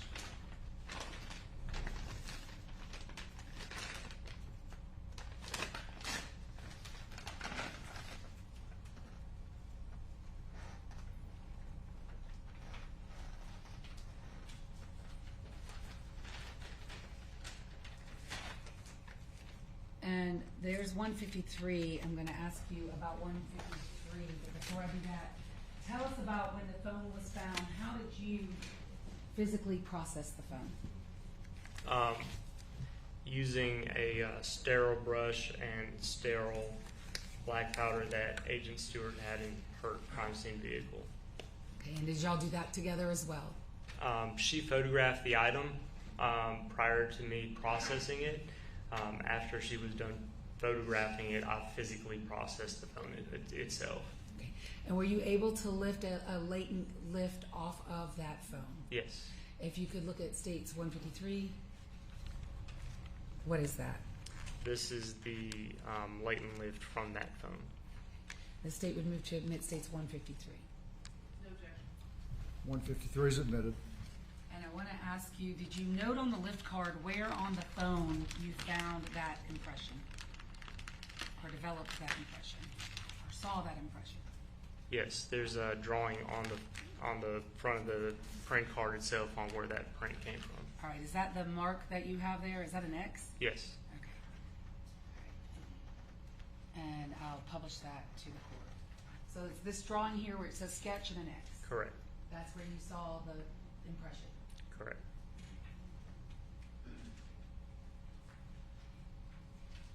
And this latent lift card and Special Agent Stewart's photographs of the latent lift that you all saw on Laken Riley's phone on the 22nd day of February 2024. What did you do with those items? What happened to the photographs and the latent lift card itself?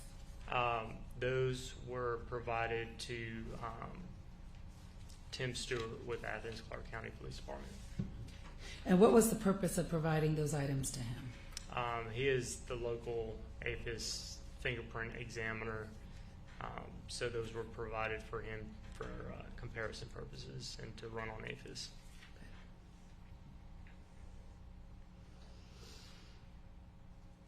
I want to direct your attention to later on that evening. About what time did you leave the crime scene?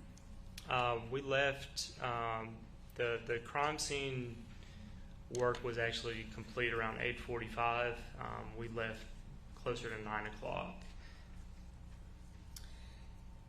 When you left, where did you go? We were headed back to the station. On the way there, I received notification that Officer Davis with the Athens Clarke County Police Department had found some items, a jacket that may have been related to our crime scene.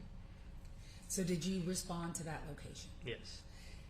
When you were there, what, if anything, did you collect or see? While we were on the scene, I collected, I handed an evidence bag to Officer Davis with Athens Clarke County Police Department. He put a blue jacket inside of that bag, and we also collected a set of gloves that were found in a bush nearby where the dumpster was. I am going to hand you what has been marked for identification purposes as States Exhibits 121 and 130 through 130, not and, but through 121 through 130. Ask that you look at those photographs.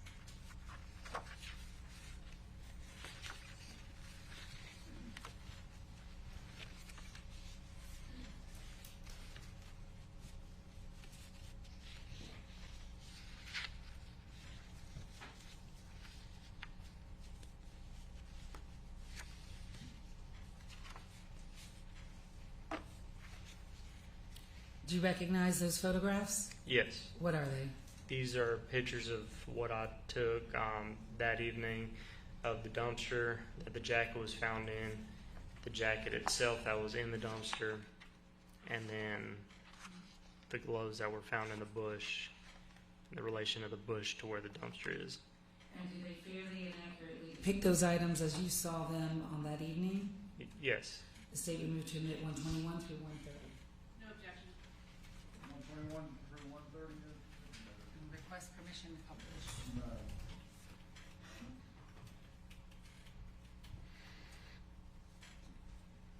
What are we looking at there? The dumpster that the jacket was found in is right here. Okay, can we dim the lights again? Because now the glare is back.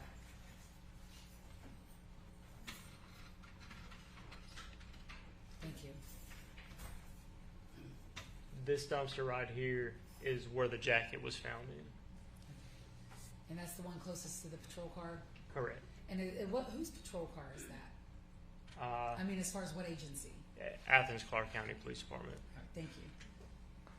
122, what are we looking at there? It's another image of the dumpster, just from another angle. 123. A closer up image of the dumpster itself. 124. This is an overhead view inside the dumpster. You can see the edge of the dumpster where I held the camera up and photographed the jacket that was found inside. 125.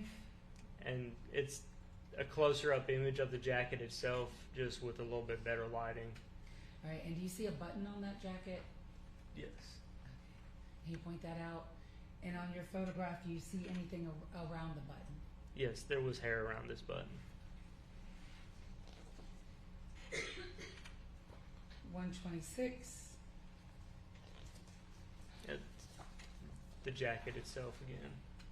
And so you said there were some bushes, Correct. and you went and looked there and recovered some gloves. What brought you to do that? How did you know to go look in some bushes? As we were searching the area around where the jacket was found, we had noticed that there was a security camera in one of the apartments nearby. We spoke with a resident of that apartment, and he allowed us to view his camera footage from that security camera that was pointed at the dumpster. After watching that security footage, we noticed that somebody had put an item in that dumpster, and then after they put the item in the dumpster, they walked toward the bush and appeared to put something in the bush as well. So we checked that specific area of the bush where you could see somebody put something in there. And what, if anything, did you see in the bush when you checked it? Some gloves that were wrapped up together. What kind of gloves? They were black gloves. Cloth or not cloth? No, not cloth. States 130, what does that depict? That is a picture of the bush in relation to where the dumpster itself was. Can you tell us which bush you went into? Because I see two in States 130. Yes, I believe it was this one, but one of the other pictures should show it from a different angle as well. Okay. States 127. Yeah, it was this bush right here. And when you say this one, is that the one in the middle? Or Correct, the one in the middle. It was found right here in these branches. States 129. That's how the gloves were situated. We hadn't touched them or anything at this point. This is how they were found in the bush. And 128. That's a little bit closer up or further off image of where the gloves were found in the bush.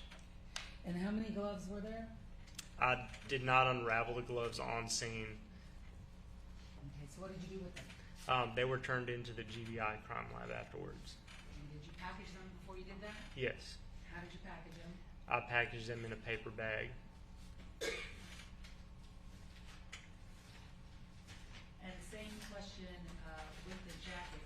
When the jacket was collected, did you package it? Yes. And did you seal it? Yes. Did you seal the gloves also? I did. And were those items delivered to the crime lab sealed? Yes.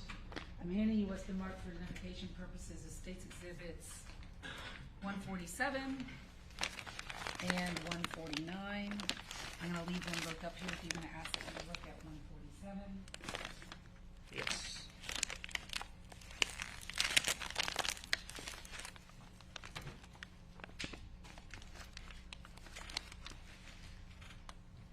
What is 147? This is the jacket that was recovered from the dumpster.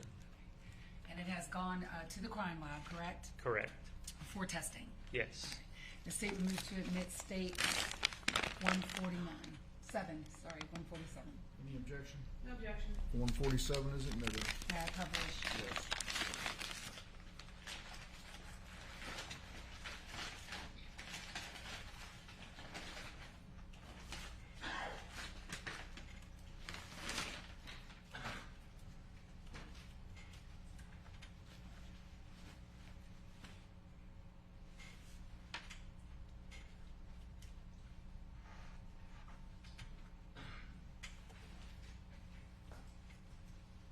Is there a hood on this jacket that I'm holding? Yes.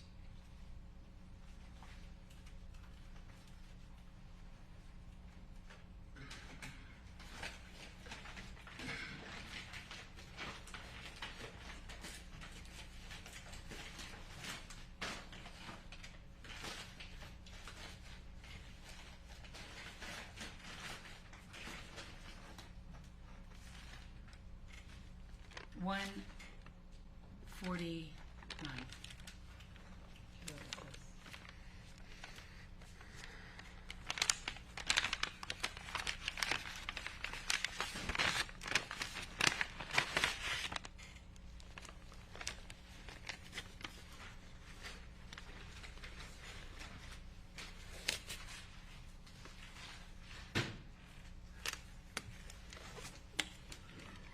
First of all, do you recognize the outer packaging, which is in marked 149? Yes. And inside 149 is what? Just describe what it is. Yep, 3 individual envelopes inside there. And do you see a crime lab number associated with those? Yes. Okay. And could you just read that out for the record? It's 2024-1005-107. And those 3 items, go ahead and look inside.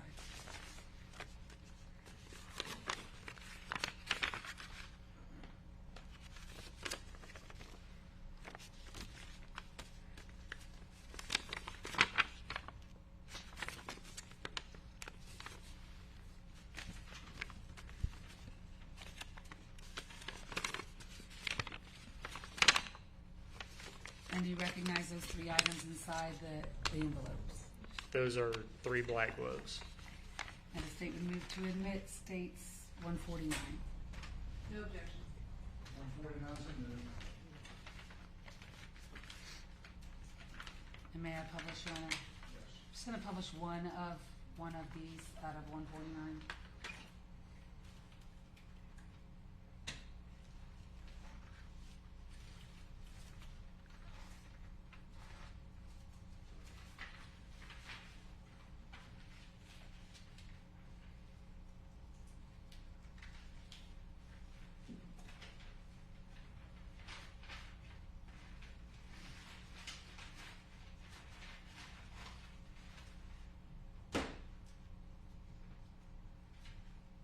In front of you also is 145.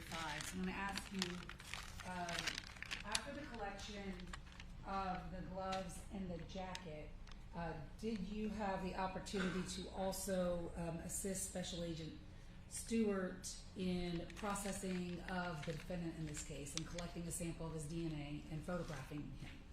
Yes. When did that occur? This occurred on the 23rd. Of what month? The 23rd of February. 2024. Yes. And where did that occur? At the Athens-Clarke County East Precinct. And were you the person that actually physically swabbed the defendant to get a sample of his DNA? Yes. And was that done after obtaining first a search warrant? Yes. The sample of his DNA, tell the court how exactly you went about collecting it. I collected buccal swabs using 2 sterile cotton swabs on the inside of his cheek. Okay, and then did you label them? Yes. Did you seal them? Yes. And were they delivered to the crime lab sealed? Yes. The person that you swabbed that day, on the 23rd day of February, do you see him in the courtroom today? Yes. Would you please point to him and describe an article of clothing he's wearing? He's wearing a blue and white checkered shirt. May the record reflect the witnesses identified the defendant. States, can you give me that evidence number again? Is that 145? 145. Okay. Are those the swabs that you collected? Yes. And this time, Your Honor, the state moved to admit states 145. No objection. 145 submitted.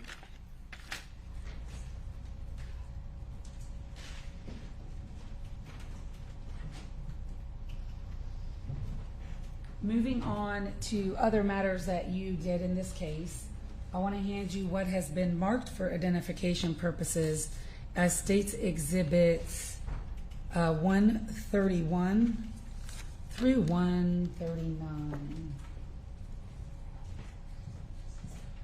If you could look at those for me.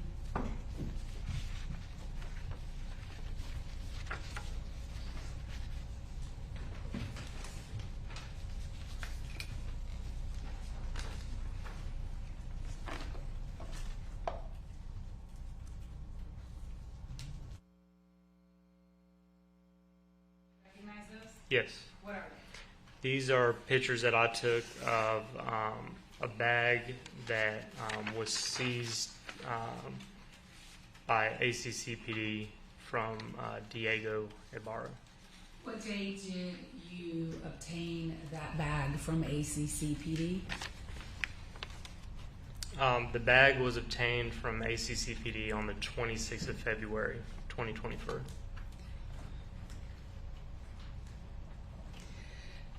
When you obtained from ACCPD a bag that belonged to Diego Ibarra, did you search the bag? Yes. Okay. And did you look at the items inside the bag? Yes. And did you photograph the items inside the bag? Yes. And do State's Exhibits 131 through 139 depict the photographs that you took? Yes. And do they fairly and accurately depict the items of Diego's bag and items inside the bag as you saw them on February 26th of 2024? Yes. State would move to admit 131 through 139. No objection. Admitted. And may I publish? Yes. And in looking through the items that belonged to Diego Ibarra, did you see any items that had any blood on it? No. States 131, what's that? That's a picture of the bag. States 134, what are those? Those are 2 gloves that were found inside of the bag. States 135. The other side of those gloves that were found in the bag. Now, are those cloth gloves or plastic gloves? Those are cloth gloves. One of them is kind of a mix of leather type material and cloth. And were there any blood on these items? No. Or was there any blood on those items? No. 137. That's a picture of the inside of the bag itself. 138.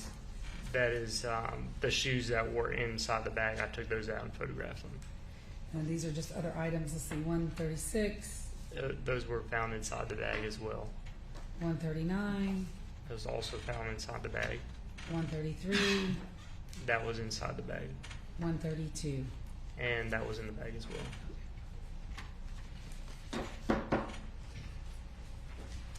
Did you collect from the Athens Clark County Police Department a black Adidas style hat? Yes. Tell us under what circumstances you collected that and when. That was collected at the same time that I collected the bag from the Athens Clark County Police Department. There was a search warrant that Sergeant Rabu had obtained for those items that had been taken off Diego Ibarra when he was taken into custody by ACCPD. The black Adidas style hat, did you look at it? When I collected it, I did not. It was already sealed in a bag from the Athens Clark County Police Department. And that sealed bag, did you take that sealed bag to the Georgia Bureau of Investigation? I did. And I'm handing you a spin mark for identification purposes as States Exhibit 151. Do you recognize your handwriting on States 151? Yes. So what is States 151? This is the evidence bag that I placed the Athens Clark County evidence bag inside of. Okay, and what was inside the Athens Clark County bag? A black Adidas hat. And was that all delivered to the crime lab sealed? Yes. I'm going to move to admit States 151 and link it up with another witness, Your Honor. No objection. It's admitted. And States 151, do you also see that same crime lab number on States 151? Yes. All right, thank you.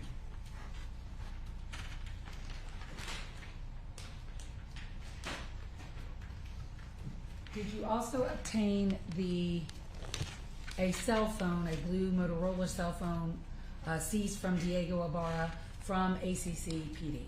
I did at the same time that I picked up the bag and the hat. I'm handing you what's been marked for identification purposes as States Exhibit 152. Yes. Do you recognize that item? Yes. What is it? That is,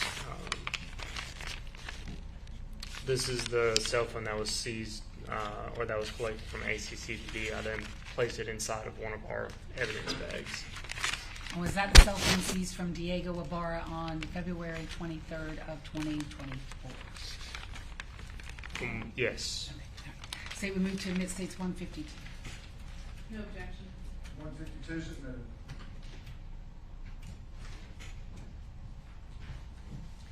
Of all the items, just globally, so I want to make sure that this was clear for the record, of all the items that you collected from the scene of Laken Riley's murder. So that would be Daniela Stewart's numbers 1 through 8. You know what I'm talking about? Her evidence markers? Yes. Yes. All of those items that you collected, did you seal those items yourself? Yes. And did you deliver those to the crime lab sealed? Yes.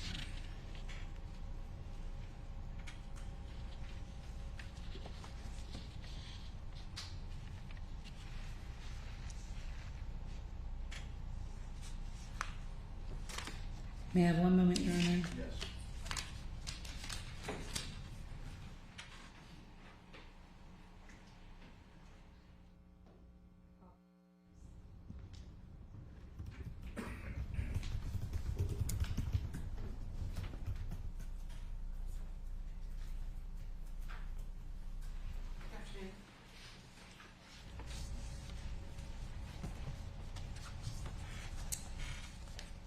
Is it Lieutenant Saunders? Yes. Lieutenant, you were called to the scene on February 22nd, you said around 2 o'clock p.m.? No. You can look at your report if you need to. Yeah, we arrived around 12:57. 12:57, okay. And you had initially started to process, or you were moving toward the scene to process it yourself. I was, right, before I was notified that the GBI was on the way, I took some photographs of the overall scene. Sure. And then when you were told GBI was sending somebody, you kind of held off until they arrived. Correct. And is it fair to say she took the lead on documenting the scene? Yes. Or, okay. Was there any investigative act that you took the lead on, or were you just letting her and following along behind her? The only thing that I didn't, or that I collected without being in the presence of Agent Stewart, was the styrofoam cup and the jacket and the gloves later on. Okay.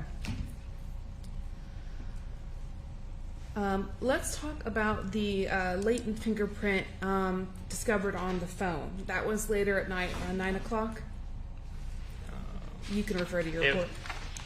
It was later at night. It was a little bit before 9 o'clock. And before you processed it for fingerprints, you noticed that it was the fingerprint appeared to be made with some sort of reddish substance. There appeared to be some sort of reddish substance in the fingerprint. Did you believe it was blood? I wasn't sure what it was. Okay. Was it a liquid red substance? It appeared to be made from a liquid, yes. Okay. So we have heard you use the term processed. What do you mean by processed? When I say process, it can mean different things, but in this particular case, I mean using fingerprint powder and a fingerprint brush to make the print itself stand out. And what is that fingerprint powder made of? I'm not 100% sure. Okay. When you use fingerprint powder on a substance, is that substance then able to be chemically examined, or does the fingerprint powder kind of ruin whatever chemical substance was there before? So I know the fingerprint powder and the brush we use is DNA free. As far as chemical processing afterwards, I can't say whether or not that would prevent anything like that from being done. Was the surface of the phone ever tested for DNA? The surface of the phone was swabbed. And were those swabs sent off for DNA testing? They were given to the GBI crime lab. And was that done after the latent print was processed? Yes. I had a question. I noticed that both you and Ms. Ross are putting on gloves to handle the evidence today. Can you explain why that is? We change our gloves between handling different items of evidence to avoid any sort of cross-contamination with the DNA. Because DNA can be transferred by as simple as a touch, is that right? I can't say how much of a touch it takes to transfer DNA. But your testimony a moment ago was that you put on gloves to avoid transferring that DNA. Correct. When we looked at States 147, the blue jacket, part of the jacket was actually kind of missing. You could see the white lining inside the jacket. Correct. That was a cutting that wasn't there when you photographed the jacket in the dumpster. Is that true? Correct. Okay, so that was done later at the crime lab. Correct. And so I just wanted to clarify that's not the tear you guys are talking about when you see the dumpster in the video. The large cutting is not the tear that we saw in the dumpster. Okay. So one thing that it was hard for us to see in here was the condition of the gloves. Now, you were present when defense counsel looked at the gloves a couple weeks ago or last week. Yes. Right? Okay. And we actually kind of like spread them out on the table. And the gloves, they're not latex gloves, right? I'm not sure what material they are. What I mean by that is they're not the stretchery, rubbery consistence of the gloves that you and Miss Ross are They're wearing. not. No, they're not like stretchy material. They're more like, I don't know, papery, thin material. They are thinner gloves. Would it be consistent to say they look like food service gloves? I've never worked in the food service industry, so I can't. When you pull them out of the bag now, they've been kind of cut along the entire seam so that they're almost like a butterfly effect spread out. Correct. But in your report, you document, or you and a detective or Miss Stewart document, there are some tears in the gloves. How were those documented before they were cut up for processing? So when I collected the gloves, they were still bundled up in a ball. I did not undo the ball to photograph the condition. From what I understand, from when they were photographed at the crime lab, a tear was seen in the gloves. So when you picked up the gloves, they were tangled up in one bundle, as you said. They were all together in a ball. And when you got them back, they had already been kind of cut out and kind of expanded for the processing. They had been processed at the crime lab. Okay. So you didn't ever have a chance to document kind of the condition of the gloves? I did not. But you are aware that there were 3 of them that came back? I did not know how many gloves were in the bundle when I collected it. But you are aware that 3 of them came back? Correct. Okay. I want to talk to you about DNA collection. The same day that you collected DNA from multiple individuals, is that right? The only swabs that I did was on Jose.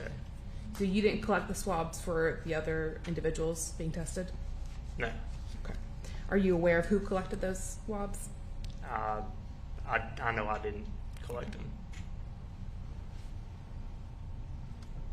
When you went to collect Mr. Ibarra's DNA, you first tried buccal swabs? Yes. Okay. I learned today that they're pronounced buccal, not buccal. But those are the inside of the cheek? Correct. Okay.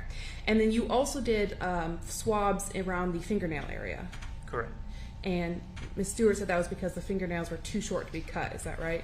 They were too short to be cut. Okay. And did you send those swabbings off to the lab as well? Those, I would have to see my evidence sheet to see if they were sent off. So you're not sure if they were sent off? They were not tested. Okay. That was going to be my next question. So you never got them back from the lab with a result on them? I know they were not tested. But you just don't know if you sent them off to be tested? I couldn't tell you without looking at the evidence sheet. I want to talk briefly about what you found in Diego's gray bag. You showed us a picture of cloth gloves that were in the bag? Correct. And it's a little hard to tell, but you would agree with me that those are not from the same pair of gloves? No, they're 2 different style gloves. Do they still comprise a left and a right hand, to your knowledge? One of them is a cloth hand, a cloth glove. It's kind of like these. Okay. It could be on the right or the left hand. Okay. But you never found the other 2 matching gloves that would have completed those 2 sets throughout your investigation? Those were the only 2 gloves in the bag. And when you're looking at items for blood, how do you do that? Visual inspection. Did you use any sort of, infrared lighting to see if blood was apparent on these gloves? No, it was just visual inspection. It was just visual inspection? Yes. Did you consider using any sort of specialized lighting or chemicals to see if there was blood on those gloves? I can just tell you I didn't. Okay. I just looked at the gloves. And those gloves were not sent off to the lab? No. Okay. Just a moment.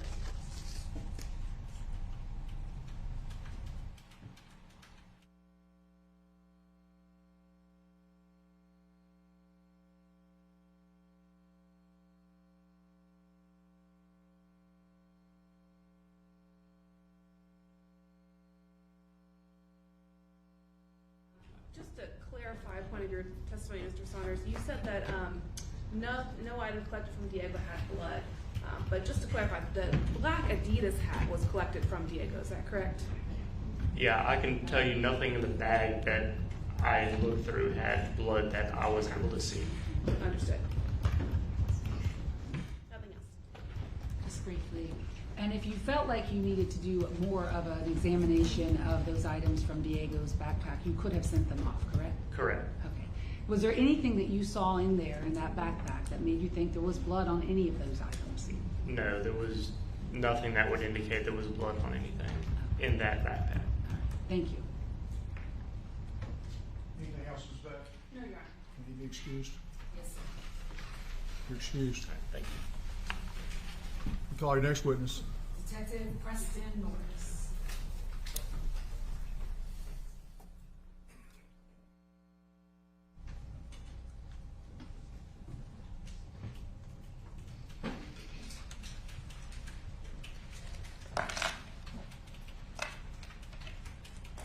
Can I have 175?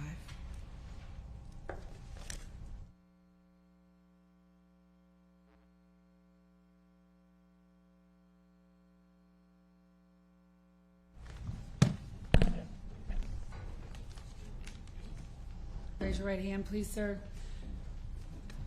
Do you swear affirm the testimony that you will give today in the matter of the state of Georgia versus Jose Ibarra will be the truth, the whole truth, and nothing but the truth, so help you God? I do. Please state your name for the record and spell it for Madam Clerk. First name is Preston, Preston. Last name Norris, N is in November, Orris. Where do you work? University of Georgia Police. How long have you worked there? Going on 6 years. What are your duties and responsibilities there? I'm currently assigned as a sergeant in the Criminal Investigations Division. That is your rank, and you tell us where you work, but what do you do day in and day out? So I am now the evidence custodian and property management detective in the Detective Bureau. So I also oversee a group of corporal detectives and work cases that are assigned to me whenever they come in. Were you assigned as the lead investigator in the murder of Laken Riley? I was. Tell us, first of all, did you respond to the scene of her murder? I did. What time did you get there? Approximately 1 o'clock. What did you do while you were there? I assisted Sergeant Daniel Saunders. Well, he's a lieutenant now. He was the lead evidence custodian at the time. I assisted him and GBI Special Agent Daniela Stewart in processing the crime scene.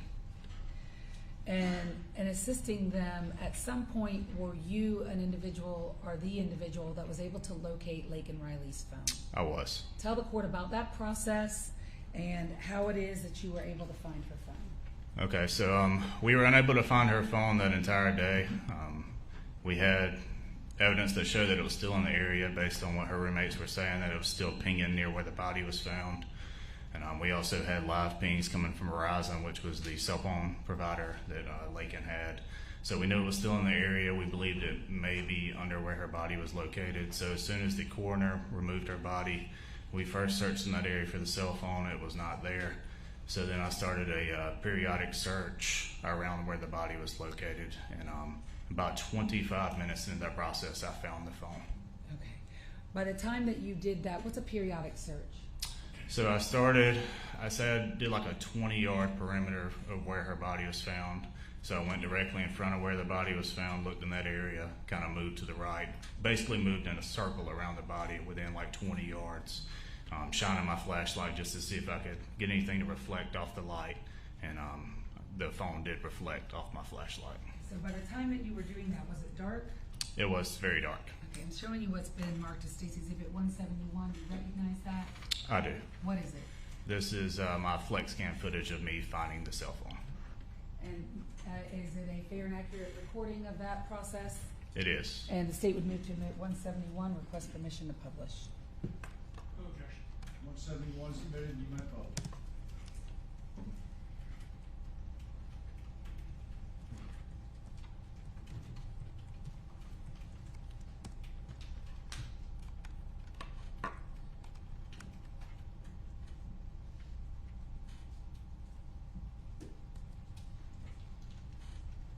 Can we toggle back over, Your Honor?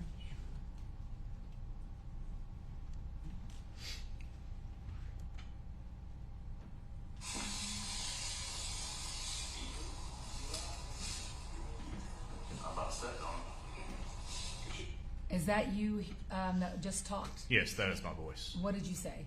I almost stepped on it. And by it, you meant? The cell phone.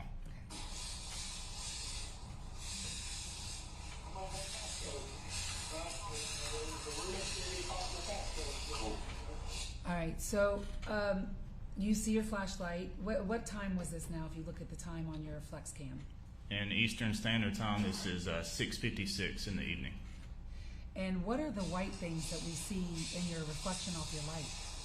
Dust, bugs, just stuff. Things that are in the woods? Yes. So you locate the phone, and then who ends up collecting that phone? Daniela Stewart with the GBI and Sergeant Saunders. So how long were you at the scene the day Laken Riley was murdered? Roughly 8.5 hours, I'd say. And at some point, when you left, where did you go? We were on the way back to the police station when Captain Graham received a call. In the vehicle was Captain Graham, Sergeant Saunders, and myself. He received a call from someone at ACCPD in reference to one of their officers locating a jacket at the I refer to it as the Argo Apartments, located at 2085 South Millage Avenue. One of their officers had found a jacket that they wanted us to look at.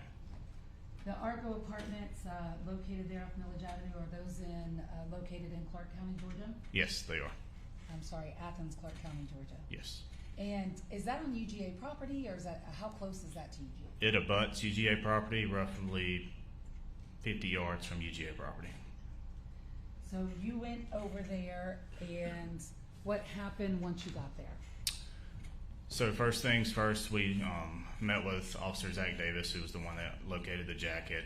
We kind of got a brief from him, what he had noticed inside the recycling dumpster. I tried to look in through the slit. I could not see anything inside the dumpster, so I climbed over the side of the dumpster to get a look at the jacket. And after I made those observations, I agreed that we needed to collect it. And once I jumped back off of the dumpster, I was kind of looking in the area for anything else that stood out to me. And when I turned to my right, I saw a video camera that was looking at me at one of the neighboring apartments. What did you do after you saw the video camera? I went and talked to the resident who lived in that apartment. Did the resident allow you in? Yes. And what's his name for the record? Edwin Edelinsky. Could you spell his last name for Madam Court Reporter, please? Edelinsky. When he allowed you in, what did you ask, and what did you do while you were in his apartment? I asked him if it was his apartment and if he knew if the video camera was working that was facing towards the dumpster. He said that it was. Yeah. Don't tell me what he said, but did he allow you to look at his video? Yes, he did. And did you look at his video? I did. From apartment B32? Yes. And did you collect video from apartment B32? I did. And I'm going to then show you what's been marked for identification purposes as State's Exhibit 173. Do you recognize that?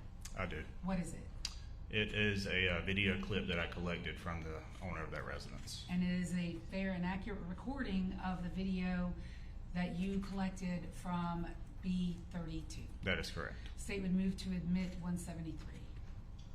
Any objection to 173? Judge, can I have just a second with the counsel? Yes.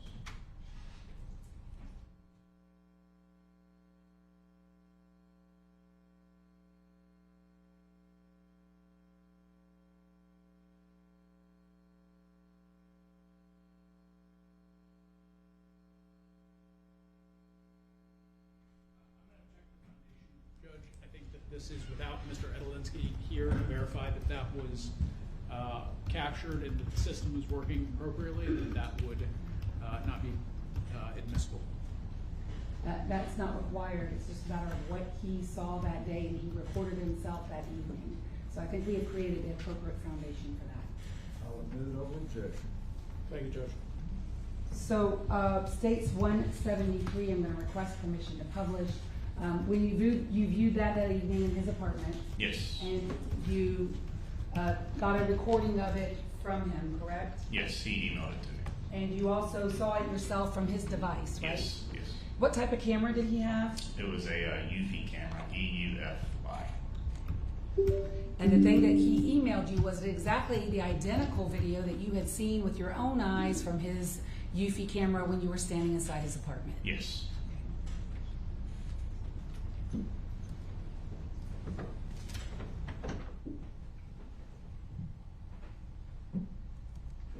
That's the wrong clip. Oh, sorry.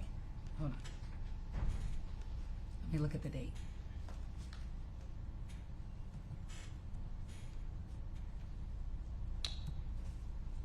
Oh, wait, these are the wrong ones. Yeah. Sorry. Is it the one in the middle? It's a different Oh, flash the different drive. one. Hold on, Yep. just 1 minute. It says, guys. You obtained a lot of UFI video Yes, from I did. this one that I just showed then, which is 173. Just tell us what UFI clips these are. These are video clips of two Hispanic males that Sophia and Lily saw the day of the murder on the 22nd. And you obtained those as well in the same manner? Yes, I did. Hold on just 1 moment. We're missing a thumb drive. I can't read your handwriting. You may have heard upstairs. Is that, say 124? Yeah, that's not it. So where does that leave us with 173? We're still going to it with that and maybe come around a little later. Okay, so you're withdrawing 173. No, I still want the 173 and that part of 173 as well. There were several UV clips, so I'll get into explain which clips these are. Okay. And may we have Let me make sure I understand. All of 173 came from that apartment camera that was focused on That's correct. All of 173 came from apartment UFI camera from B32. Okay. It's just that he got several different days and different clips from that day from B32, and this one is just a different one than the one that I am looking for with the thumb drive that we cannot find right now. So 1 moment, Your Honor, because it's got to be in there somewhere. Judge, while we're here, I know that the state's looking to admit this. We have the same objection to this, which is that Officer Norris cannot independently verify that the system that was capturing these videos was working appropriately, and thus it's all hearsay. He doesn't know. He's not able to lay that foundation. Well, how is it different from a homeowner that comes in and then retrieves a recording that wasn't there to see it? It's unlike a photograph where people take a photograph and you ask about a foundation, about them being able to testify that it accurately depicts the scene at the time. I don't know what the difference would be. I think it's less about the accuracy of the scene itself, which no one could testify to who didn't actually see it themselves. It's whether or not the video that is captured, it's the same way of any other surveillance video in a bar or a gas station, anything like that, that the owner and the operator of that system has to be able to testify that the system itself was working appropriately when the recording was made in order to lay the foundation for the video showing it is an actual video of what it's supposed to be. And so that's what the objection is, Judge. That is absolutely not true under Georgia law. Georgia law has a statute that is aimed exactly at videos like this, and I will pull it up if I can get my computer to come up, that talks about the authentication of videos that are self-recording, like rings, like UFI, like body cam, like dash cam. And the state has made the appropriate foundation, or has met the appropriate foundation for this type of video in this case. And it's still admitted. And we're still turning here, but I need 1 moment, y'all. We have misplaced one thumb drive, and I really do need to go find it real quick. May we take a 5-minute break? Yes. It is We have about 27 thumb drives at this point, and I cannot read his handwriting, so I need to find it briefly. Would it help to see you step down? Yes, may he step down as well, but it might be in our office as well. So let me, if I could. You want me to send the jury back to the jury room while we do this? Can we take a 5-minute break for the jury? And I will see you if I can come up.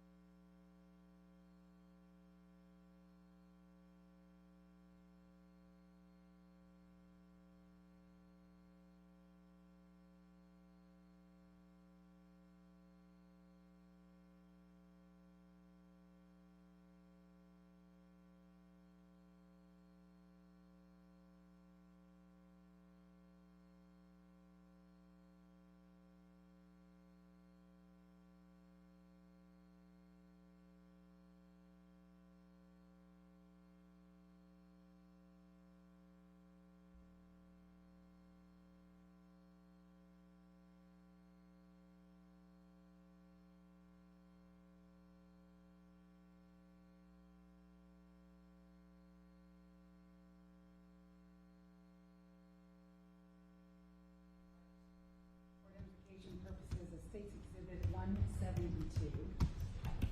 Do you recognize that exhibit as well? I do. What is it? This is a flash drive. I put multiple videos on, including the video that you were looking for. Okay, including the UPB 32 video Yes. that we were just talking about. Yes, that's What correct. what other videos are also on this thumb drive? There are also some videos from a Ring camera that was also within the apartment complex. And then what resident did you obtain the Ring cameras from, videos? Bethany Paisley, What is her apartment number? Delta 124. How did you obtain those videos from Bethany Paisley? We had one initial video that was collected from Bethany on the 23rd by one of our captains. I went back a few days later and obtained the rest of the videos that her Ring camera captured during the time period. All right. And did you obtain those videos in the same way that you did the B-32, meaning you showed up at her residence, you had access to her camera, and you looked at it yourself, and then you recorded them? That's correct.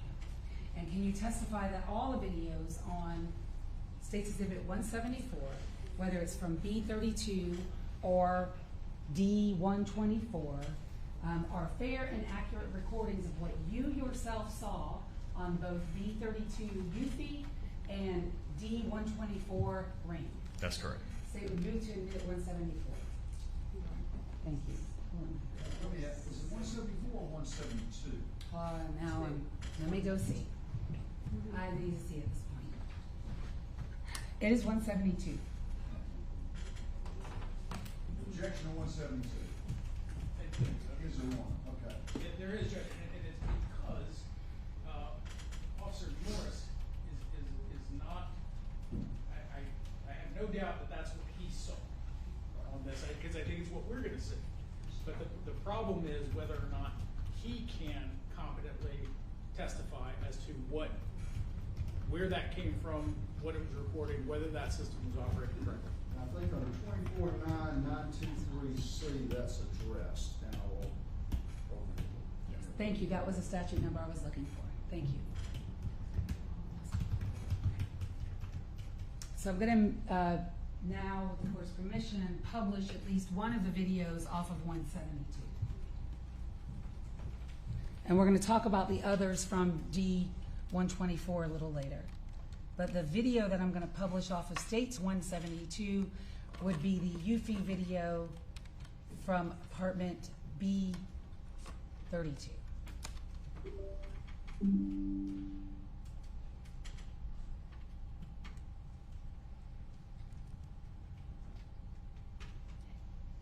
First of all, as I'm publishing that first video, and there are 3 videos on States 172 for the record, this is the first video on that thumb drive. Do you see the dumpster that you were at that night in States Exhibit 172 in this video? I do. Can you please point to it for the court using a pointer? There's a pointer right in front of you. This? No. It's old school. Oh, yes. Okay. In the center of the screen? Yes. Do you see in the UFI video a date and time at the top? I do, yes. What is the date and what is the time? February 22nd, 2024 at 09:43 in the morning.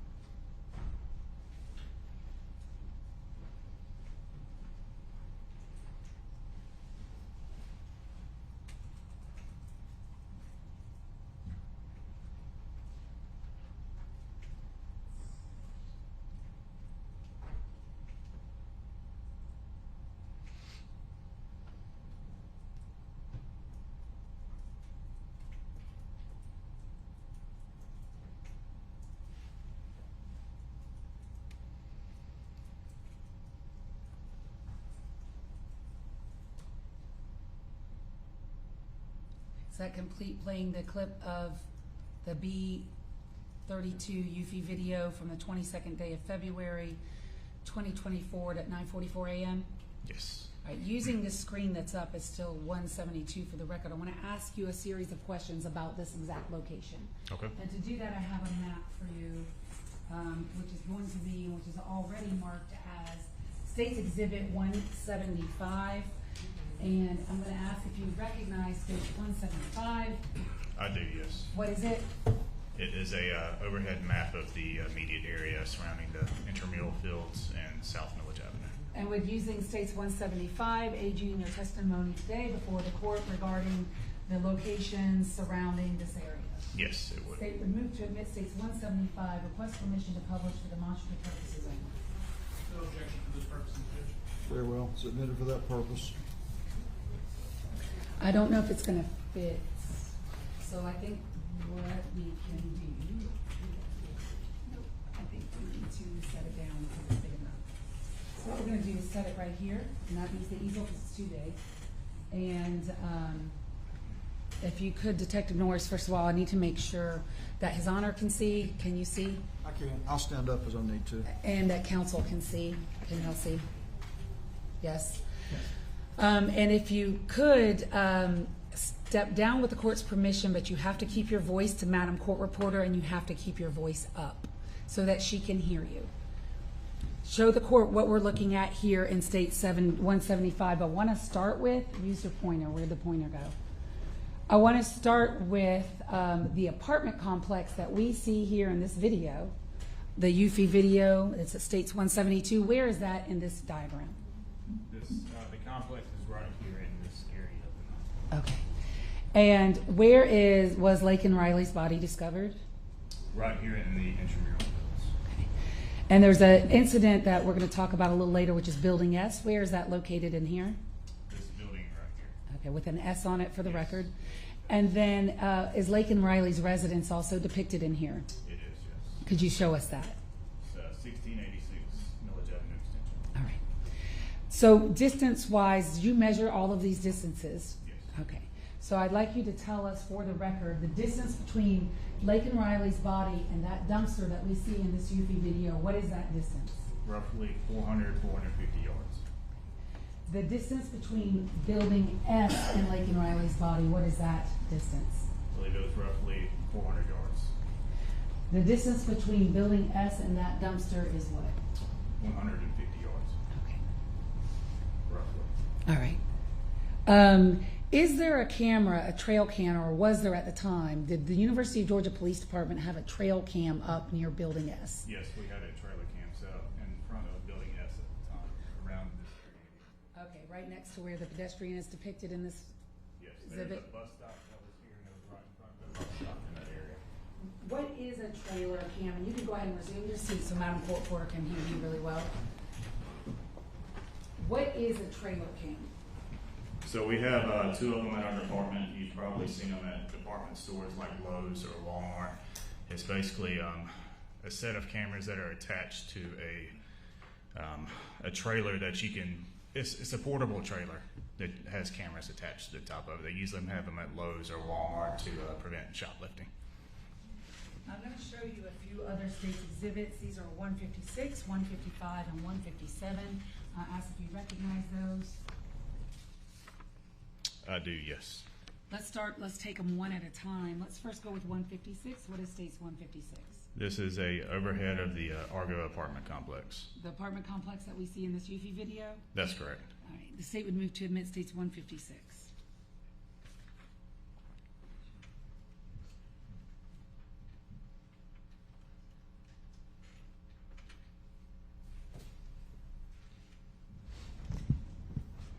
State would move to admit 156. No objection. 156 is admitted. While I'm up here, 155, what is that? This is an overhead of the intramural fields, specifically the Oconee Forest Park area. State would move to admit 155. No objection to any of those. All right, and then the state would move to admit 157 as well. All right, they're admitted without objection. I want to first start with 155 or 156. Would the court be able to over.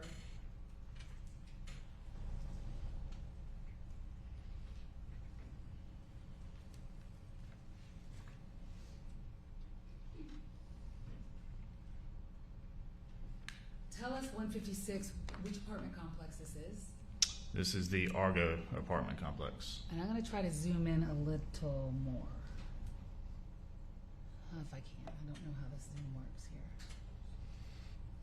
No. Anyway, in this exhibit 156, can you see the dumpster that we had seen in the prior UFI video? Can't really see the dumpster, but you can see the concrete pad that it sits on, yes. Okay, can you point that out for the court? It is between building B and C here. This white area is the concrete pad that the dumpster is sitting at. How many different buildings are in this apartment complex? 5. Okay. And what are their numbers or letters? Excuse me. It is A through E. Do you did you eventually learn in this case where Jose Ibarra was living at this time? Yes. Where was he living? Delta 126. So show us building D in this video, or in this photograph. This is the one labeled D right here in the top of the picture. Okay, and before I go back to the UFI video, well, in the UFI video, we see the individual dump the jacket and then walk towards the bushes and then walk away. Yes. In what direction was that person walking? Walking towards building E in the northeast area of the dumpster. Okay. Would that be towards building D? Yes. Building D is also in that direction. All right. Are there cut-throughs, or sometimes called cuts, between the apartment complex and the road that we see on the edge of 156? Yes, there are 2 main cut-throughs. Tell us, first of all, what is the road that we see? Millage Avenue Extension. Okay. Is that the same road that Laken Riley lived on? Yes. All right. How do you get from the apartment complex onto Millage Avenue Extension? The easiest way would be through one of the 2 cut-throughs. Show us the cut-throughs. The first one is between building C and D. Right here, there's a little cut-through area here. And then the second is between B and C where the dumpster is. That's another cut-through. Where's building S in this photograph, and what direction? It's up here. All right, at the very top? Yes. All right, thank you. And when I say building S, I mean building S at the University of Georgia Housing. Yes. All right, thank you. States Exhibit. Oh, I'm going to go on that for a minute. I want to go to Building D. So you said that he lived in D126. Yes. Did you meet the neighbors, his neighbors, at D125 and 124? I did, yes. Will you tell the court when you met them, how you met them? I met them on February 26th. That is when I met Bethany Paisley, the resident of 124, and I gathered her ring video. That was captured on the 21st, the 22nd, and the 23rd. And then I also met with the resident of 125. He also had a camera that captured photographs in the window of his apartment. So I also met with him and obtained some photos from him. Did you obtain those photos from him in the same manner in which you obtained the ring video and the UFI video? Yes. Did you stand in his apartment, look at the camera, and take the photos? Yes. I'll get to the photos in a minute. The UFI video that we just saw, was it sent to the GBI Cyber Center for enhancement? It was, yes. And is there one image that they were able to do is enhance it and slow down parts of that video? Yes. Okay. Your Honor, if you could toggle back over, I'm going back to 172. Okay.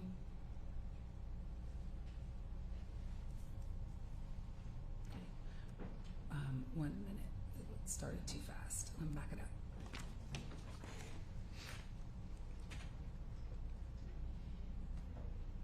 What are we looking at here in 172?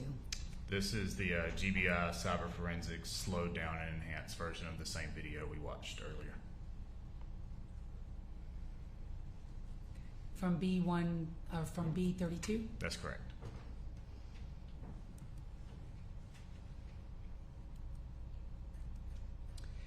So going back to States 172, you had a folder in there, ring videos from D124. Yes. That would be the neighbor, Bethany, that you've already told us about. I'm going to publish some of her videos, but I'm going to do it one at a time. So this ring.com video, do you see the date and time in the corner of it? I do, yes. And could you please tell us that for the record? February 22nd, 2024 at 10:21 a.m. And that is Eastern Standard Time.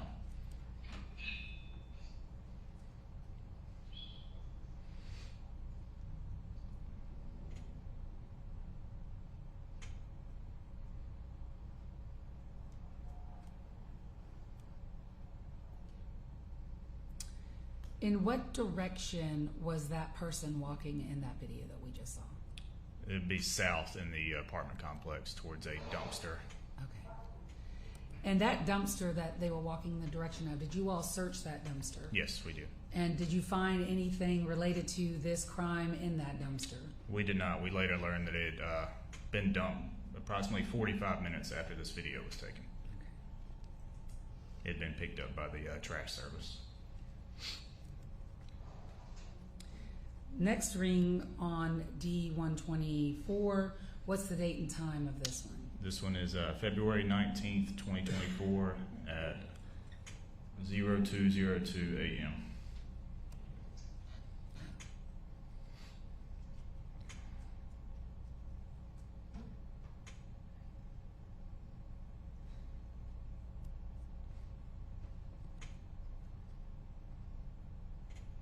And this is what, the next video, what is this date?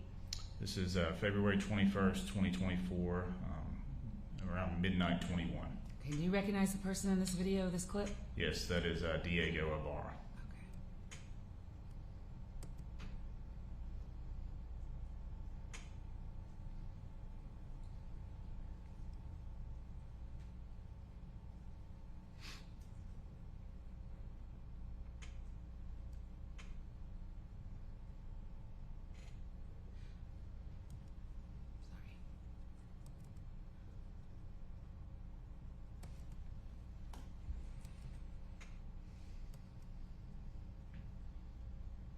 The next one, I'm going to pause it real quick while it's running.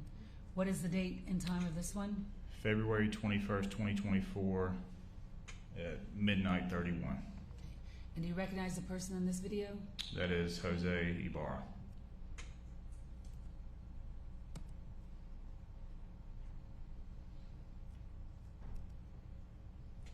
And that is Diego Ibarra.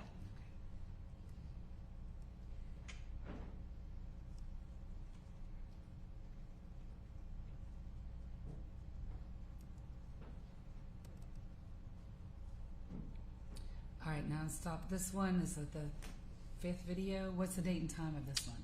February 21st, 2024 at 7:02 p.m. All right, do you see the shirt in that video? I do, yes. And have you seen that shirt before? Yes, I have. And where did you see that shirt? This is the shirt that Jose Ibarra was wearing in the B-32 video that captured him discarding the jacket in the dumpster. Is he also wearing a hat in this video? Yes, he is. And what type of hat is it? It is a flat bill style hat. And stopping the next video, what's the date and time of this one? February 21st, 2024 at 9:04 p.m. What is in his hand? I believe it's a cell phone. And does he have a bag on in this video? Yes, a crossbody sling bag. Okay, can you point that bag out for the court, please? This bag is right here across his body. And in your investigation into this case and the searches that you all conducted, did you ever find that bag? We did not. The shirt that he's wearing in this video, did you ever find that shirt? We did not.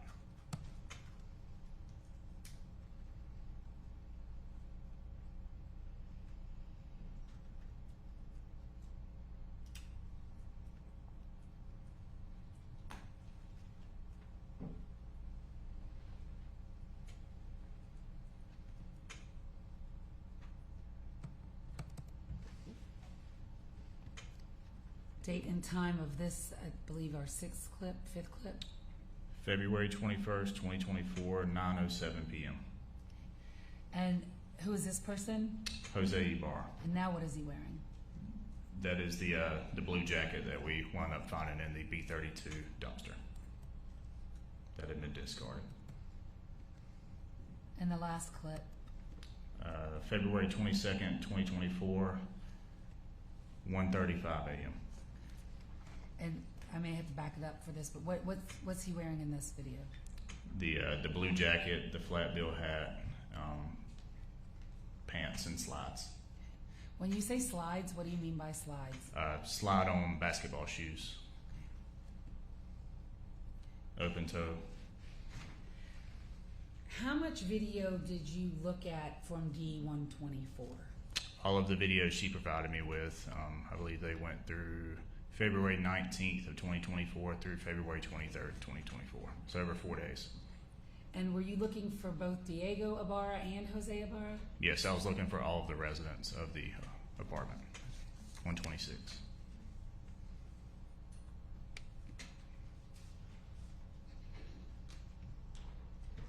You said that also the neighbors at 125 had a camera as well. Yes, that's correct.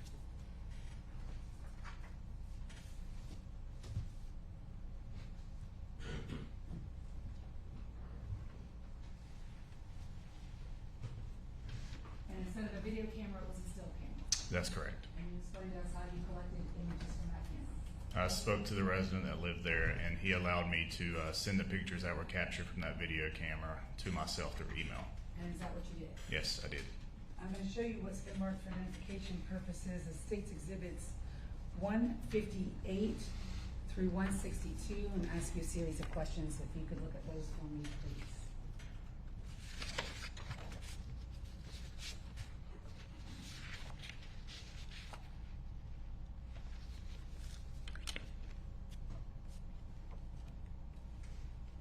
Do you recognize those items? I do, yes. What are they? These are the some of the photos that I gathered from the resident of 125. And are they fair and accurate depictions of the photos that you collected that day from the resident? Yes. State would move to admit 158 through 165? 62. Subject to the same objection, but I think there's a foundational problem here. I'll admit it over objection. And may I publish? Yes. Could you please toggle back over, Your Honor?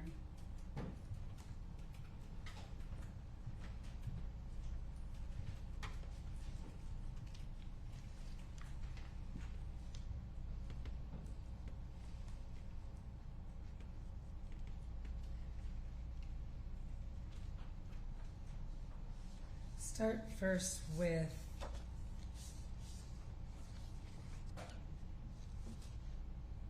$162. It's stuck. Why is it stuck?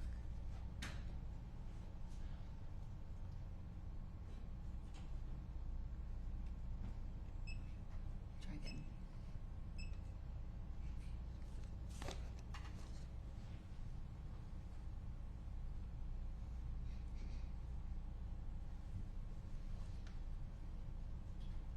I think it's warming up.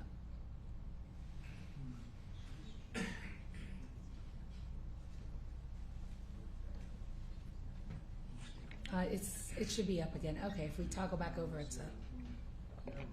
It should be working. Great. What is 162? This is a picture that depicts Jose Ibarra without the bag that I saw him with 3 minutes prior in the ring video.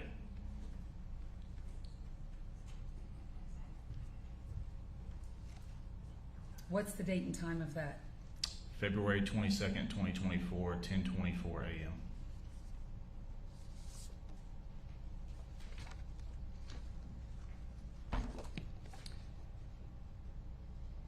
$159. Does this depict, and what's the date and time?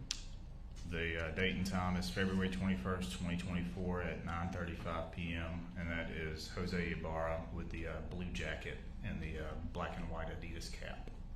So unlike the ring footage from D124, the still photos are actually in color. Yes, you can actually see the colors of the images. And do these color images line up timestamp wise with the Ring doorbell video or the Ring video? It's not Yes, doorbell. they do. Okay. So, State's Exhibit 160, date and time? February 21st, 2024, 11:44 p.m. What is depicted in that photo? That is Jose Ibarra wearing the gray and black T-shirt with the crossbody sling bag. 161. February 22nd, 2024, 1:34 a.m. And that is Jose Ibarra with the sling bag and the blue jacket, which you can't see his face in this one, but it lines up with the Ring video that was captured at 1:35. Okay, so if you look at the Ring video at the same time and compare the same, Yes, you can see the face. because he is walking in that direction. And 158. February 21st, 2024, 7:08 p.m. And that is Jose Ibarra carrying the blue jacket the same way he was carrying it in the B-32 video.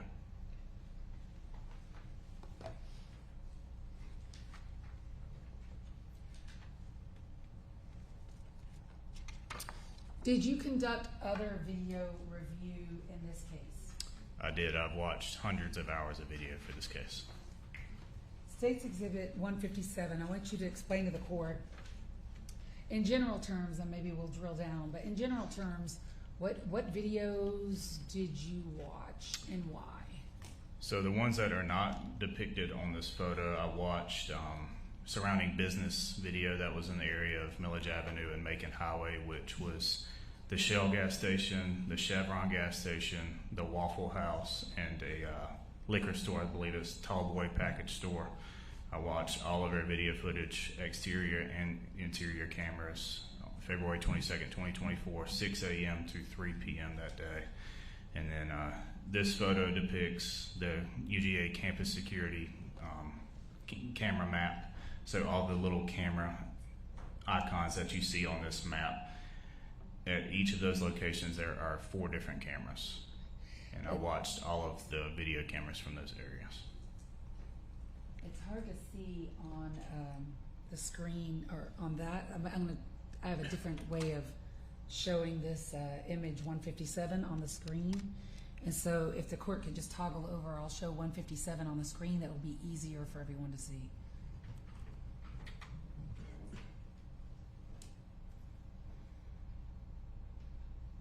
There we go. Is that also 157, just a little easier to see? Yes, it's just the digital file. All right, so if you could use the digital file of 157, it's easier to see, and show the court where are all the cameras in and around the intramural fields that you looked at. This first camera here is Millage Avenue Extension by University Village. We have 3 buildings here, T, U, and V, so it kind of watches these buildings as well as the crossing this intersection here. Okay, hold on a second. I'll have to do this in phases because the whole image can't be picked up. Go ahead. This camera here is located at East Campus Road at Rogers Road. I'm going to have to move your microphone because it's hard to hear you. I think Madam Court Reporter's having a hard time hearing you. Yes. So if you could keep your voice up. Yep. So this the second camera is at East Campus Road and Rogers Road. There's 4 camera angles at that location. Okay. Next camera. This is located at East Campus Road at Agriculture Drive. Okay. This one is East Campus Road at College Station Road. This one is College Station Road at River Road. And then we also have cameras set up in the intramural fields in the parking deck. And there's one more camera that was cut off because of the digital file. Yeah, the trailer camera that I mentioned earlier, this is where it was located at in front of Building S on UGA property. So you watched how much video from all of these cameras that we see in States 157? All of these cameras we downloaded that morning, 6 a.m. to 1 p.m. I've watched the majority of these cameras. One other detective helped me watch 2 or 3 of them, but I watched most of the video from these cameras. Okay. And the other detective that watched the other ones is named? Sergeant Rabu. Okay. Sophie Rabu? Yes. All right. So between the 2 of you, you watched from 6 a.m. to 1 p.m. on what day? February 22nd, 2024. Okay. If you could have a seat, please. And in watching and looking at all of the cameras that you saw that day, we'll talk about the trailer cam separately with Detective Rabu. But did you ever see Diego Ibarra? I did not. And other than the trailer cam that we're going to talk about with Detective Robu, did you see Jose Ibarra beyond that camera? Yes. Okay. We have a...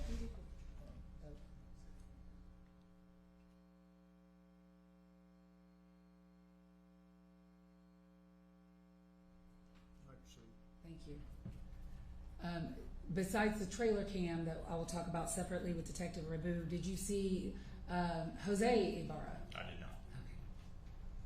And did you also look between 6 a.m. and 1 p.m. for any other people who might have been suspicious, may have been up to no good? Yes, that was the main point of the... Okay. And did you investigate and follow up any of the things of interest for you from all of that camera review? Yes.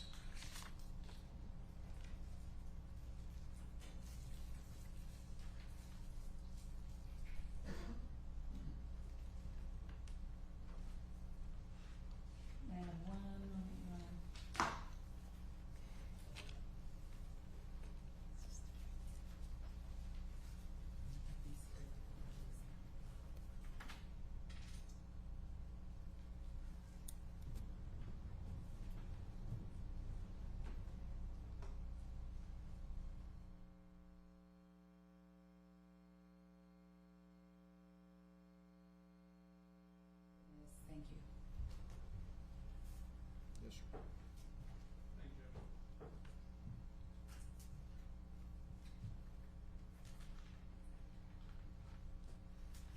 Good afternoon, Detective Hey, Mr. Norris. Yes, sir. Okay.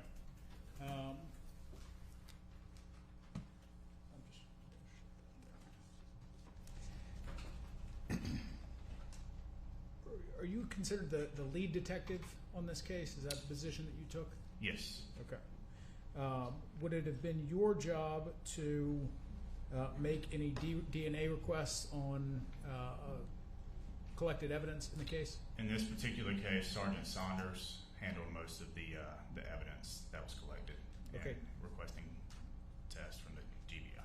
Did you make any requests? I did not. Okay.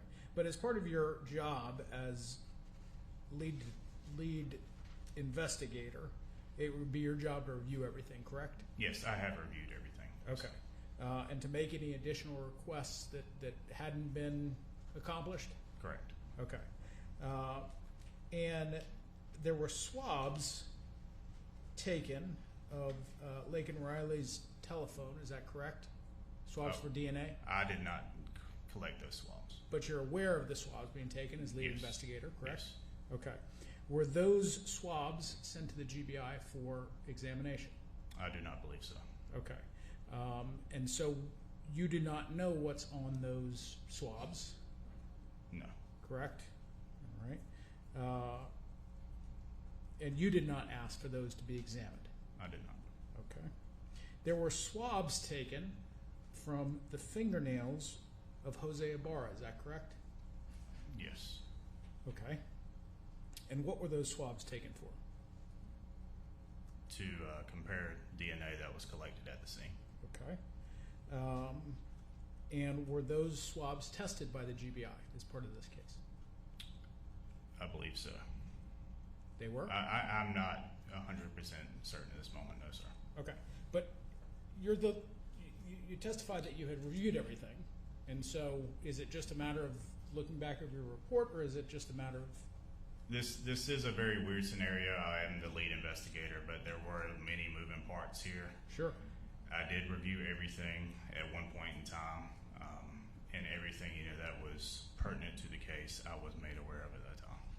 Okay. I can't recall every single test that was done by the GBI and what those tests, what the results of those tests were. Okay. You don't personally recall ever requesting or reviewing any results from the swabbings of the fingernails of Jose Ibarra? I have reviewed them at one point in time, yes, sir. Okay. All right. And do you know who did those swabbings? No, sir, I did not. Okay. And do you know who tested those swabbings? No, sir, I did not. And do you know what those results were? No, sir. So you don't know if they were positive for Laken Riley's DNA or not? I do not know, sir. That would certainly be an important fact to remember, wouldn't it? Yes. Okay, and that would certainly be something as lead investigator that you would remember, correct? That's correct. Is it possible that these weren't tested? It is possible. Okay. I do not recall all of the tests that were done. There were a magnitude of tests that were done in this case. Certainly it would be something to remember, right? Sure. Okay. As to these videos,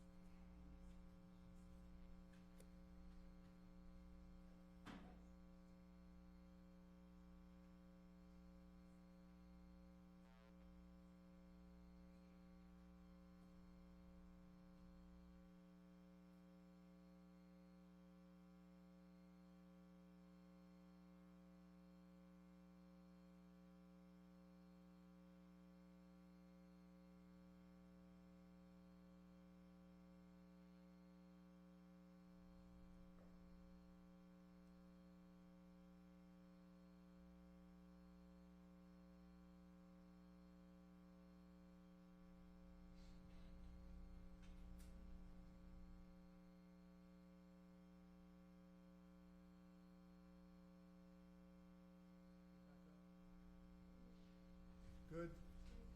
Okay. okay, sorry,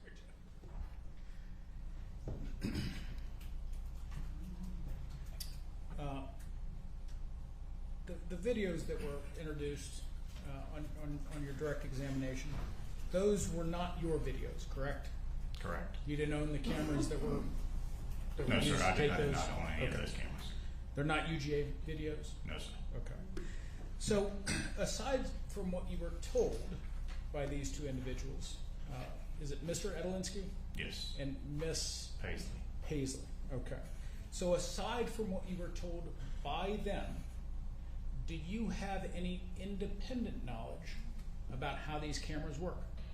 I have met with Mr. Edelinsky and Miss Paisley. I cannot explain to you exactly how those cameras work. Okay. That would have to be something that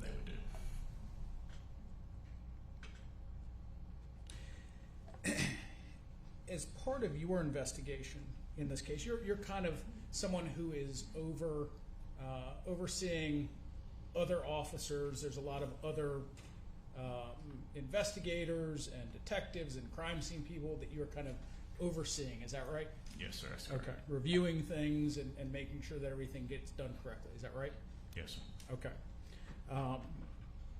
And so you're not doing a lot of the actual investigation in this case, but you're helping out where you can and you're doing your part, but there's a lot of things that are that you're kind of overseeing. Correct. There were a lot of moving parts in this investigation. Okay. You did do some investigation into the use of Jose Ibarra's phone, did you not? Yes, I did. Okay. And as part of that investigation, you came to learn that it was not just Mr. Ibarra who was using that phone. Is that right? I learned that in October of 2023 it was possible that someone else was using that phone. That's correct. Okay. And in fact, 2 or 3 other individuals. Is that right? 2 that I know of. Yes. 2 other individuals. Yes, besides Jose. Yes. Okay. And that was for.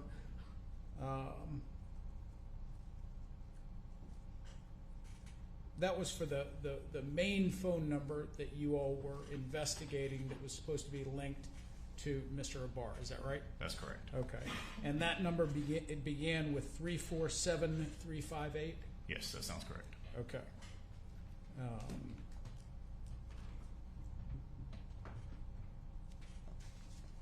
Judge, can I have just another question?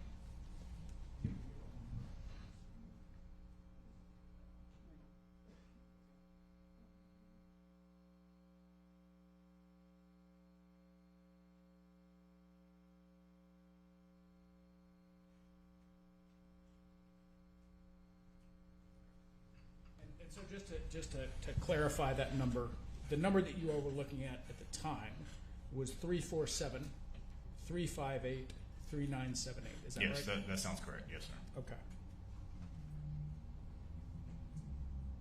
That's all the questions I have, Judge. October of 2023 is how much prior to the murder of Laken Riley? That'd be 4 months prior.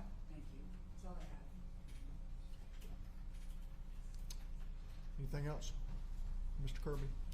Judge, nothing right now. Okay, well. Can he be excused? Essentially, actually, I'd asked to hold him for a potential rebuttal for just whatever comes down the road. Okay. So I'm just going to ask that he still abide by, well, no one invoked the rule, but I have told all my witnesses to abide by the rule of sequestration. Okay. You may step down and take instructions from whoever brought you here. Yes, sir. Thank you, Judge. Right. We'll stop for today. My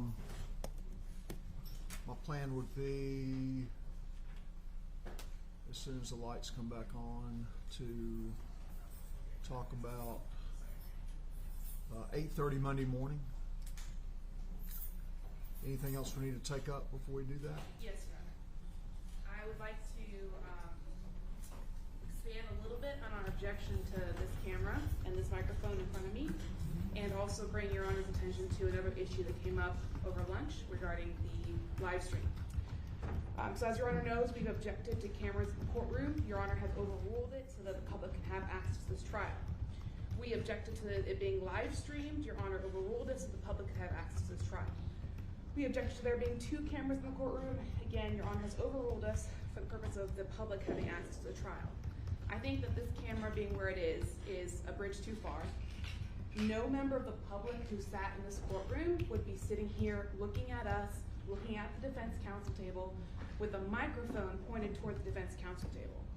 Your Honor asked us to let you know if it was intrusive. I can tell you it was. I myself was personally distracted multiple times when it moved. And also we were... So I just didn't understand what you just said. Sorry. Your Honor asked if it was intrusive, and it was. I myself was distracted multiple times when it moved. It's on some sort of automatic things. It will, when we stand up, it will swivel, or someone will turn it. But it is distracting. There's a microphone pointed towards our table. That microphone, I've been told, is live. I do not think we need to have this camera here. No one, like I said, no one in the public is going to have this shot if they were watching. That's something that Your Honor would have, and the bailiff, and that's it. And it does discourage, in some ways, some consultation with Mr. Ibarra. It discourages consultation among the attorneys. I know Your Honor was kind of stuck because that's how it was set up today. I'm just asking, when we reset the courtroom for Monday, if we could either take it down or at least remove the mic. You know, this isn't about giving the news the best media shot of Mr. Ibarra at all times. That's not what the purpose of having the courtroom open to the public is. They should get the same view that anyone who is in here watching the trial should get, which is from the galley. And then the second thing I want to tell Your Honor is that, I mean, part of the problem with having live mics and live streams is that even if the media are trying their very best to honor Your Honor's instructions, there are mistakes. And so I wanted to report to Your Honor that one such mistake happened over the lunch break. Our colleague was reviewing the live stream and noticed that the first photo of Laken Riley when she's down at the crime scene made it onto the live stream. And I just give that as an example for, you know, this idea that they can be so quick on the draw of cutting out the live stream and cutting off the mics is a fiction. If you would slow down for just a minute. Sorry. The photo that made it onto the live stream, was it her that when she was found? Yes, Your Honor. Okay. I wasn't clear to me. Was that actually the video? I can't hear Steve. I didn't hear Mr. Wilson's questions. All I can tell you is that our colleague said the very first photo of Miss Riley that they showed at the crime scene made it onto the live stream such that she was able to watch it. Can I ask, do you know if it was a photograph or a video? I believe it was a photo. It was one of the crime scene photos that was put on the Elmo and then made it to the live stream.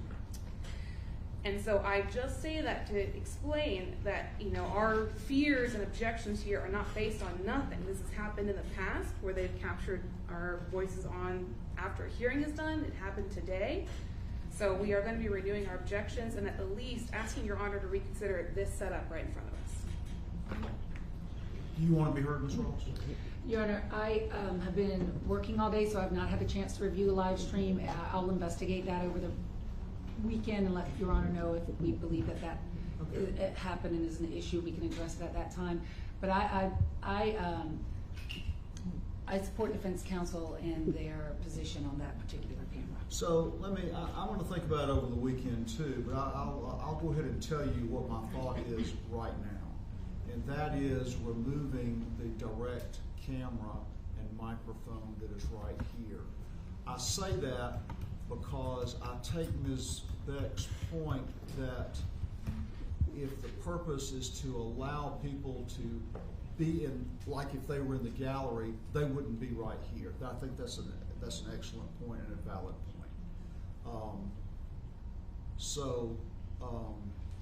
Someone would have to convince me, and I'm not asking anybody to stand up and try to convince me, I would have to be convinced some way that that is necessary over and above what you have, the one camera that takes everybody in.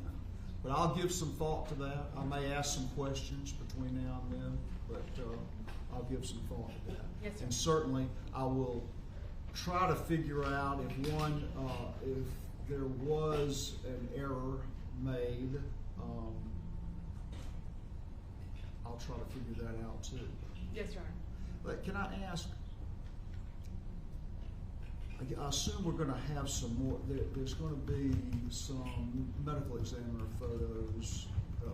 Is that going to be, can you say at this point, is that going to be the extent of that sort of evidence? There are probably just a few more stray photos regarding her clothing, the positioning of her clothing. There are still shots that were made from Maxwell's body cam, but other than that, in the medical examiner, that should be it. Yes, sir. All right. Anything else? Only to say that the state has submitted a list of witnesses who don't want to be filmed. We have not yet consulted with the defense witnesses, so we'd like to have the opportunity to send that list if we have any, but no objection to the state's request on those witnesses. All right. 8:30 Monday. Thank you. Ladies and gentlemen, if y'all can wait just a moment.